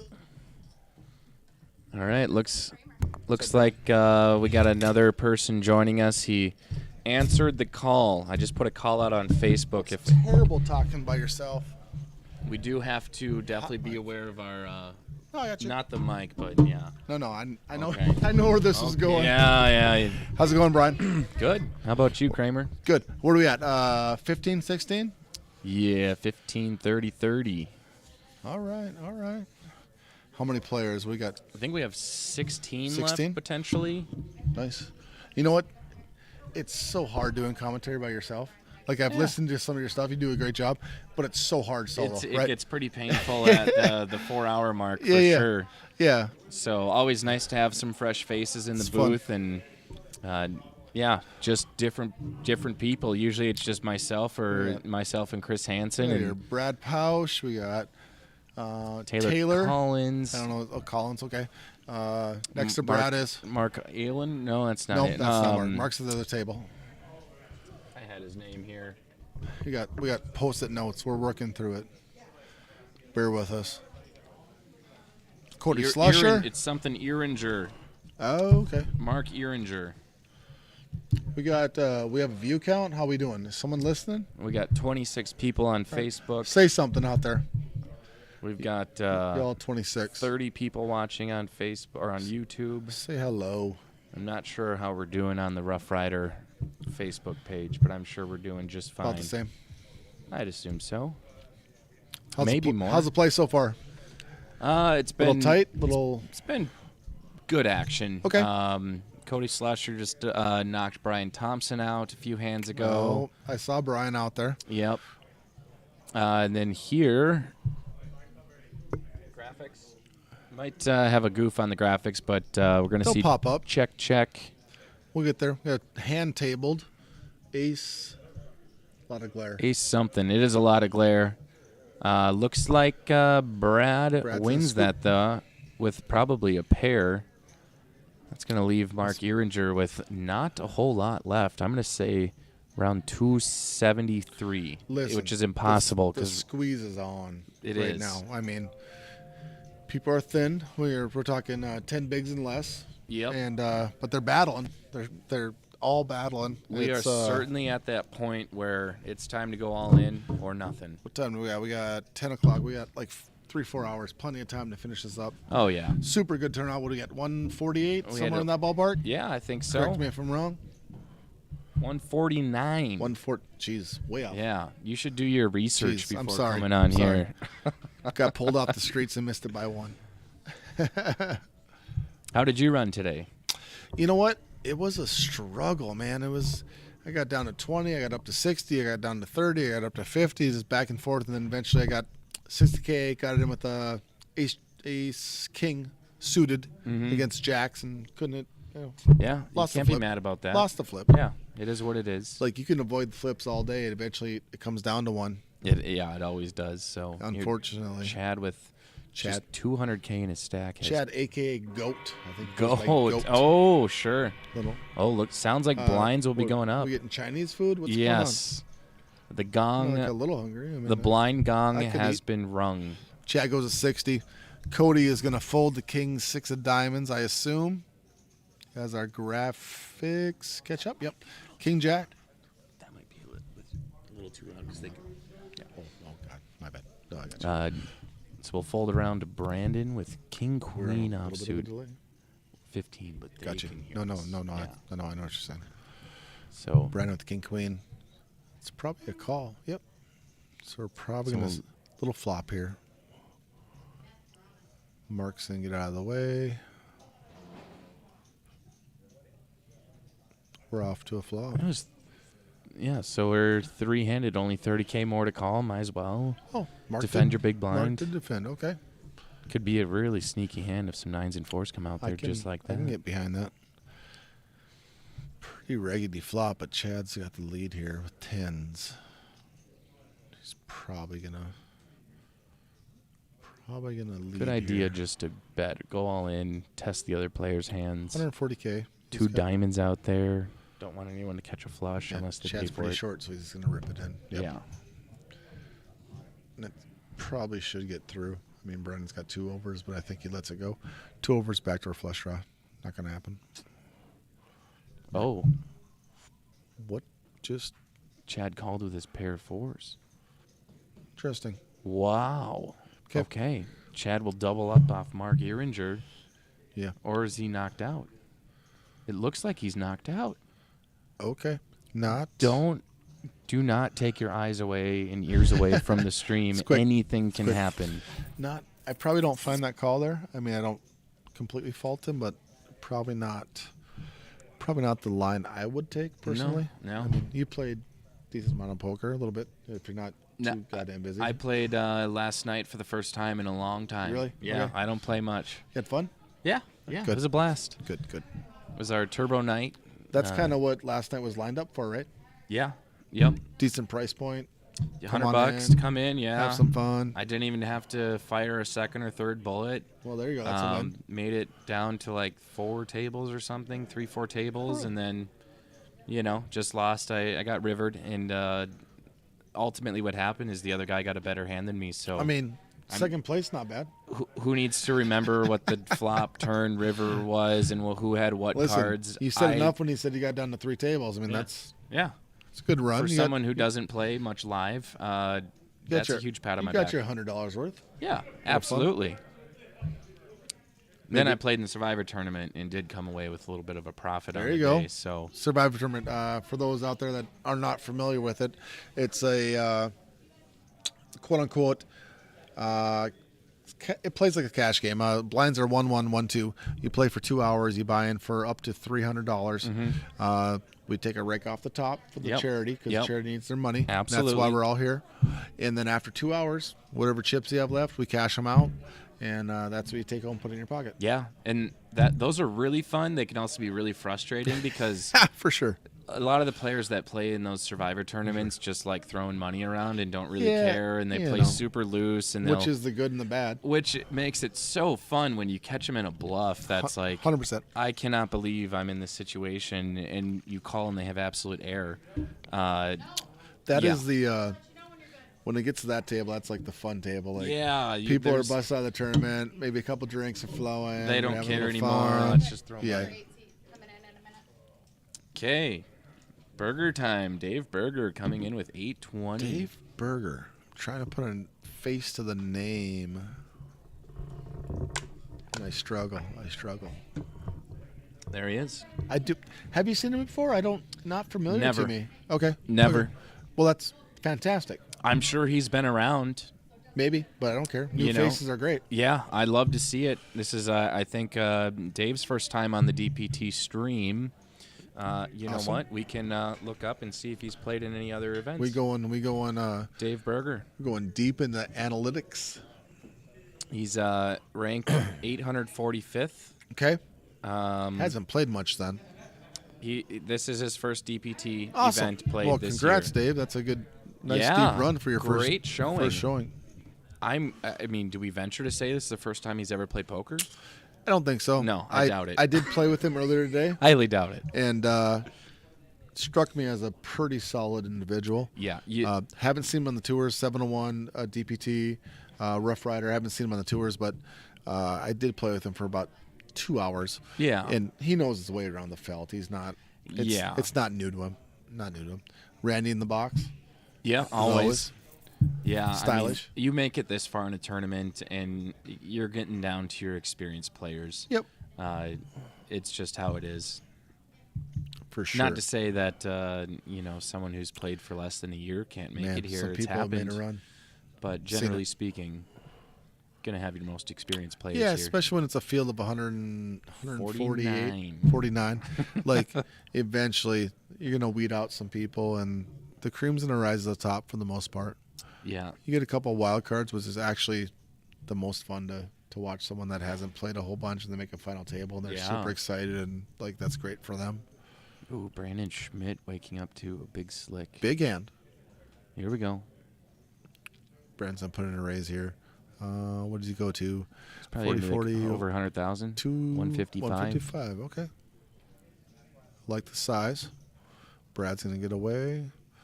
And Chad probably just folds here off the 580 stack. He does have a big stack. It's callable, but I think he gets away, but I don't hate it looks like it. I don't yeah. hate I don't hate it if he makes a call. Yeah, that's It's what not the happens. right time to invest that much in the pot. No. It's not as strong We're of a hand. really approaching that bubble right now, right? Bubble has Right burst. on it. Bubble bursted. Top 18 got paid out. 18 paid. Okay. Yeah. What was the 18th? 600 until 15. 15 through 13 gets 700. Okay. And then on up through there. So I actually have that. Got to be a big number up top. 10,145 up top. Dear Lord. It's a nice that is day. a nice prize pool. Nice day at the office. Back-to-back years where, like, the field here was, like, mind-blowing. I just wouldn't have guessed it. Like, after last year, it's more palatable that you'd think of this year, but, like, Yeah. last year was, like, a big surprise. It was, I think, in 190, I want to say. Okay. I could be very wrong, but there was more players last year We've than been this wrong year. before. It's fun. Yeah. As long as you can admit your faults, That's own true. up to them. That's true.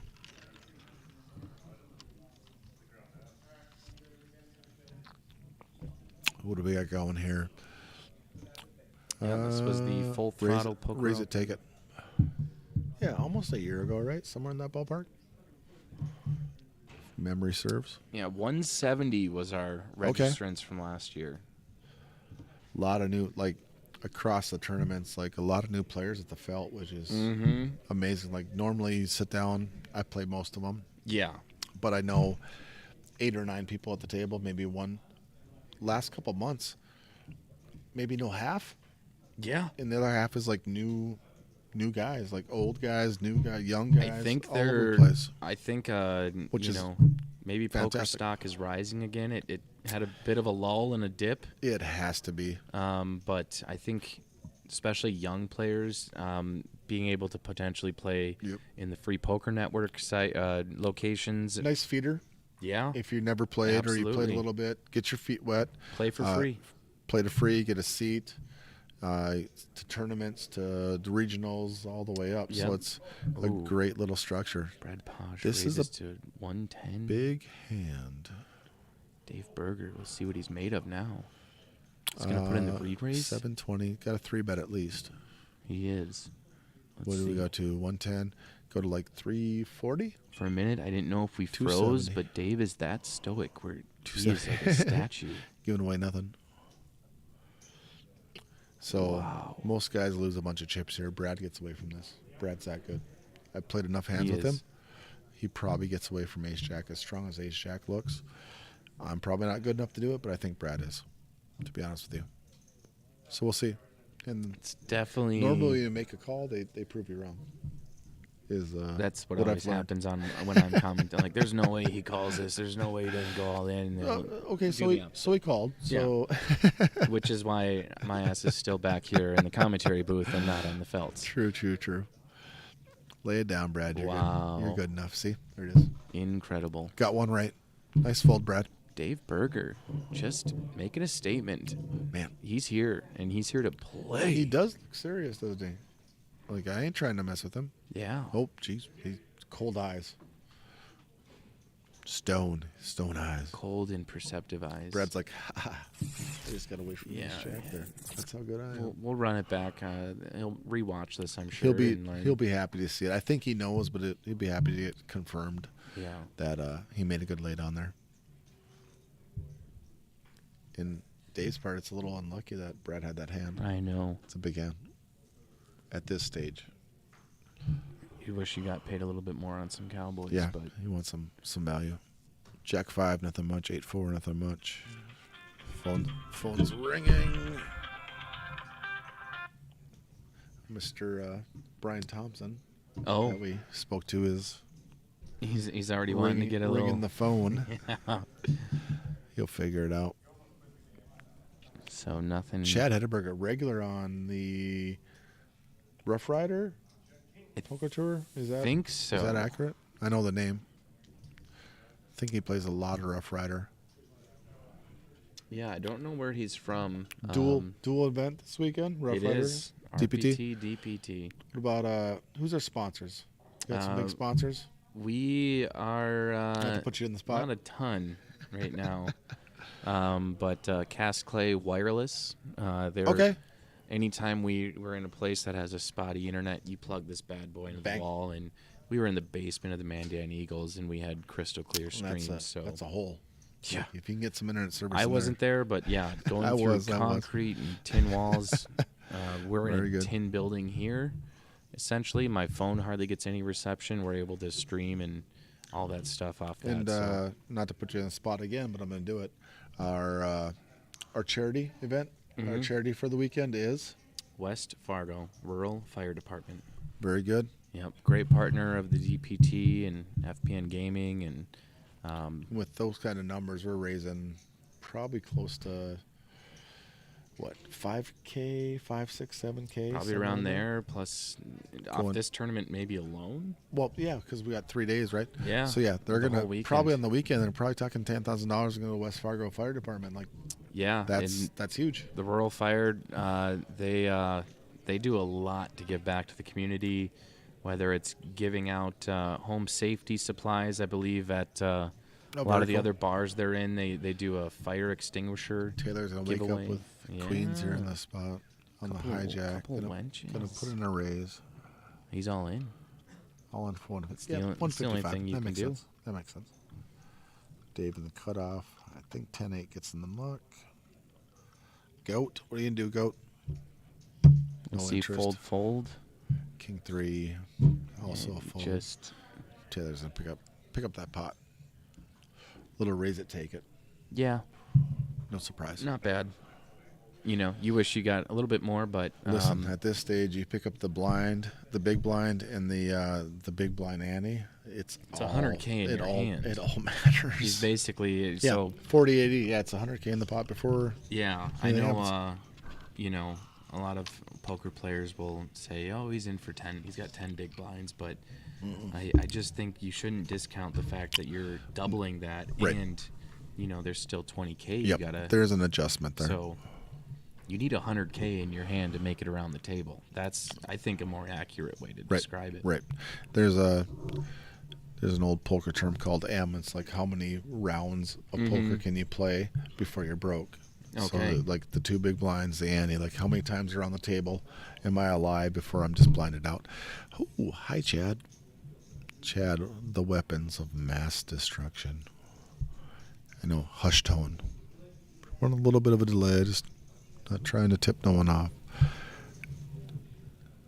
What's Chad doing here? We are about Chad gonna get sneaky? 40 No, he's feet. putting a raise. Yeah, we're about 40 feet from the table, separated by a curtain, so we need to be conscious. It's so integrity. hard to not Integrity get of the game. excited. I do. It's easy to say. Integrity of the game, though. Chad's gonna make a raise, and it looks like he's probably at a pretty easy walk here. That's fine. I mean, Yep. Man. He's like, yeah, I had it. Look at this. There we are. they're a little out of focus, but Good-looking beast. that's all right. Yeah, I mean, absolutely. emphasis on beast. And here we are at Speedway Event Center, West Fargo, right on Main Avenue. If you're in town, aren't doing anything, Swing come on on up. down. Come watch poker. We have any chat? Yeah. Anyone in chat? We see?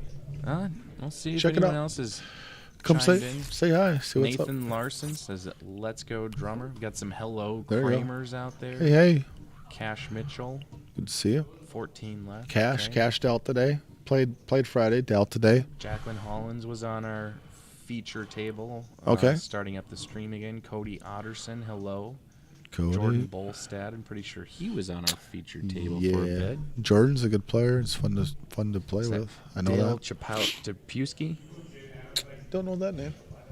Well, nonetheless, hello and welcome to the live stream. Yeah, thanks for the interaction. It's fun to get some people in chat.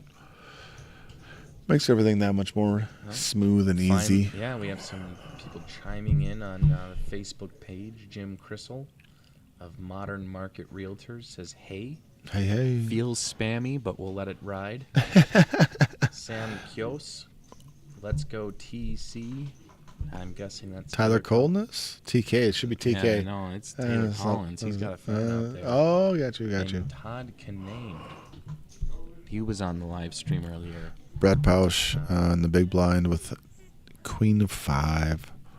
Did Kramer get a nap in, or did the monster juice kick in? You sound pretty peppy. It was mostly a monster. Yeah, it was a long night. It was a Monster Energy drink. Yeah, we might have played some cards until early into the morning last night. Yeah, So perhaps even a shot of Tabasco in the eye. That'll maybe wake anyone up. Hey, listen. Sometimes you need a little pop. Brad with a 1 pair here. Actually, 2 Small pair now blind, on big the river. blind. Okay. Gonna check. Brad, you got to put a little value bet in here, I think. We got 2 pair. You got to put a little value bet in. Yeah. I don't There it is. I don't know if he Did you did, check but that? he picked up the pot. I put a value bet in, but Yeah. I don't hate it. He's got so much showdown value there. Absolutely. He's not getting called by a lot worse, so I understand. Brad rather, up over that 1,000,000 chip mark. I think maybe the first time we've seen it. No, he's been at 1,000,000 when he took Tim Rice out in that massive flop top 2 pair. Tim flops an open ender with the queen nothing. Ends up not hitting it on the Turner River, and Brad had a massive scoop there from a major chip stack and player too. Yeah, And, for Tim sure. Rice, For very sure. strong. See some folds around.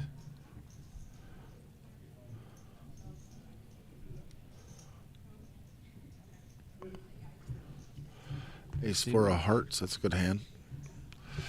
Good hand to put a 3 bet in here. Let's see, 40 to call. I'd probably raise it up here from Cody. No, he folds. Okay, Out of the what was his Brandon position? Schmidt. All in. Okay. Taylor might call this. Taylor folds. Mark it down. You can't call after you make that face. Yeah, like you've yeah, given no. up too much information.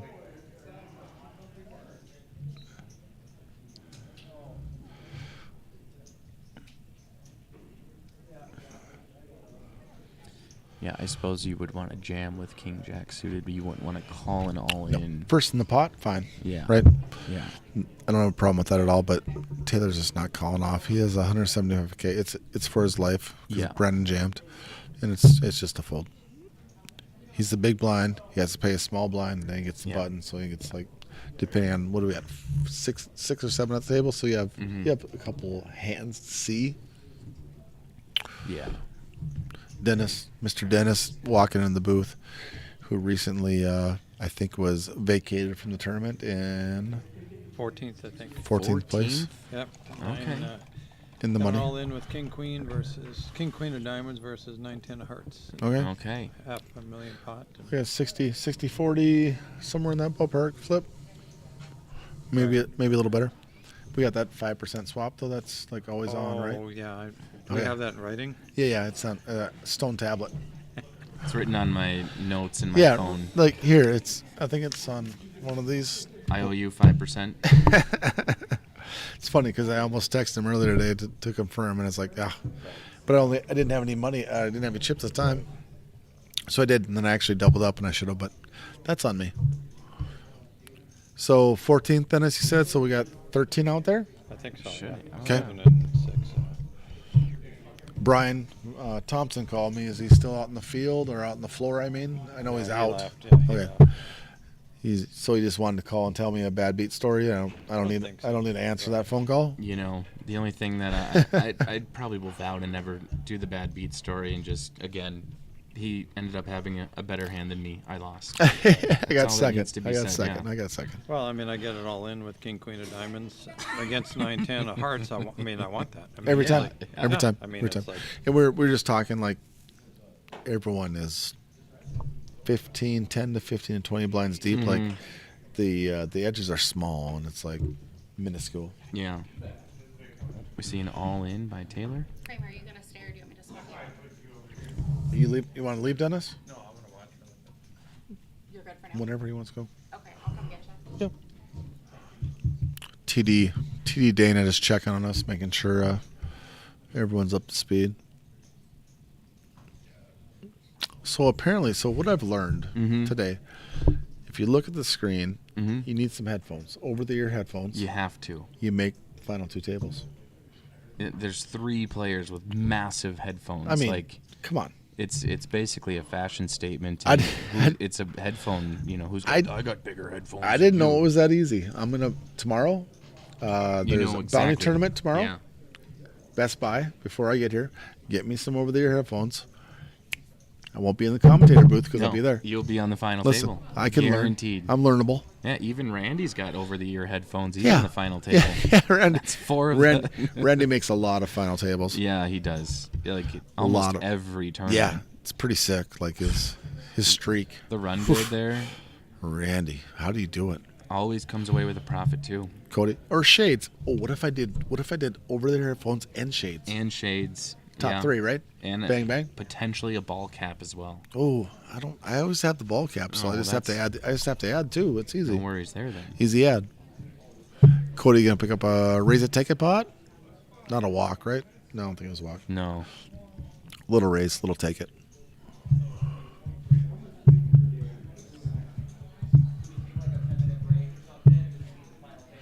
Moving into the slow season of the year, Yeah.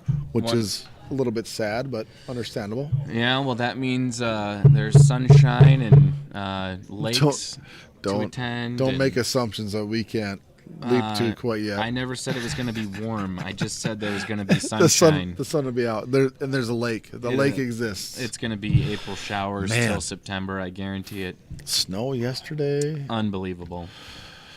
I've had enough. But As if that river couldn't rise anymore. yeah, Just feeding into it. my daughter looks at me. Well, so why do we live here? I'm like, I don't know, honey. I have like no idea. there was bad decisions were made. Ace King. Brad Powell's gonna wake up with Ace King here as I yell it super loud and then try to. Brad Powell's ace king. Probably not going to see a lot of resistance here. Cody with 9-7 offsuit. Probably not. Yeah, he's just Not gonna a make hand. sure- Not a hand to defend. A small blind, big blind's gonna wake up with Dons and with King 2 of diamonds. That's a fold. So Brad's gonna pick up. Doesn't look like much, but he started the hand with 1.1. He's gonna end the hand with 1.2. So Yeah, that sounds like he's getting more chips. nice little 8%. So it Pick me looks up. like current flood stage right now is at 29.74 feet. Did you clarify it's a PSA PSA. on the flood? Yep. Yeah, Fargo. If you're in the Fargo area, flood level is at 29 feet, just below the major flood Okay. stage of 30 feet. Also, this is not financial advice, right? We yeah. don't want to get picked up for that, right? No. You follow me? I'm zigging a little Can't bit. do that. But if you don't have flood insurance, get it. Yeah, you got problems. I don't know what the Grand Forks level is. Brad with the big hand under the gun here with King okay. Queen. Aggressive player giving good Obviously, hands. that's and not happened. Your table's Chad not with gonna have a 9-7. It's probably just a fold and the cut off. The raise under the gun is, I mean, it's strong, right? Yeah. It's just strong, especially from Brad. Brad's pretty snug. Solid game. If he raises under the gun, He even this has- is King Queen's probably the bottom of his range that he's raising with under the gun. I think we're like 5-6 handed, maybe 6-handed. Oh, John's gonna be all in, of course. Brad snaps it off.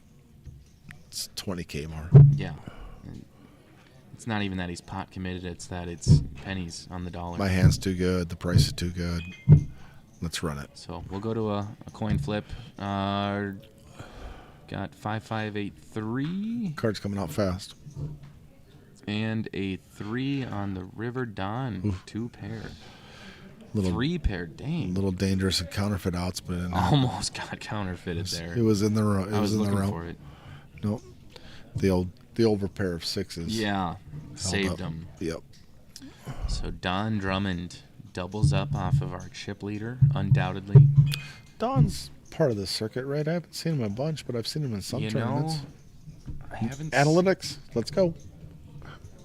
My guy. Yeah, My guy. well, he's got a total of 670 points. Okay, so he's played a little bit of volume. Yeah. Nonetheless, I think this is probably his first tournament Okay. on the DPT circuit, unless he played. Oh, he's got 7 played. I apologize. Probably played some out west. So played last night. Oh, he played M&J, Haggis, Taylor picks up a big hand here. Speedway last year. So he's around. Big hand under the gun. Gonna make a raise here, probably 2.2, 3.0. Or all in for 255. Okay. The stack kind of determines what you have to do there. Chad's gonna find a fold in the hijack. Move us on to the cutoff. Decision point. Yeah. It's not a snap no. It's really tough because Taylor's in the position where it's all in or nothing. He's got a short stack. He could be going all in. Any ace, any pair. Yeah. Cody's gonna make a discipline lay down, which I can agree with that. Don's gonna go 6-4 offsuit. Brandon's gonna let that go. Brad's gonna let that go. So And Taylor scoops up he's gonna pick blinds it up. and annies, much needed. Pick it up.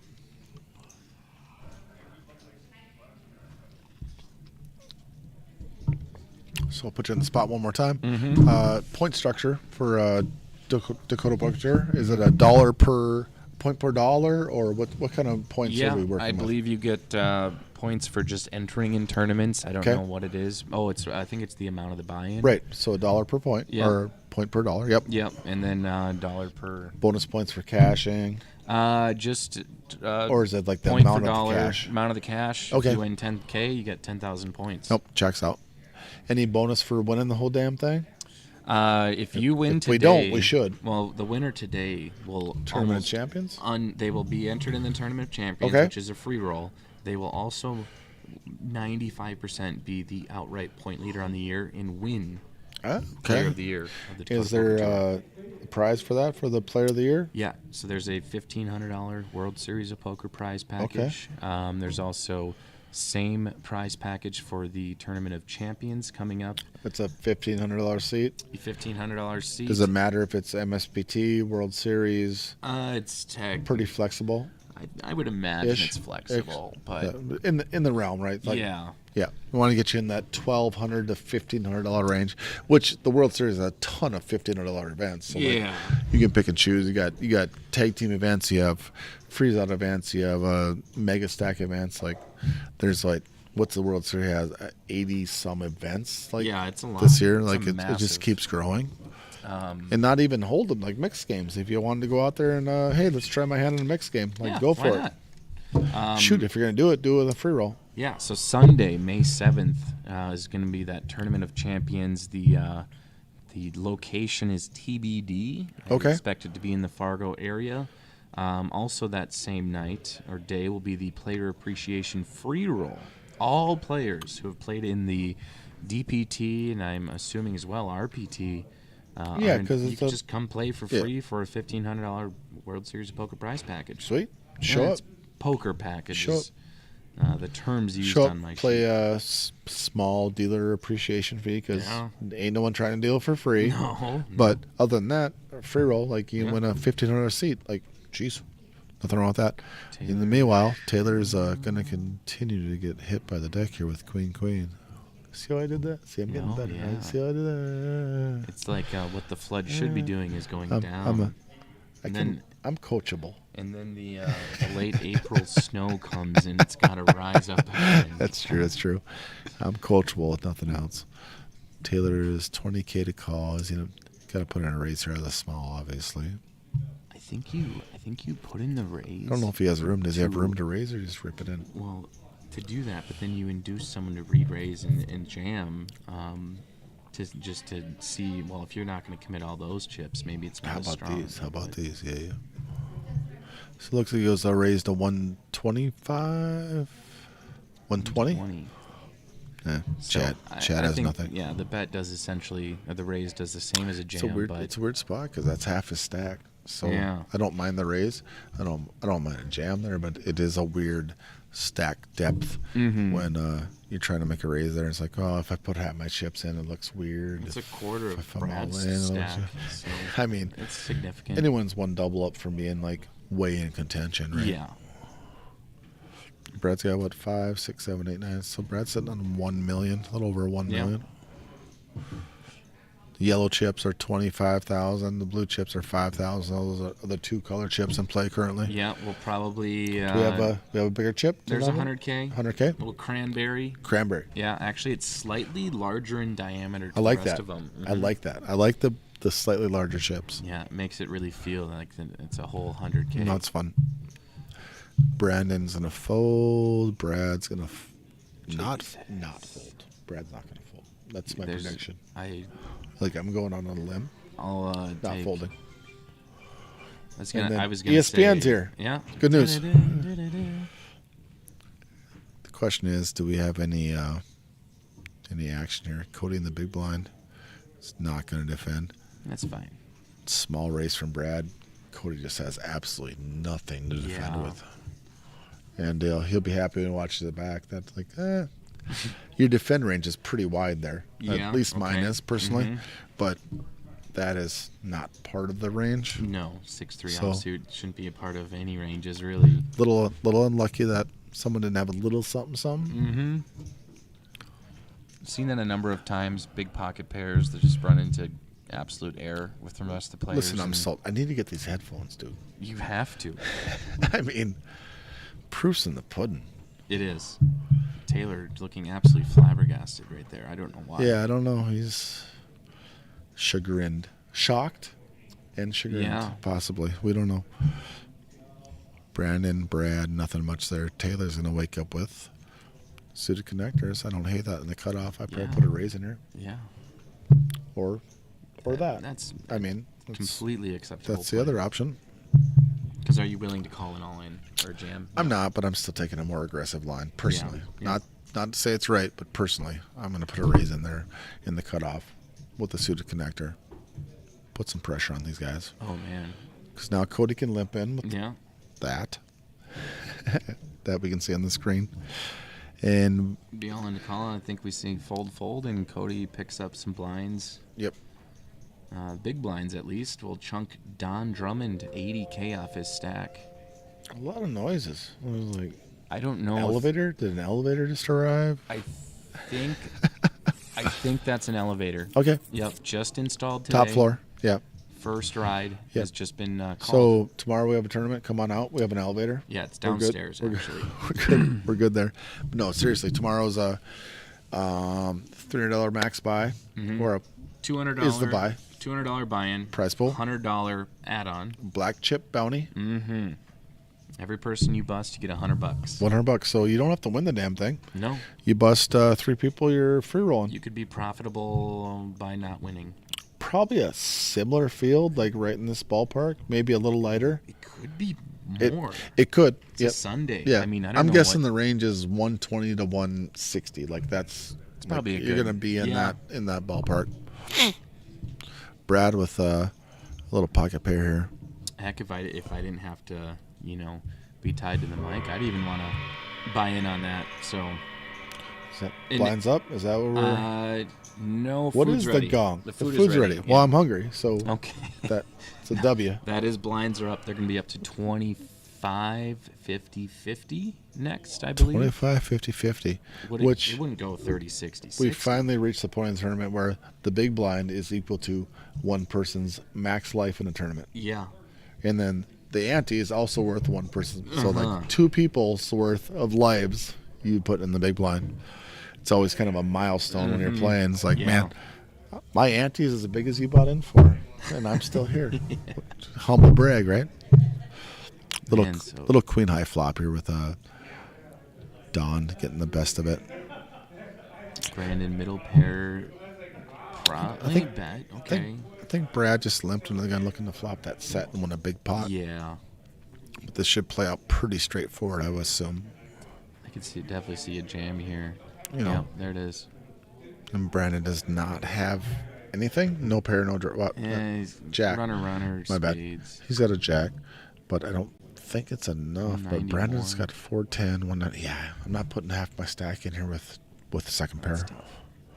I don't see it. Brandon's good enough to get away from it. I believe. And this is where like, oh, I'm wrong. No. I mean, you could be thinking Don's on his spade draw. We're in. And we got Not we. man. I am incorrect. Brandon does call the 105. Oh, it wasn't 190. It's 105 more. Okay. Still. Fourth of the stack. So Brandon's trying to catch a 6. Calculated enough. 6 or a jack. 6 or a jack. If not, Don's gonna double up. Don does double 4, okay. Wow. up. Good pot for Don.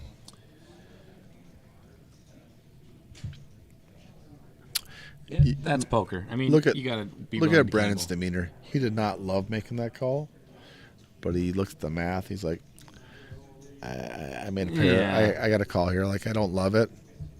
He's behind Yeah. the majority of the time, but not the vast majority. But that's why he has to make the call, and he's gonna live with it. He didn't like it. He didn't feel good about it at any point in Don time. could have easily had bottom pair of the 9s there. Yeah. Shoving with that. Some But sort of spade draw, Yeah. flush draw. Yeah, So- but I think the math actually runs out that he has to make the call there for 105. He doesn't like any step of it, but it is what it Yeah. is at this point. you can think negative thoughts about the win, but you can't be that mad that you Yep. lost that. Absolutely. Absolutely.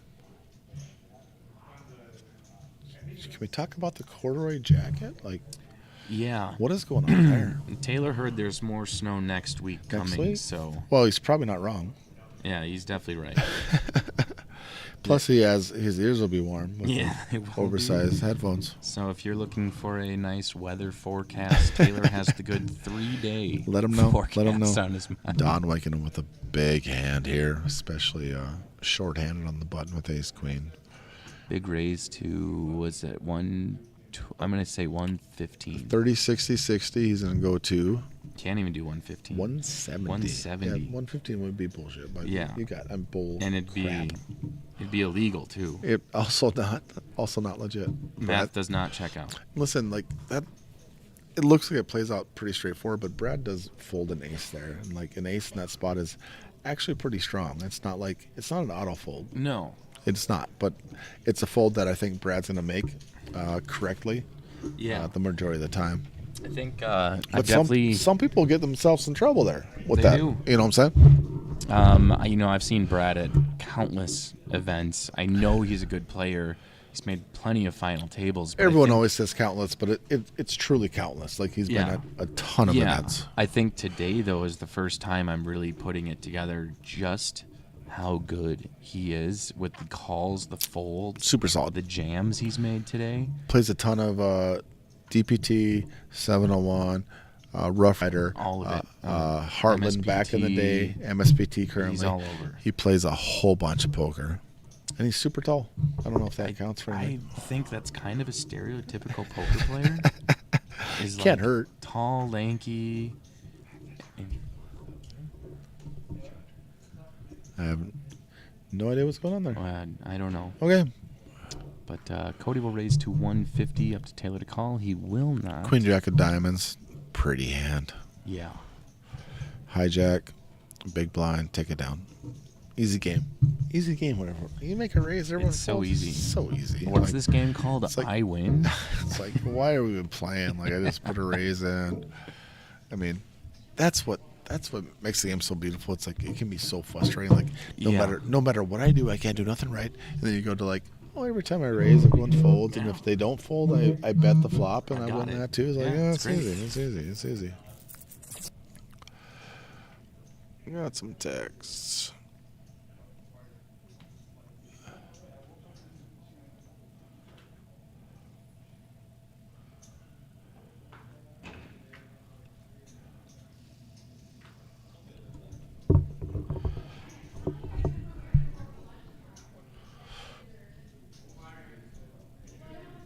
We'll fold around to Brad on the button. He'll That's on me. You're gonna have to silent that, huh? I mean, if I'm smart enough to figure that out. But Taylor's gonna go all in here after Brad's raise to 125. Taylor's all in for 265 total. I don't think Brad finds the call. He does. Holy crap. What do I know? 770. I mean, it's like Taylor's range is really big there. Yeah. He's at the very top of it. I don't fault Brad. He's obviously way wrong. Yeah. But it's not as bad as it looks. Like I don't mind that call. Okay. Does not no pick 9. anything up there. No 9 or 8. Hearts does not help. Hearts go to Taylor. 9 or nothing. Oh man, Taylor Rivers a flush, adding insult to injury and a massive double up, nearing 600K, bringing Brad down to 660,000 in chips.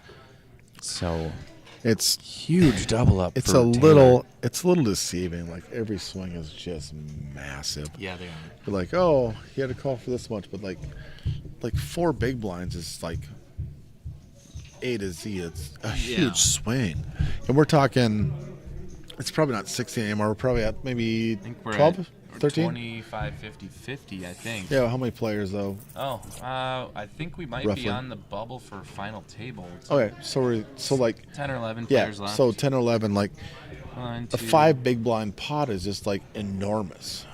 It might be 5 and 5. Oh, no. So... No? 9 feature tables I not did going to be see 9? Brian in there. 1, 2, 3, 4, 5. They must have had 4. So we're at 10 players left. We're down to 5 and 5. We're gonna balance out. Yep, Go yep. 5 and 5. Do we do a hand for hand? I don't think so. We do. We do. Yeah. Do. Yeah. We do that. Didn't mean to call you on the do. We do. We do. So we're probably gonna be playing. I hear some spoiler alert. I hear some chip rocks clanking. Oh, you know what? I betcha that's coloring up just to get more manageable chip stacks. That would make sense.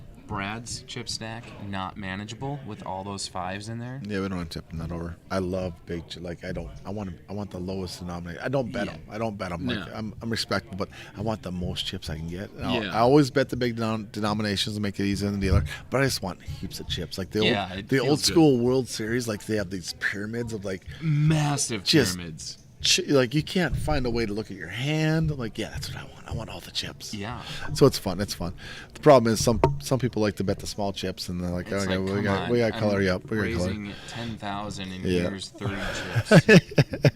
Come on. Yeah, exactly. Oh, Chad finds a fold there with Queen Jack. It's not a bad hand. Big blind, Folds it. 4 deuce. No action. Taylor. Oh, Taylor raised the button? Is that what happened there in the dealer button? Yeah. Okay, Jack 3, I like the exploit. Listen, right. if you're going to fold around to me on the button, I'm raising almost any 2 cards you give me. Yeah. Taylor's There's really too much nice equity. scoop there, Too much too. equity. So there's I was talking with Cody at the last break. Yeah. And he said, Taylor Collins, someone actually to look out for. And he's like, he's been playing really tight lately, but he's kind of known for being an aggressive player. Yeah, he's he's a bit of a tortoise. Like, yeah, he'll sneak up on you. He will. And It's then kind of like my theory on that that. tortoise kind of turns into a snapping. A little snapping turtle. Yeah, Yeah, And then get you. He's in your vice grip, or you're in his Cut vice off. grip, So and like, I would like to see him put in a raise here. I think that's exactly It's a what he's little doing. aggressive. He does go to 135, which all of a sudden he has a stack he can raise off of instead of just jamming it in, right? Brandon does not know he has him pipped, and Brandon's down to 155. Yeah, he he might got have to. trunked He hard. might have to just rip it in here. 80K more. Taylor's gonna call. He probably finds a call, and Brandon's going to be trying to hold up with a significant 62-38. I feel like it's bigger than that. There might have been Some outs. some removal from other hands. Okay. I'm not sure what the other ones were. There's a percentage of that's a Should chop, be- which is actually significant. Oh, sure. I mean, 62 and 38 obviously adds to 100, but there's a chop percentage in there. It's probably close to 20% if I have to randomly off the top of my head guess. It's because the 6 and 7 kickers won't play on a decent amount of boards. Taylor's gonna call, right? It's 75K more. You already raised it. I mean, Chance to knock another player out. Why not? I'm mistaken. Brandon's all in. Did that number change? And now it's 315. Oh, they had recounted it. That's Is probably that- why we knew it was off. So we Okay. had to recount it. Okay. You can enter it in, but we do find the call. He still finds a call. 7 deuce 4. Wow, Brandon miracle card. Way ahead. Taylor looking for running outs and It's drawing over. dead. Brandon doubles up off of Okay. Taylor. Chunked him for quite a bit. Surprised that Brandon actually had more than it originally showed. I think Taylor has to call with the original demographic, but then it was up to what, two? It was another 200K. 200? I think. Well, it was like 150, I think, more Okay. to call or so.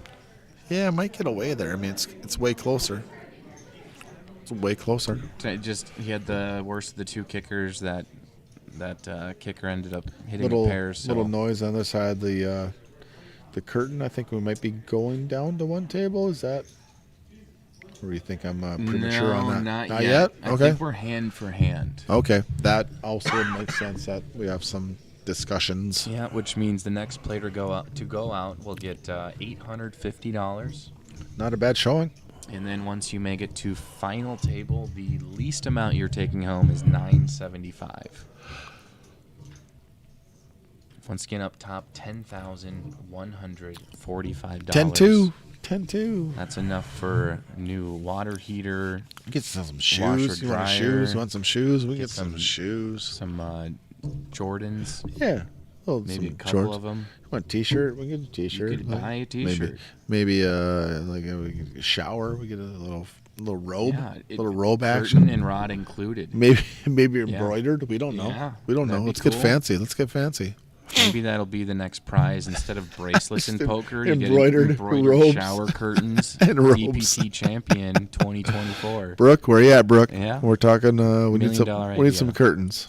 Listen, not just a hat rack, Brooke. We got ideas out here. Matching bathrobe. You wear that to any tournament, you will be laughed at and feared at the Plus, same you time. get 5K in chips, like a Yeah. little bonus chips. Yeah, yeah. That's what I'm saying. Brad here with all jokes aside. Brad here in the big blind is gonna fold to Brennan's raise of a mystery hand.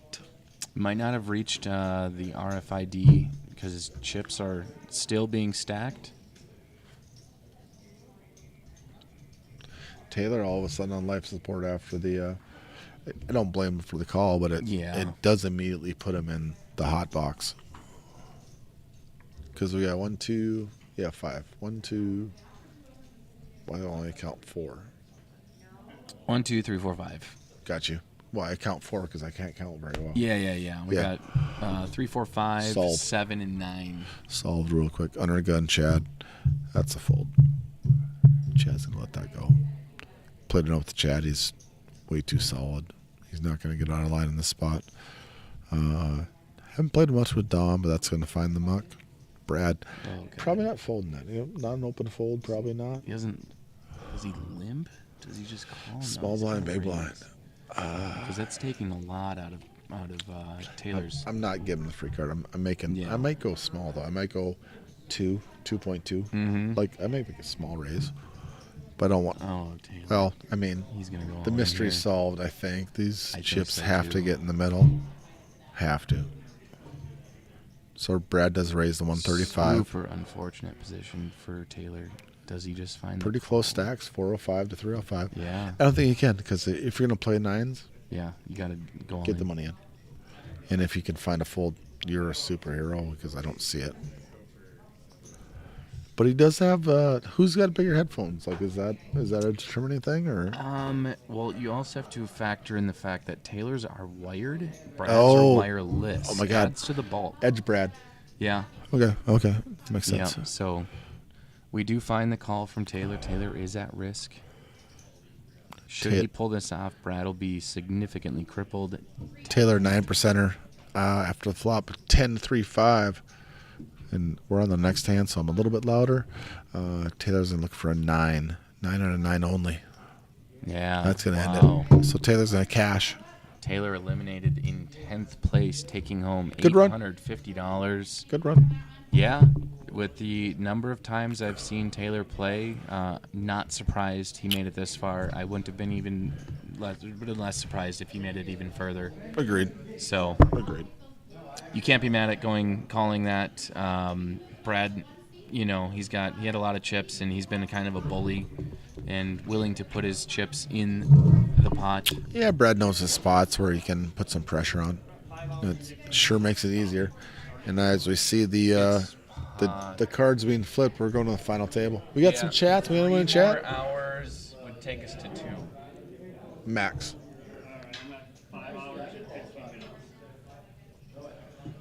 What's the question? I don't. Maybe I don't know. Yeah.